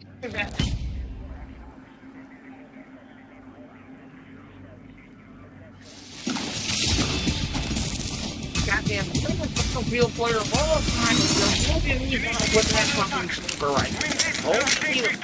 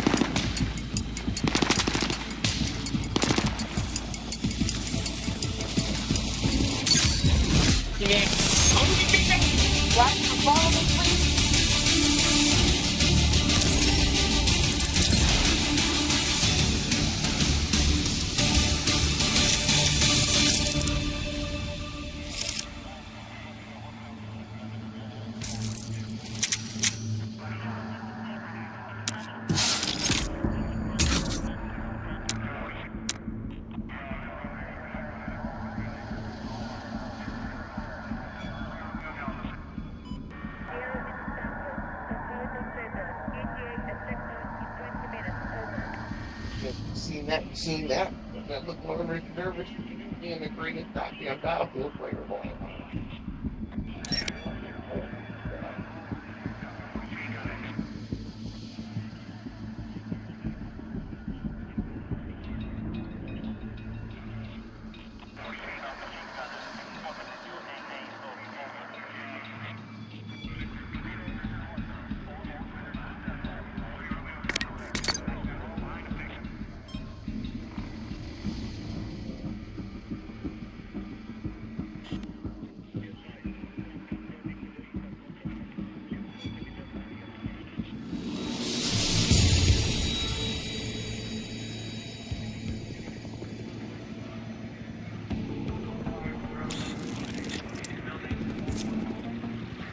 And literally the greatest Battlefield player of all time.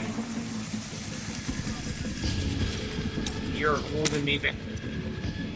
You're fucking holding me back.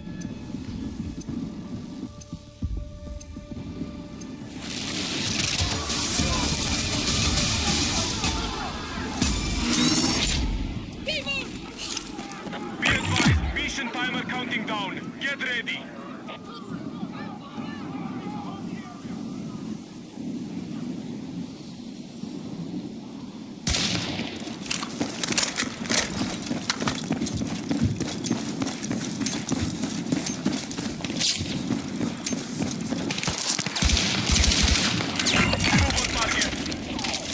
From the right. I'm fucking hit! What the fuck?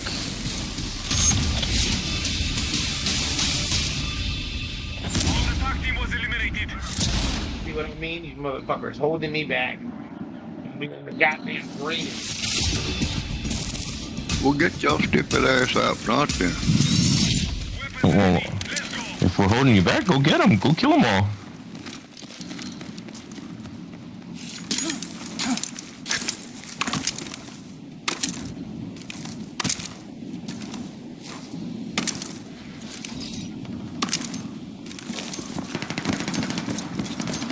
Try to kill them all right now because you guys are holding me back. My fucking great. Oh, you just popping your cocksucker, so shut up. Out there, motherfucker. You're holding me back. You popping your cocksucker, shut up. You're holding me, goddamn. They tell you right. They tell you right. I'm all in the game. You're not killing nothing like that. Hell, you're not doing no good, so shut up and play. Greatest motherfucker. They behind you. They above you. Look out.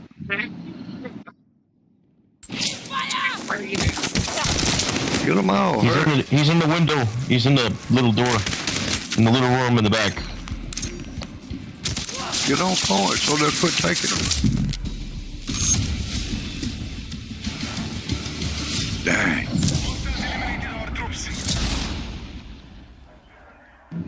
Like you can control your footsteps. This guy's saying loud ass footsteps. Yes, I can control the sound of my footsteps.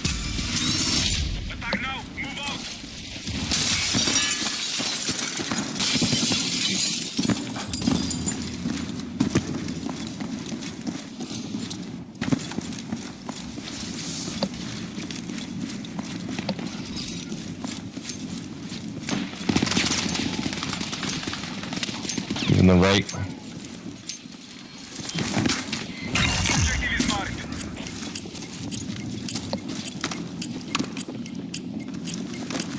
You gotta push because they're taking it.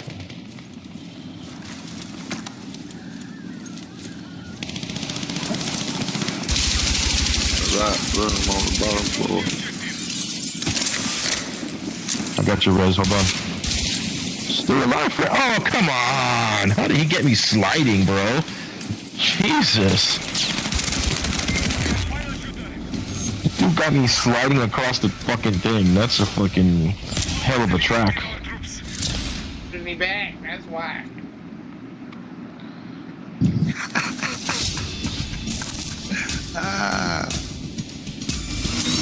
Stick a rocket on you then, hell, so it don't hold you back. Hell, holding you back and you stop, man, I swear.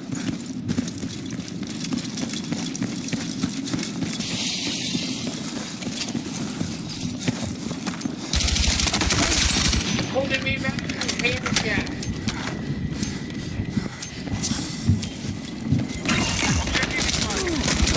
Do the magic! The greatest battlefield player of all.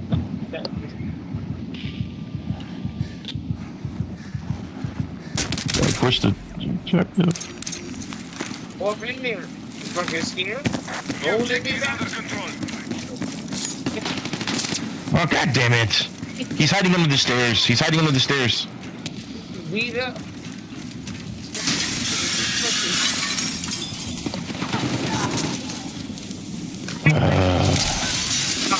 The same spot.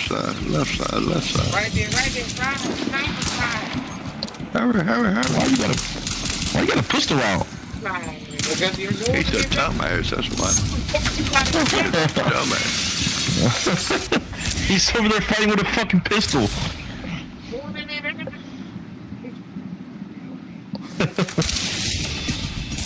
He's telling you to come down to objective. Initiate the attack.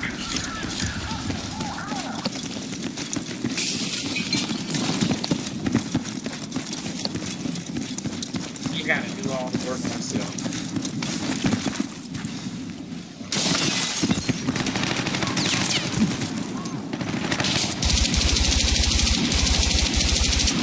Motherfucker holding me back. Move on target.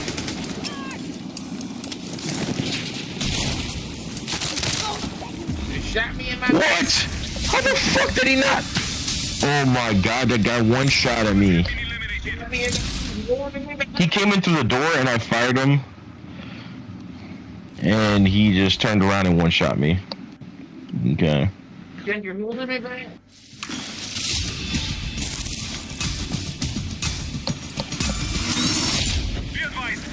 You let me be the greatest battlefield player to be of all time. Stop holding me back. Why am I running in this fucking building? I'm a dumbass. Holding me back. I need a medic! How did... I hit him in the head, bro. Fucking multiple times. Oh, behind you.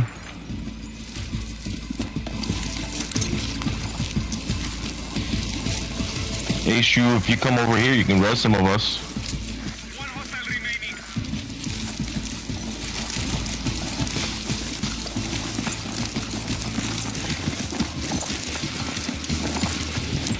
Oh, he's under the fucking car.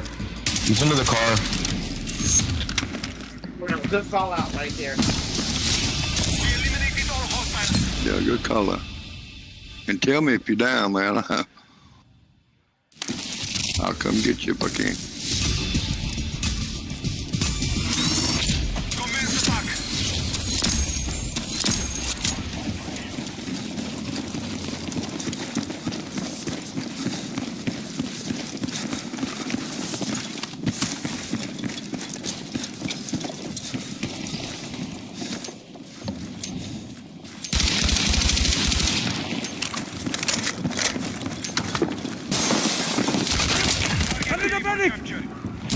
Upstairs, one of them. Two out back. Wow, bro, these... He's sprinting one direction, turned 1 second later and just fucking sprayed me, like...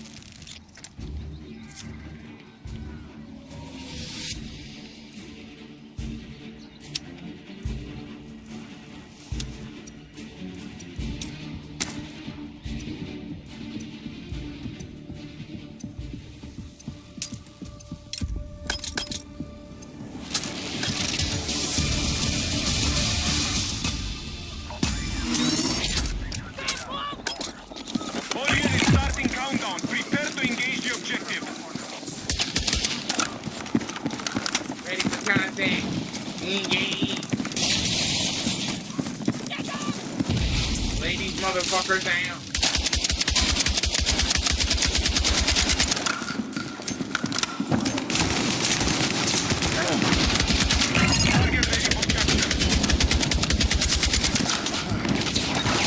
Control the objective.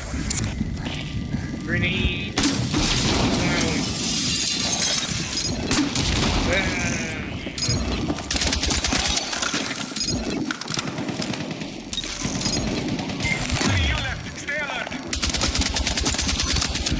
Reload. One enemy still alive.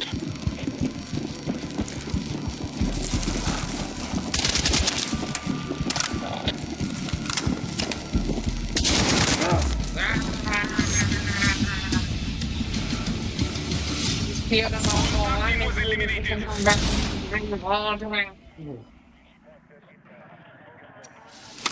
Bro, how does anyone watch your fucking YouTube if you're that goddamn annoying?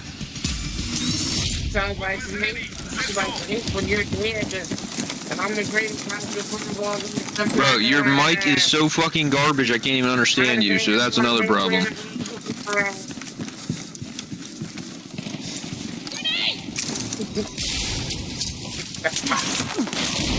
Fucking hater.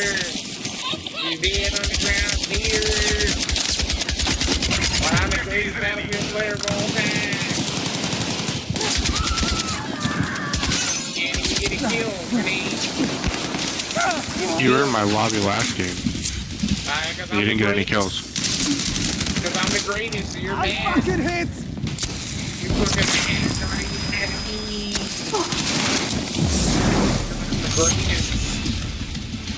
The greatest of all time. All squads have been eliminated. Now you're mad at me because you fucking on the bottom of the map. That's great. I'm not mad. I was just saying we were literally in the lobby last game and you didn't get any kills. What did I? Maybe did I? Did I? Maybe I did. Maybe I did. You'll never know. No, I know, because I was in the game last game. I was in that same lobby. Maybe I did. You'll never know. Headshot. Did you see that headshot? Did it ever get a headshot? You're fucking trash. I'm the greatest round-ten player of all time. Maybe that's the reason. You're fucking trash. If you were any fucking better, you would like revive teammates and shit. Maybe fuck my teammates. Maybe my teammates talking shit. Maybe I don't Bro, give a shut the fuck up, man. Maybe I don't give a fuck. Because I'm the greatest. You're the most annoying kid alive. He's just rage bait. So I mean, that's why his fucking YouTube's probably to rage bait people, but he's a fucking retard, so it doesn't work. Maybe I'm the greatest. I can't tell if he's black or if he's like a really old crackhead with no teeth. Right? Bro, I also was thinking like maybe just full redneck, but that is there's I don't know. No. He's definitely not a redneck. Like he's trying to be redneck, maybe. He's definitely inhaling something he shouldn't be. Straight up black. Speaking Ebonics while listening to mumble rap. That's what's happening right now. Definitely Travis Scott. Yeah, he definitely has a dick in his mouth. That's for sure. And if and I literally hope everybody can hear us.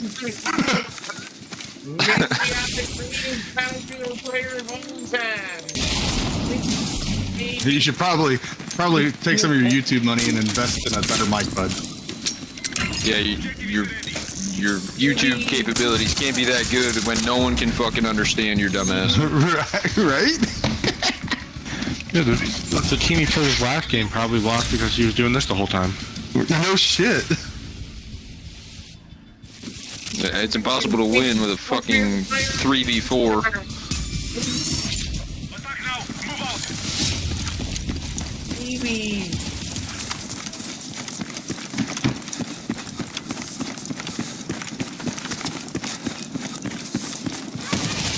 Maybe I'm just a damn legend.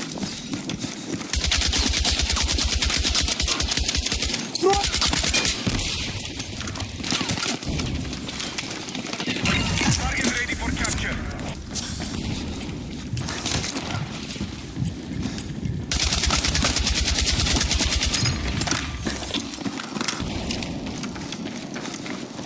Maybe it's just the greatest player of all time.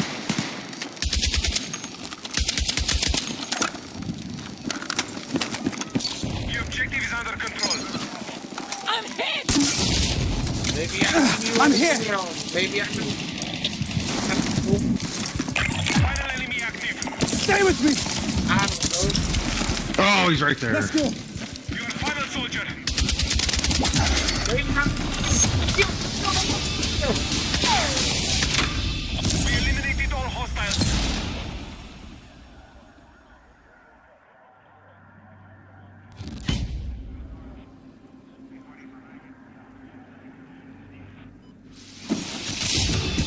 Yeah, bro has a .7 KD. He's definitely fucking garbage.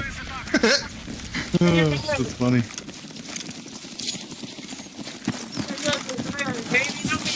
You He's don't even talking like we like, can hear him. dude. You don't even get 3/4 of a kill to your one death. Like you're fucking you're garbage. I don't even know what else to say. I'm out of words for your dumbass.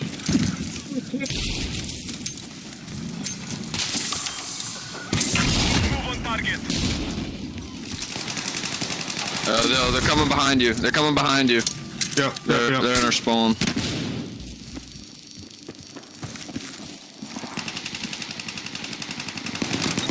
Oh, come on.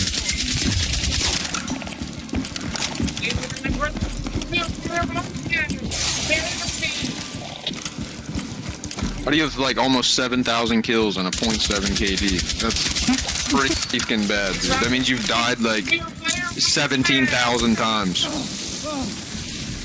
That's funny.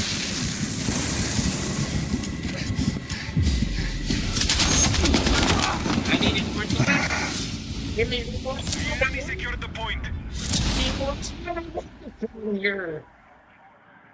We can't hear you.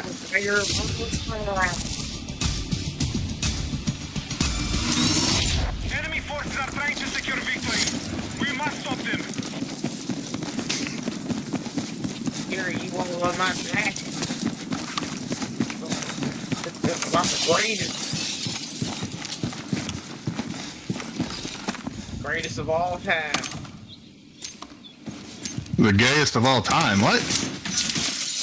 Fucking Peyton Manning in this battlefield. I can't hear you. What'd you say? I'm a legend. Who? What? I'm a legend. You're gay. What? I'm a legend. I'm a legend. I'd be saying he's a lesbian.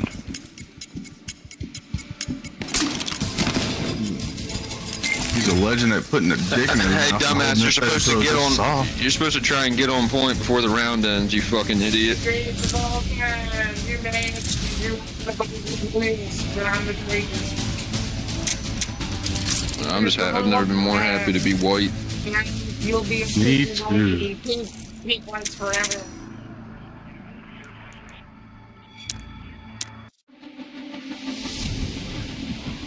You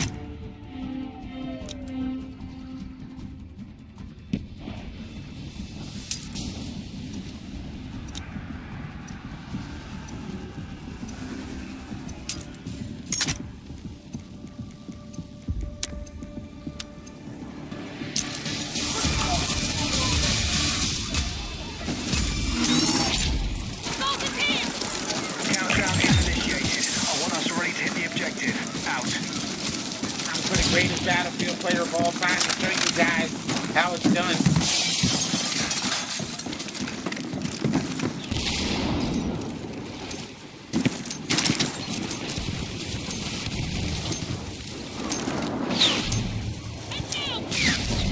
Objective clear for attack.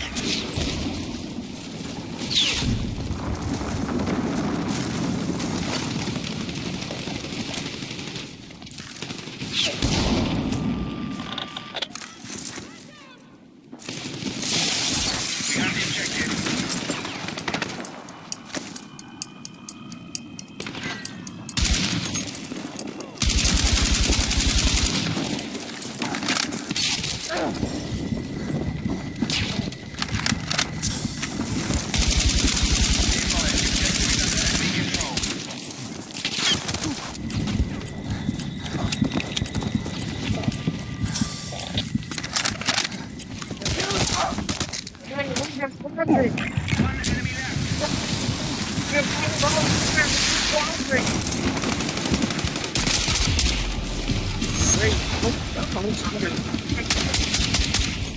Alright, all hostiles have been eliminated. Good work. I've been waiting for field player a long time.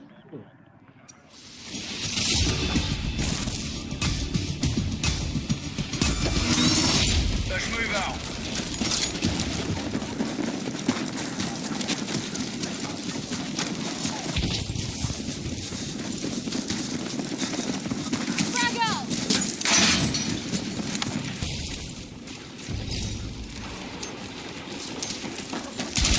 Get back, Curtis.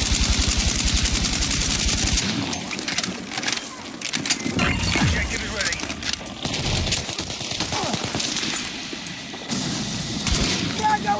Ready.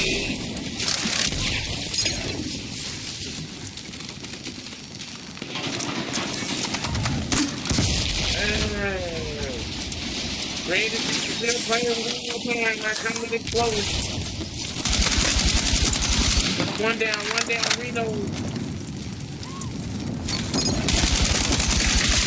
Let's kill. We're gonna do the player one more. Matter.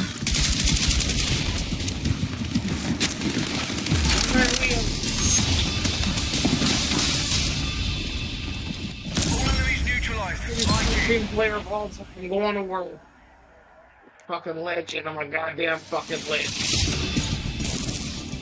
I can't really hear you that well. Your mic's cutting out a little bit. Thank you, brother, for letting me know that, brother.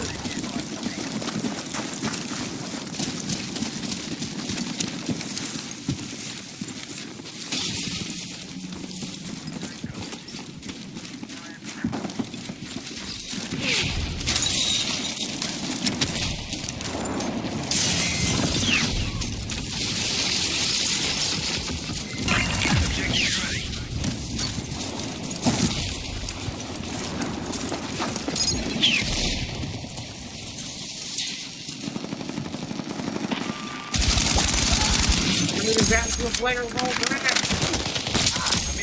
Objective is under enemy control.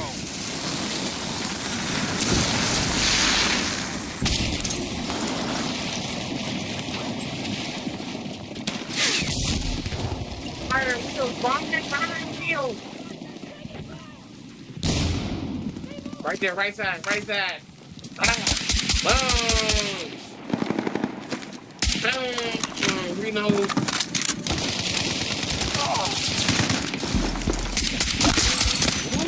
Bump his ass. Enemy down to grenade. Someone squadron. There we go. Squadron dragon. Alright, all enemies have been neutralized.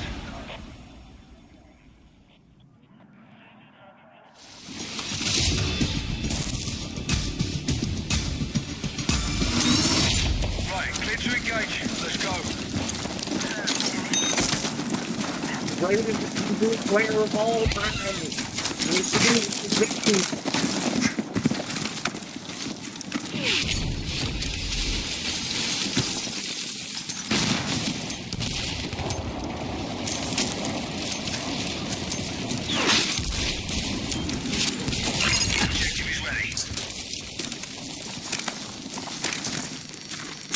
The objective is under enemy control. Shit! Need a medic! Motherfucking camera in the back left. The objective is under control.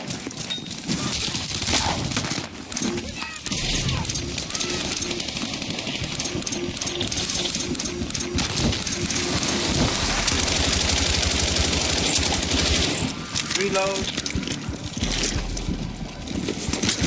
Right there, get up and go in the head.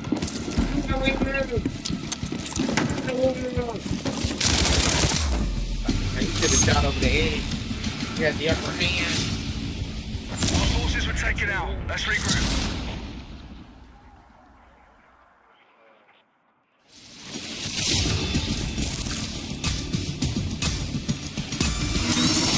Weapons free. Stay sharp.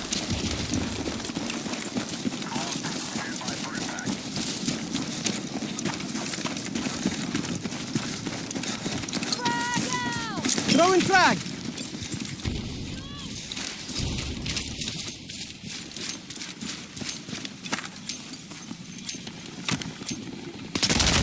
I'm hit! I'm hit! Objective clear for attack.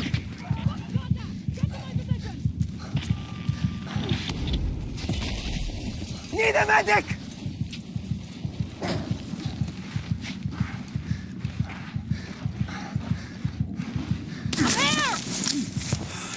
The objective is under enemy control.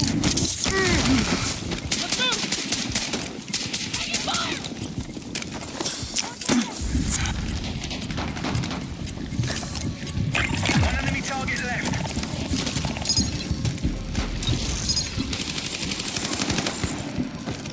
All right, we have the objective.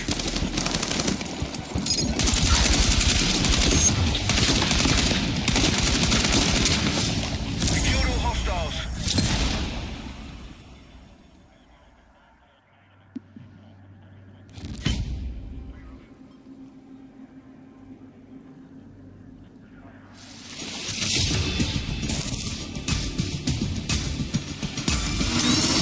Safety's off. Let's go.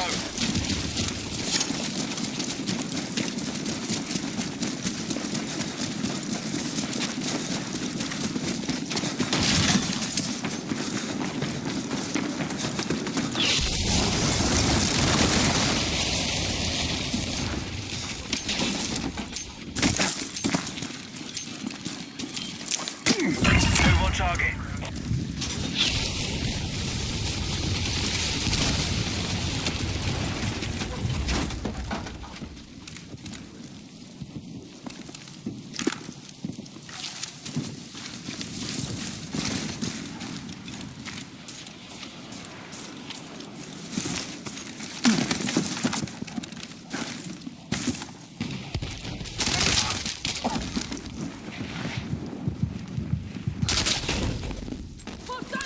Hostiles have the objective. Wheel.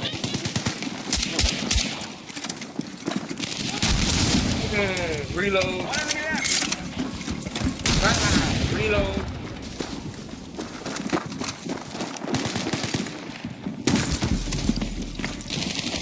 The objective is Wake under up and control. engage the enemy. Fire. Headshot. Watch them out. Keep it up straight. That revolver.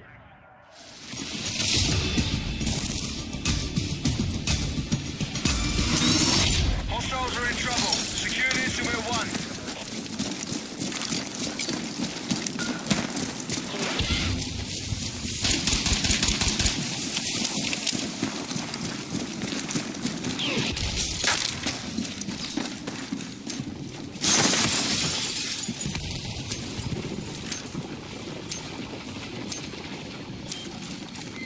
Move on target.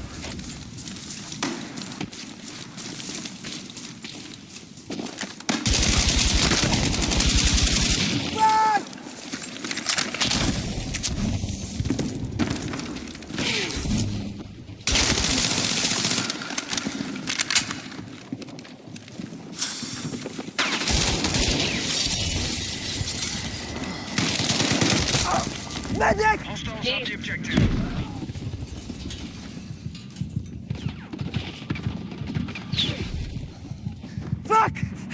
Need a medic!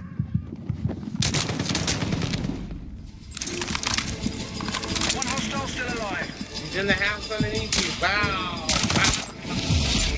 The greatest house been playing around the world.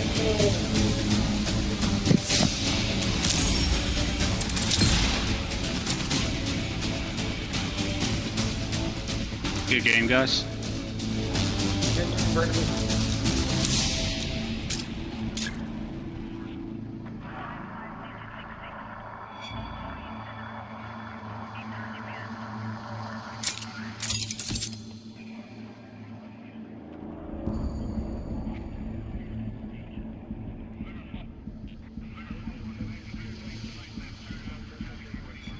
Be up there and start looking done.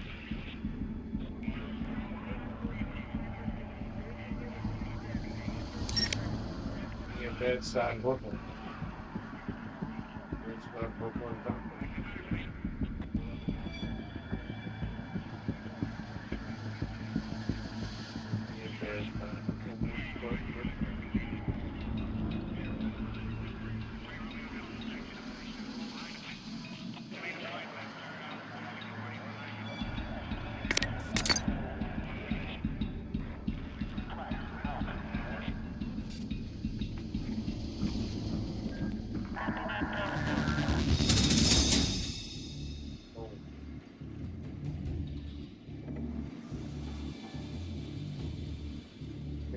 Football dumping.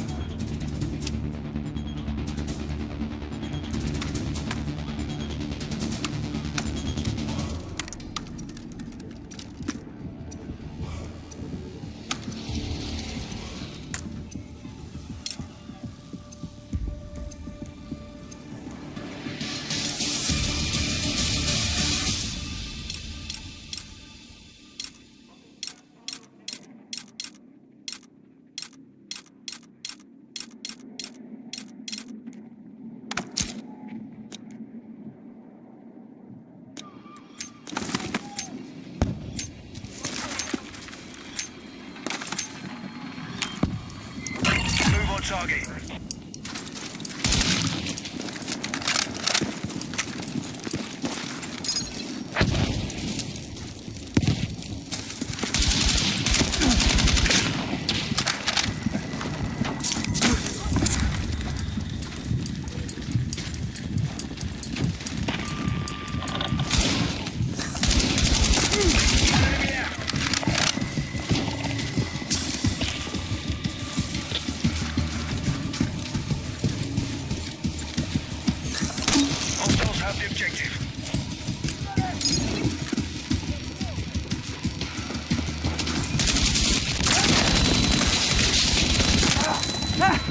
Come against you. Medic! Medic! Come against you. Give up All enemies neutralized.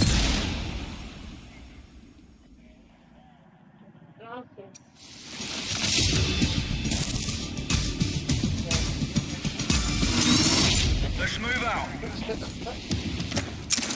Throwing frag!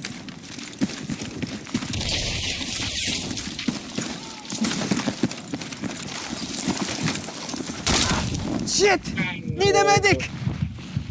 I need you. Objective clear for I attack. need medic!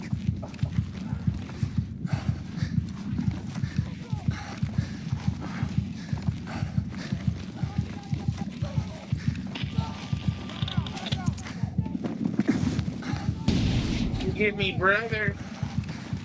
Fall back, Rosie. Get me, brother. I'm right here, brother. Battle buddy. Battle buddy, brother. taken out. Let's regroup.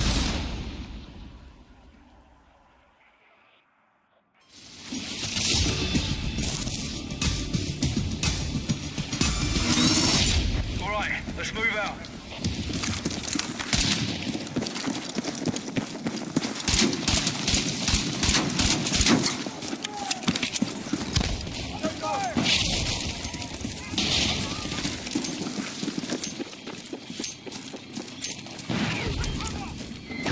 Target ready for capture.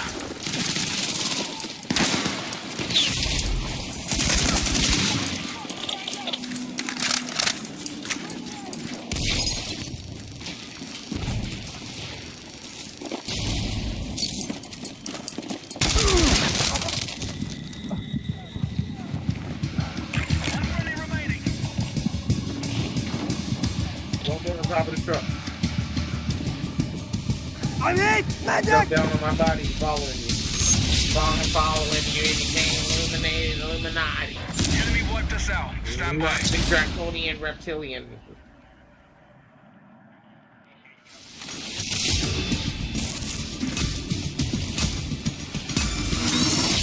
Guns up. Let's move.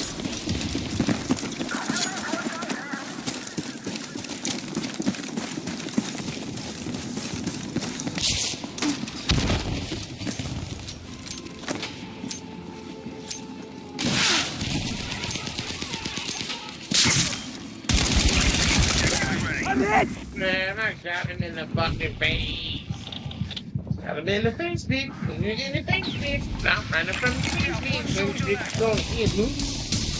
Move up, bitch. Move. Assault team was neutralized. Don't give me the ass off. It's the back now. Back now. Okay, clear to engage. Let's go.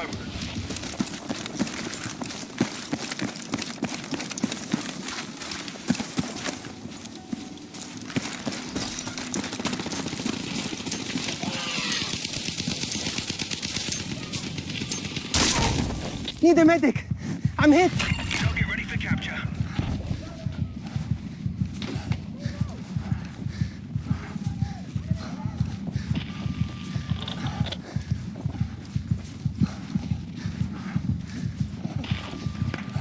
I'm hit! The objective is under enemy control.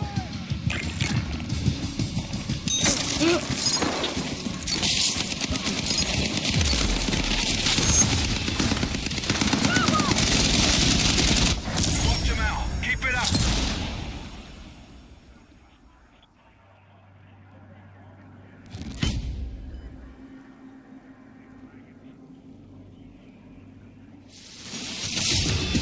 For work today, that's 2 hours. Keep this up and we'll take control.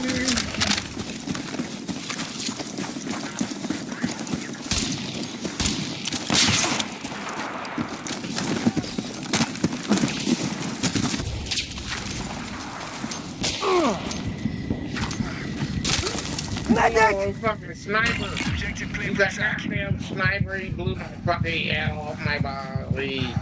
Who is this? Set Shit! it off. Set Need it a off. medic! Right, turn around. Set it off. Don't run from me. Set it off. One enemy target left. Shit! Need a medic! Live on me.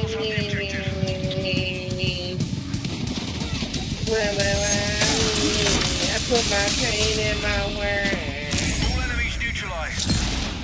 Here we go, boys. This is it right here for all the marbles. Illuminati.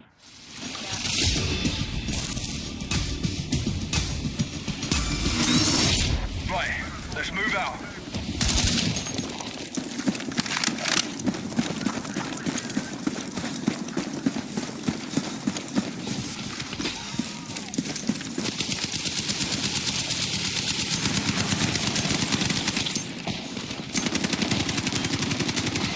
Objective is ready.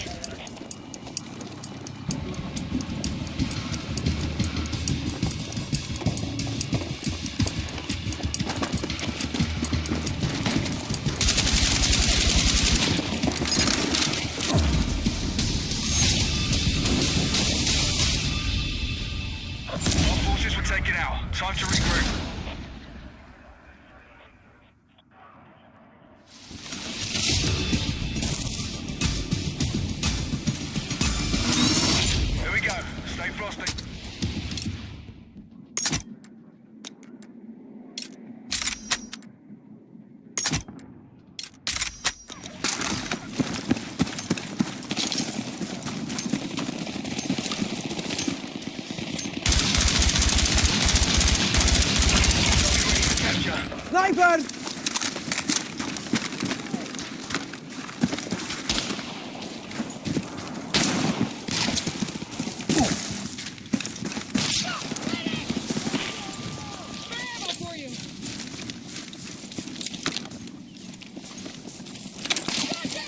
We have the objective.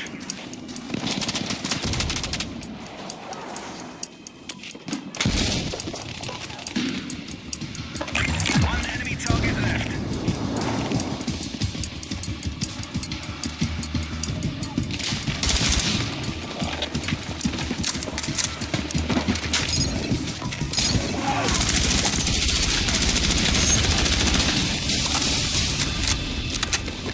Listen in. We killed all hostiles.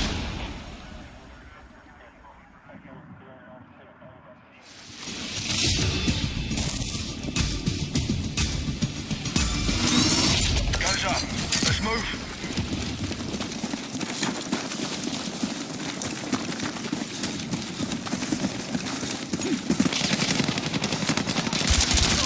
I'm hit! I'm hit!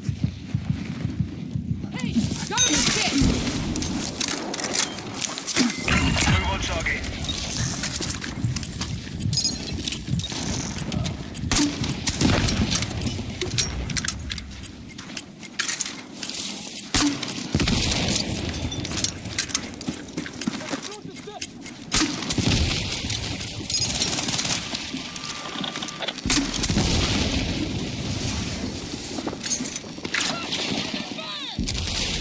We have the objective. Flag out!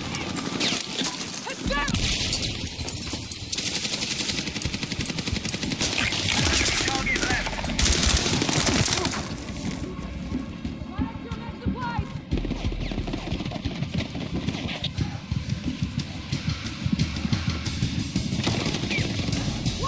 Yes! Need a medic! We killed all hostiles.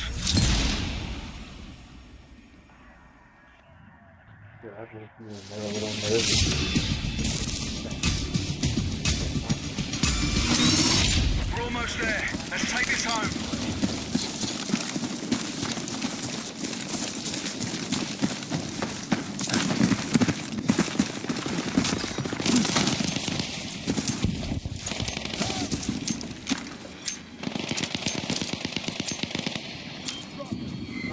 Move on target.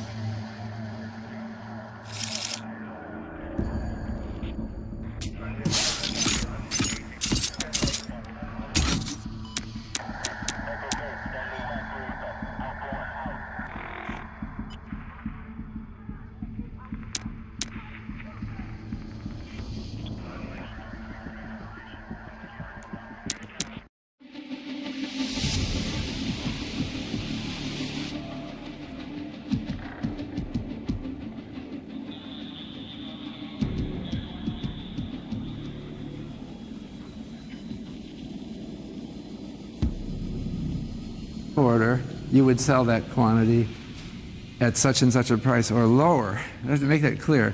A stop order, also called a stop loss order, is an order that you can place with the broker to indicate that I'm worried that this stock might really collapse and I don't want, I'm holding it, you know, but I want you to sell it if the price starts falling a lot. So, suppose the price is 100 today, I could put a stop loss order at 80. And then at least I know I can't lose more than 20% of my investment because the broker will immediately sell it when the price of that stock falls below 80. There's also a buy stop order, and that would be something that someone would rationally do if that person had shorted a stock. So if you had shorted a stock and you were worried that the price would go up and ruin you, you can leave with your broker a buy stop order to sell it, to buy the stock whenever the price exceeds a certain amount. And you would do that to prevent yourself from having unlimited losses on your short position. So there's other kinds of orders, but those are the main kinds of orders. So now I wanted to talk particularly about limit orders. That's the most important kind. A lot of advisors say never place a market order. Why should you ever do a market order? There's always some price that you'd be unhappy with. You might as well say that. And so some exchanges don't even allow market orders. So let's talk about limit orders. And what I wanted to show you was what a NASDAQ level 2 customer sees. NASDAQ is an organization, now it's a firm traded on its own stock exchange, or it's called NASDAQ OMX. But if you want to subscribe to NASDAQ, it's very expensive, I understand. So you can subscribe at level 1 or level 2, which is more expensive. And I was going to show you an example of what you would see on your computer screen if you subscribe to NASDAQ level 2 for a particular stock. And so this is a hypothetical limit order book for Microsoft. What it shows,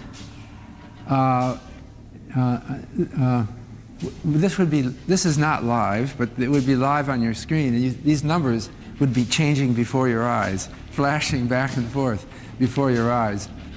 And so I've just frozen it at a moment in time. So what do we have? We have 6 columns here. This first column is the shares that people want to buy. So the first 3 columns correspond to those. So the bid is the price they're bidding to buy these shares. Okay. Remember, NASDAQ is a dealer market. So these dealers are making these bids, or people are making them through a dealer. And MPID is the marketplace ID, where these bids and offers are being made. So the first one shown, someone is offering to buy $100 shares of Microsoft at a price of $25.23. And that is listed on ARCA-X. ARCA-X, there's an interesting, so I didn't mention that exchange. It's now part of the New York Stock Exchange. Maybe I'll come back to that in a minute, but let me just continue to explain this slide.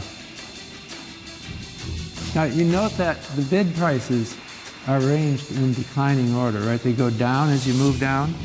The computer has sorted all the orders. These are all the unfilled orders. Someone called their broker and said, I want to buy 100 shares, and the broker entered the bid through ARCA-X,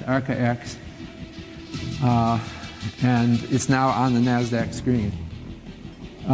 Someone else had a much bigger buy order, wants to buy 9,430 shares, and this came in directly to NASDAQ, but it's a penny less, $25.22.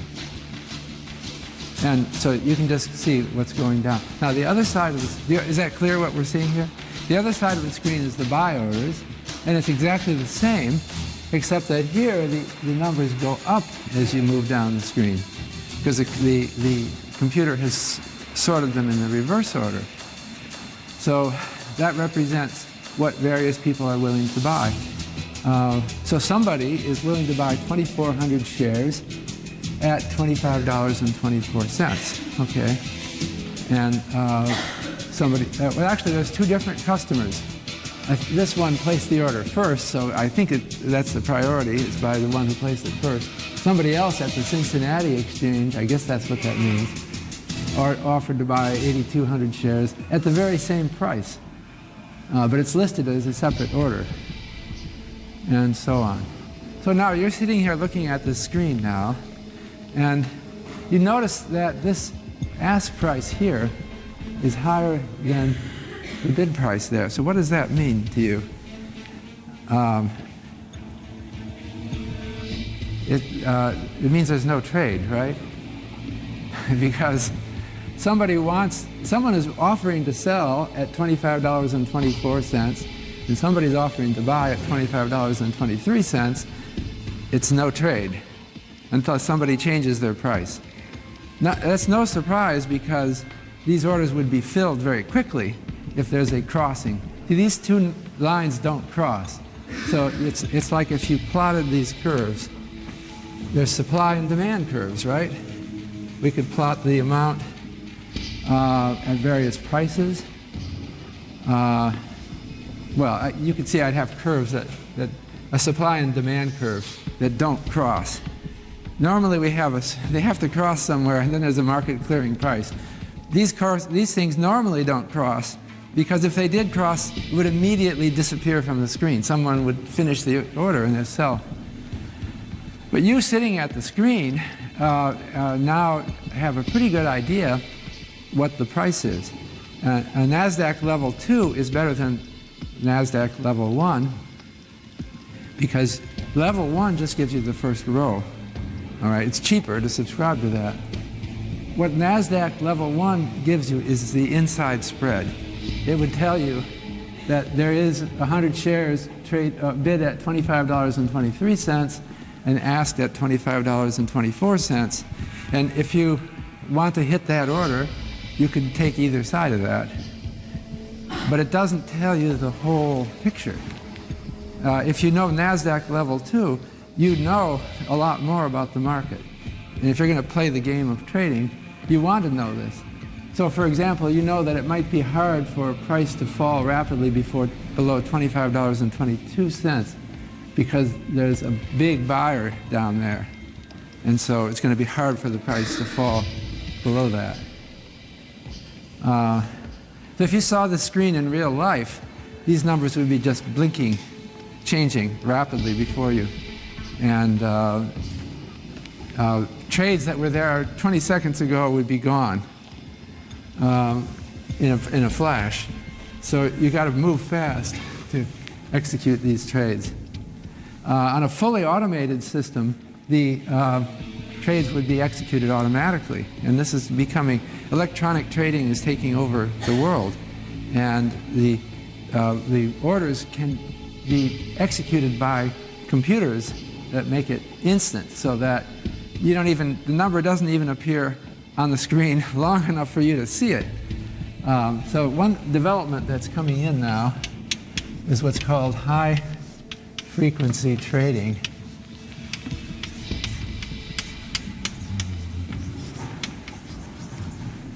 HFT, which is trading that is done by computers.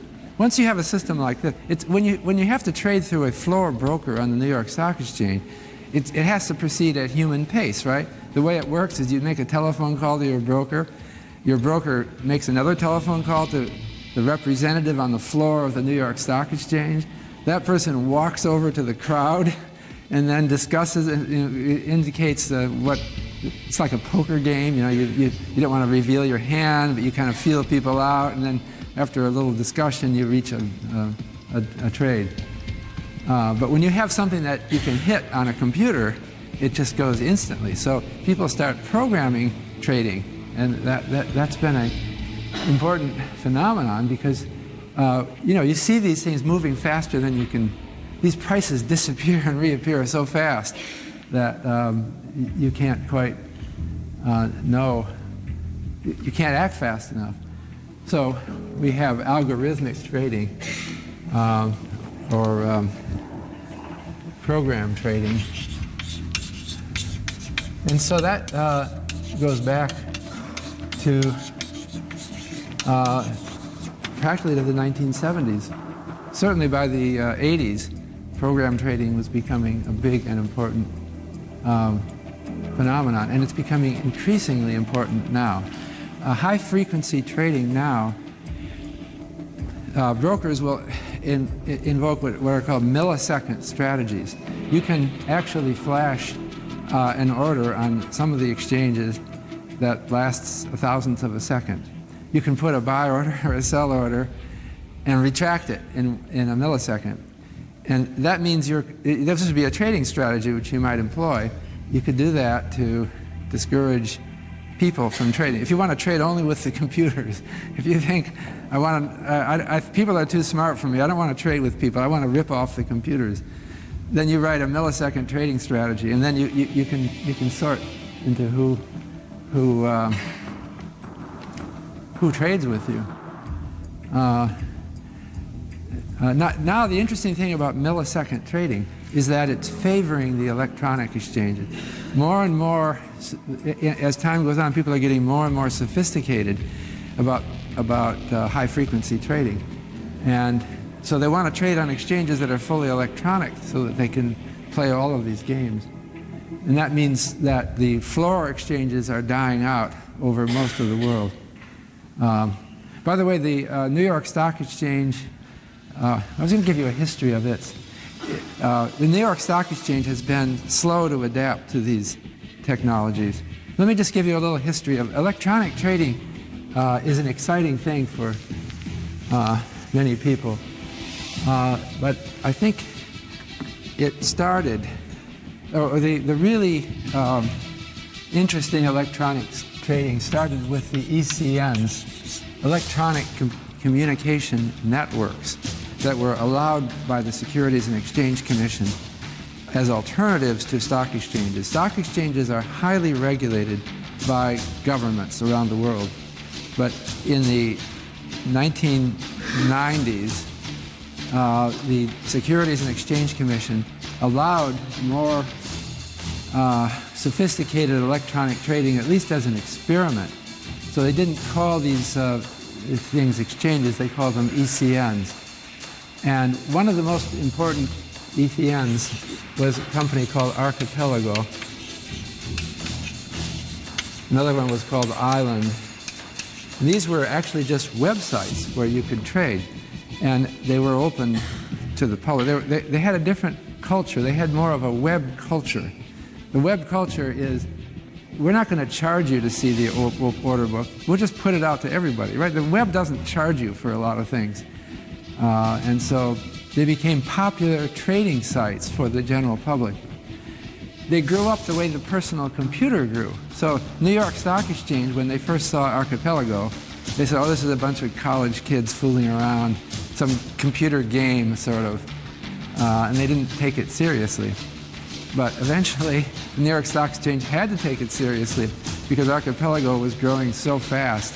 So eventually, New York Stock Exchange merged with Archipelago.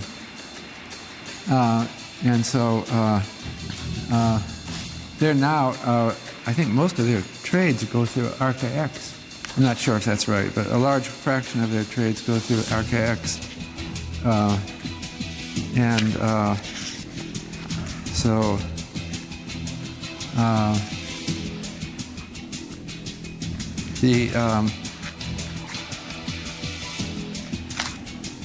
So yeah, New York Stock Exchange bought Archipelago in 2005. At that time, ArcaX was breathing close on New York Stock Exchange for trading volume. Things are happening fast in the stock exchange because the technology is changing.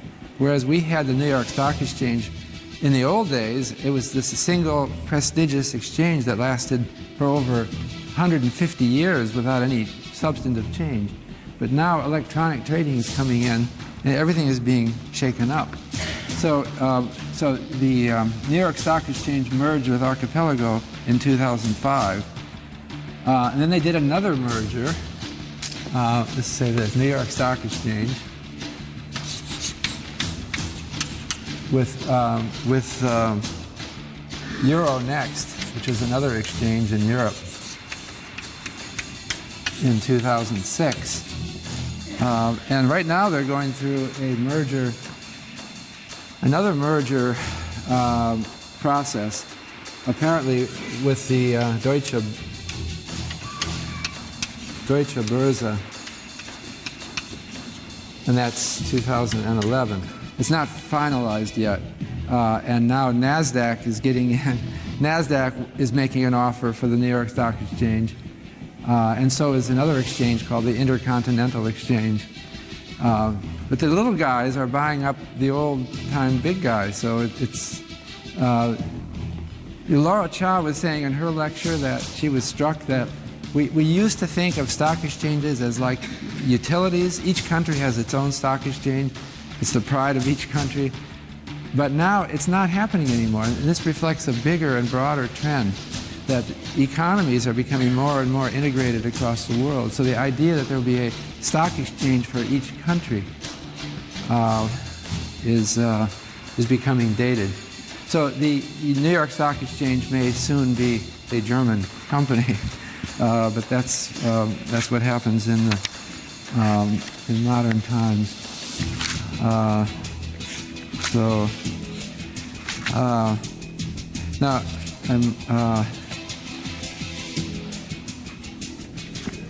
I wanted to talk about some problems with high-frequency trading as things get so electronic.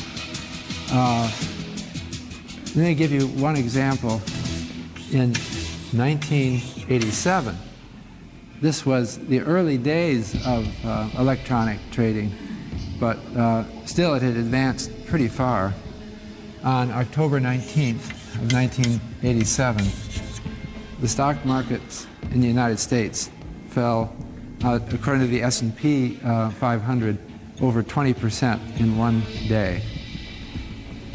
The government did a study. President Reagan ordered a study and put it in charge of Nicholas Brady. And so the so-called Brady Commission did a report on why the stock market, that was the biggest single stock market drop in U.S. history. And the Brady Commission did a report on that stock market drop and concluded that program trading, computer trading, had played a big role in the drop.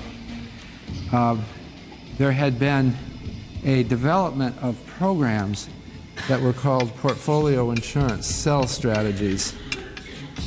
They called it portfolio insurance, but it wasn't really insurance. It was a automatic sell strategy. It's like a stop-loss order, but a more sophisticated one that could be executed in continuous time by a program. And that led to an instability in the market that was not anticipated and shocked the world. So the Brady Commission made a number of recommendations. Notably, the Commission recommended that the exchanges impose trading halts that would prevent stocks from dropping, the whole market from crashing. So the New York Stock Exchange and other exchanges, after the Brady Commission report, instituted what are called circuit breakers. And these are automatic market halts that stop the market when prices are falling to help prevent another 1987 type stock market crash.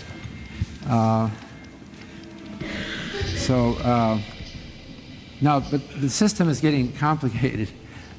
Even before this, the United States government had passed a set of rules in response to complaints about people not being given the best price.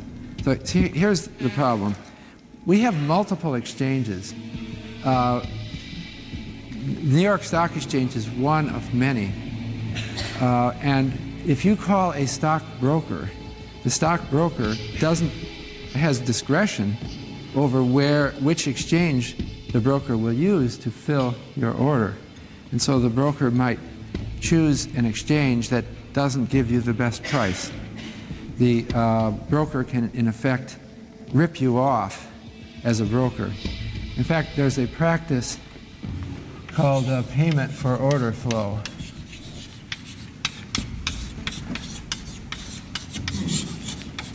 So A stockbroker who's receiving orders from retail clients may find that there is a dealer that's willing to pay for order flow.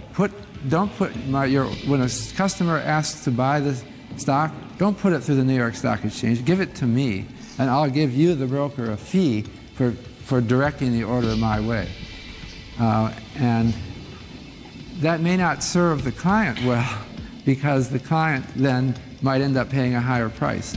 So there were a lot of complaints about this, and it's a difficult problem because it's hard to monitor everything that people do, and there might be justifications for payment for order flow. But there have been efforts to try to make it a fairer system, and in 1975, the U.S. Congress set up something called the National Market System.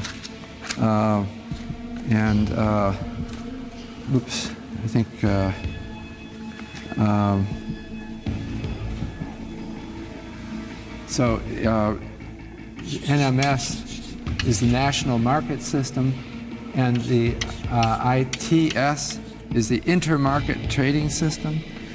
What the government in the United States did is it said that brokers have to get the best price, or it's called best bid, best offer, best bid for their clients.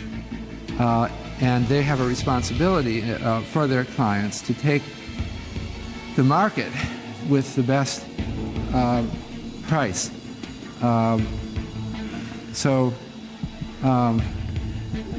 In conjunction with this, the exchanges built something called the Consolidated Quotation System that allows brokers to see prices on various exchanges and direct the order of the client to the exchange that's showing the best price. So that is the system that was started in the United States in 1975, and brokers still have an obligation to get the best price for their customers, regardless of exchange. But the obligation is hard for the government to monitor, and it gets complicated. For example, if you're confronting this system and your broker wants 500 shares, well, I can't fill them all at the same price, right? Well, actually, I could here. If the broker wanted 10,000 shares, they'd be all different prices because I have all these different customers, right, asking different amounts. So, what do you want us to do, SEC? And so the SEC recently clarified this, I think it was in 2006. Well, we only mean that you have to hit this, the best one. There's one up here, 2,400 for 2524. How you fill the others, we can't get into that. So it's not a complete protection for customers, but there still is this obligation for brokers to use the national market system to get the best price. But the system is complicated and confusing because there's so many computers involved, there's so many different exchanges, there's so many rules. It's hard for people to keep up with it. I had on the reading list, I had a report that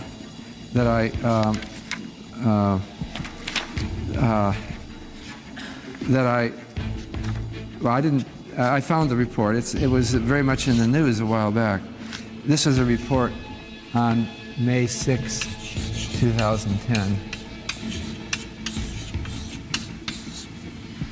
You remember what happened then? That was not that long ago.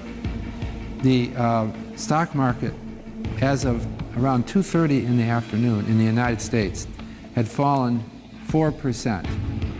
And then within a matter of minutes, it dropped another 6%. And then rebounded quickly. Some individual stocks dropped practically to nothing. And you could buy, a $30 stock for 30 cents or something like that. And then they rebounded. So what happened? Why did we have this very brief crash in the stock markets? It wasn't like 1987 where the market went down and stayed down. if you look at closing prices, nothing much happened. It was this brief glitch, which probably cost some people huge amounts of money, because if you were trading right at that moment, you'd have a problem. So I have as an optional reading on the reading list a study that was made of May 6, 2010 by the SEC and the Commodity Futures Trading Commission, trying to understand what happened then. And the study does focus on high-frequency trading. There were a lot of computers trading automatically at that moment in time. So what apparently happened on May 6th is the market was already in a stressed mode before 2:30 p.m. The VIX index had shot up. There was some bad news. The market was down 4%. There was some bad news. So that meant that some traders were wondering what's going on, and maybe they decided to drop out for a while and just be cautious. And so, but the computers were still trading. And then something happened. The computers started trading back and forth in milliseconds. And I don't know what the programs were supposed to do, or what maybe nobody knows the whole picture. But the volume of trade just went to an astronomical level, and it scared people off. And so there were a lot of trading pauses that were put. Exchanges have rules about that, and individual dealers will say, I'm dropping out. I see all this volume, I'm not in here anymore. So it remains that the trading that was left was substantially computer trading, and the market became very illiquid. And so this study has recommended fixes for this. But it doesn't recommend ending high-frequency trading. And a lot of people would recommend doing that. There's a popular anger, especially since this May 6, 2010 crisis occurred during the period of financial crisis, and people kind of imagine that the two are linked. I think they're kind of independent. I think the May 6, 2010 phenomenon was due to some kind of anomalies or infamiliarity with high-frequency trading. It's a glitch and not a major fault. But it led to a lot of anger about high-frequency trading. But I've talked to some people at the Chicago Mercantile Exchange and others who think that the public anxiety over high-frequency trading is misplaced.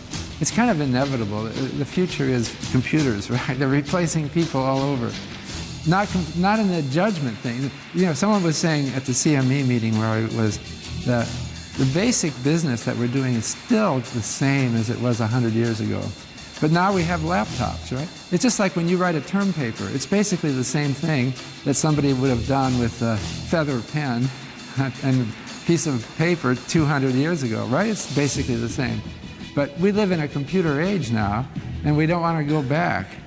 And so high-frequency trading means that we have to be a little careful. Things can happen with lightning speed, but we'll learn. And you know, there hasn't been another May 6, 2010 since. It was just an anomaly because people were unfamiliar with that kind of event. And so I think it will be all right. And one thing that it does, however, is it's changing the geography. It used to be that in the 18th century, a stockbroker had to live in London or Paris or New York in order to be close to the trading, right? Because they didn't have any way to make phone calls. When they invented the telephone, people said, fine, I don't have to live in New York anymore. I can live in anywhere, and I can just send my call by telephone.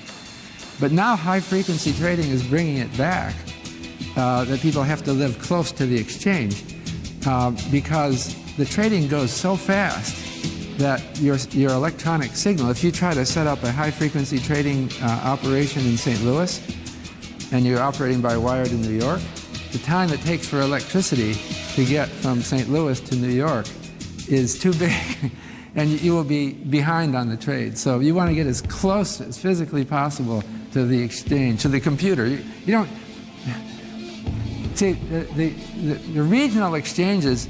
There used to be exchanges in every big U.S. city, And they were there because of social reasons, that people in Chicago wanted to talk to a broker in Chicago. They wanted to be able to go to his office and see him. So there were social reasons for connection. But now we're coming up with a new electronic reason. And because of basic theoretical physics, you can't move anything faster than the speed of light. This is going to be with us now that we have microsecond trading. I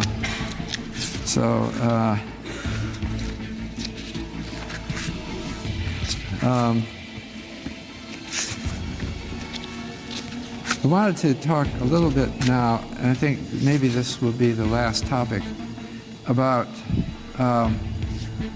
how you think about trading as a dealer who is confronted with this kind of book. As a dealer, you can put orders on this book and enter them and leave them there. That's basically what you do.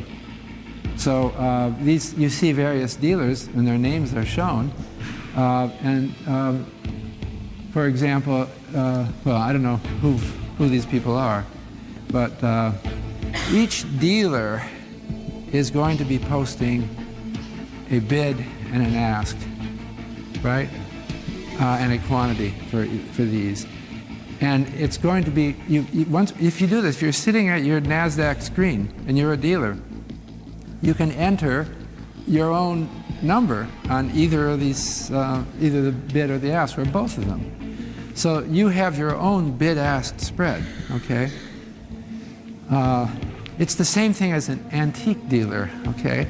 An antique dealer has an idea, maybe it's not posted, of how much he or she will pay for a chest of drawers from a Yale student at the end of the semester, and how much he will charge to sell that.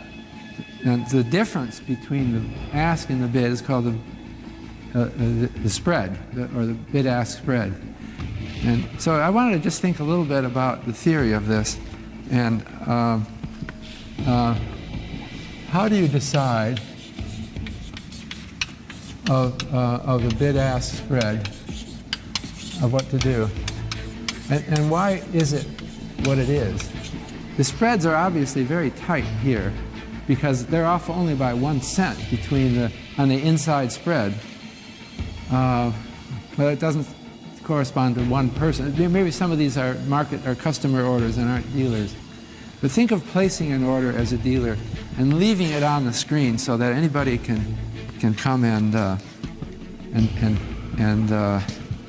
the risk that you face is that you will be picked off by people with superior information. And let me put it in the context of a antique dealer. One thing that antique dealers don't like is when professional antique dealers come shopping in their store, all right? So what do? You know, if you're a good antique dealer, you go to all the antique shows, you try to disguise yourself because they don't want you if you're a dealer. What do? You look through all their stuff and you find anything that's mispriced. You know, there'll be some chest of drawers that you recognize as a 18th century, you know, by a famous furniture maker. So you buy that at the guy's price. You pick him off, right? So he doesn't want to be picked off because somebody will come by who knows more, will pick off all the good stuff and buy it and leave you with the junk. So how do you prevent that? Well, you might think that you could prevent it by just being smarter, but you can try to be as smart as you want and read up about all the antiques, but it's impossible. You cannot be the smartest guy out there. Impossible. There's just too many antiques, and there's too much inside information. So that means you have to set your bid-ask spread wide enough that you can be picked off and still make a profit. All right, you know you're going to get picked off. And it's the same for stocks. If you're going to put a bid-ask spread up on the screen for some stock, you're just a sitting duck because there'll be some news story that's either good or bad. And if it's either way, somebody else is going to hear of it first. And when you get a hit on your order, it's going to be deadly because it'll be at the wrong time for you. So that's the theory, that you have to make the order, the bid-ask spread wide enough. Now, I wanted to then just give you a little bit of I shouldn't end a lecture on mathematics, but that's what I'm doing here this time. And I wanted to just talk about the frustrating life as a dealer. I was telling you about frustrations in life as an investment banker. There are different frustrations in life as a dealer. And I'll tell you what the difference is. Life as a dealer is very different than life as an employee of something. You are a dealer, and you have whatever money you make. And the problem is you can get ruined. This is a classic. In other words, you can be working as a dealer for 20 years, and you see your portfolio growing because you're making a lot of money selling. But you know, all it takes is a few bad moves, and you can be wiped out. 20 years of work and you are ruined. So I wanted to just think about that, and this is my last bit of mathematics. There's a mathematics of gamblers' ruin, and it's also a mathematics of dealers' ruin. And so here's the theory. If I start out with S dollars, S is my initial amount of money as a dealer, okay? And let's say I take a series of bets which have a probability, P is the probability of a win. Okay. What is the probability of eventual ruin? Oh, and if I make $1 on each $1 on each win, and I lose $1 on each -1 on each loss. I'm doing a sequence of bets on each loss. All right. What is the probability that I will eventually be ruined? Okay. That probability, and I'm not going to derive this, but it's simple to derive actually. 1 minus P over P to the S power. If P is greater than a half.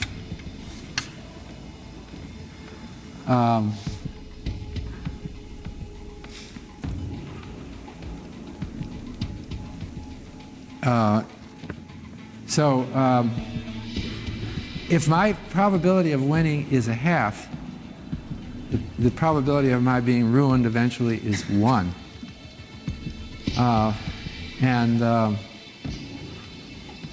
If my probability of winning is less than a half, my probability of being ruined eventually is also 1. I have to somehow raise the probability of winning on each particular sale above a half. But even if I do that, if I make it, say, 0.6, if I make the probability 60% on one bet, then 1 minus 0.6 is 0.4 over 0.6. Then my probability of eventual ruin with starting out with $1 is 4/6, if I did that right. It goes down with the number of dollars I start, but it never goes to 0. So the theory of a dealer is that a dealer has to be thinking about being ripped off. I've got to set my bid-ask spread high enough that the probability of winning on each of these little trades that I make is sufficiently above a half that my eventual ruin probability is satisfactorily low for me. But it's never going to be 0. This is the irony of being a dealer. You don't sleep well at night because you never know that it won't eventually unwind. And it's a competitive business because you can't just set your bid-ask spread arbitrarily high because then you'll lose all the business to other people. So you've got to kind of fix the bid-ask spread enough that you get business, but you don't want to fix it too narrowly so that this probability falls too close to a half, because then you're courting the risk of disaster and eventually having all of your life's work being wiped out. So that was kind of a quick description of the. I'm saying different personalities go into different parts of finance. You have to be kind of a game player, someone who is not bothered by the possibility of eventual ruin in order to go into becoming a dealer. Very different from other aspects of financial life. All right, I'll see you soon with, we're getting close to the end of the semester. Some wrap-up lectures coming.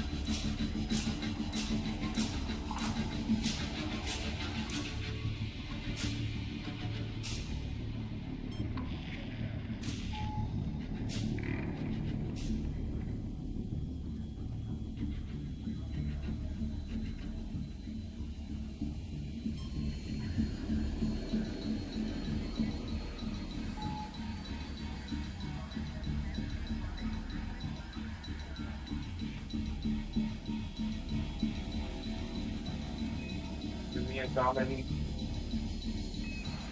Duncan.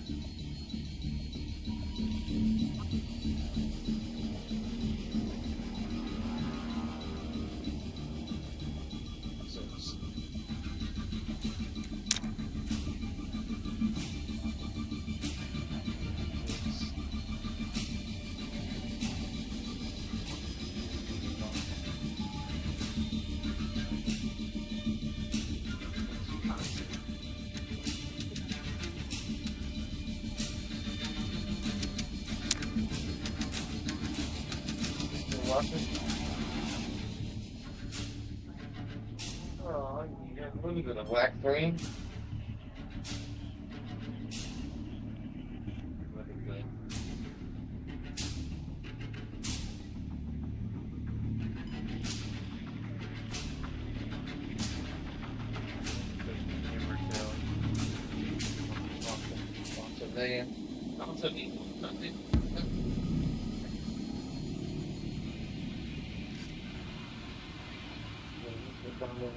Not being here all honey and send everything.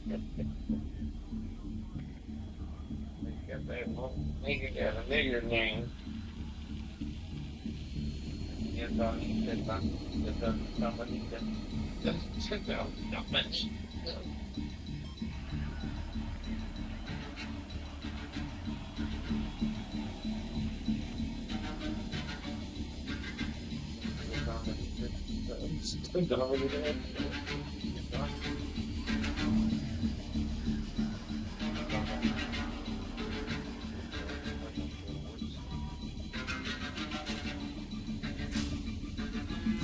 Just a minute because I'm Democrat.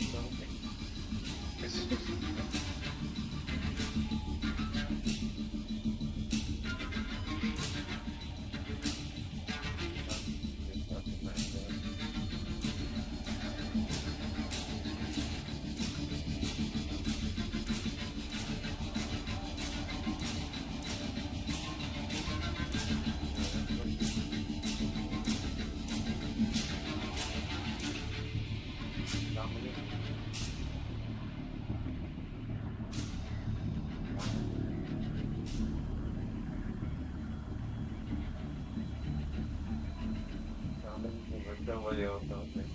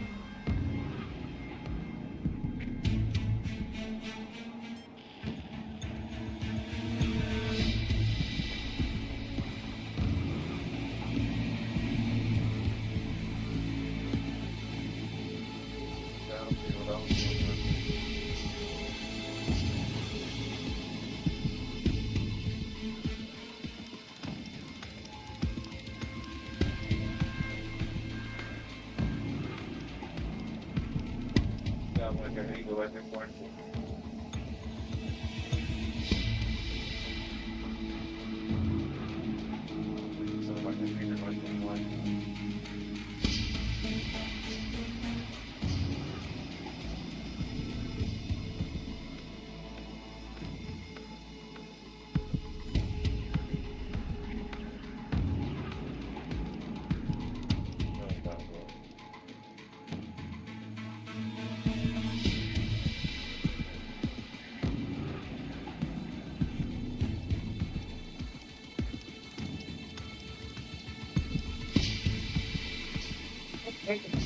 That should be great a little free.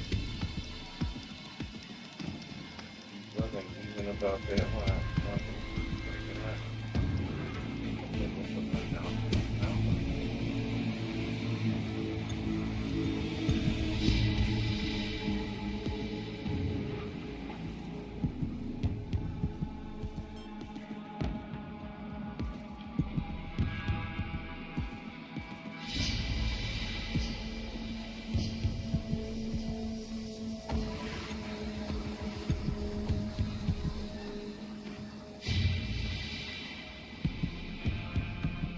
Hello, boy. Hello, boy.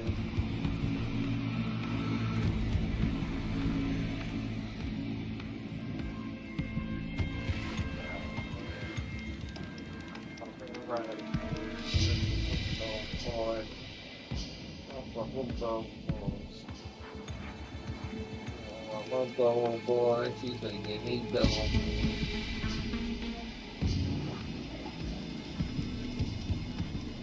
Okay.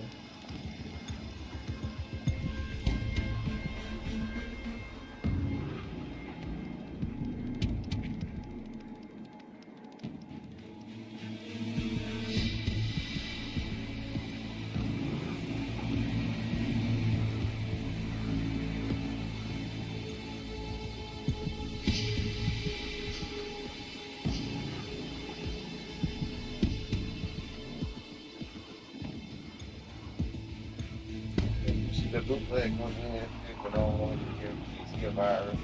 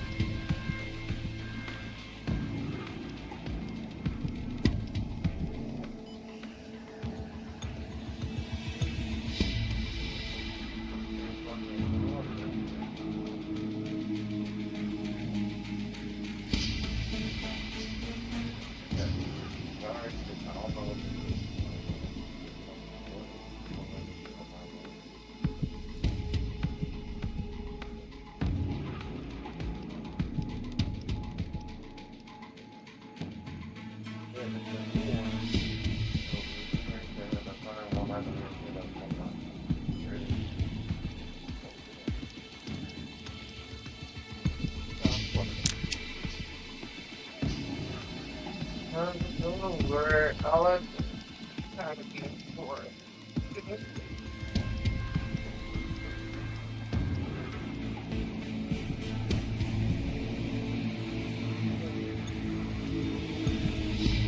I'm in love with a white girl.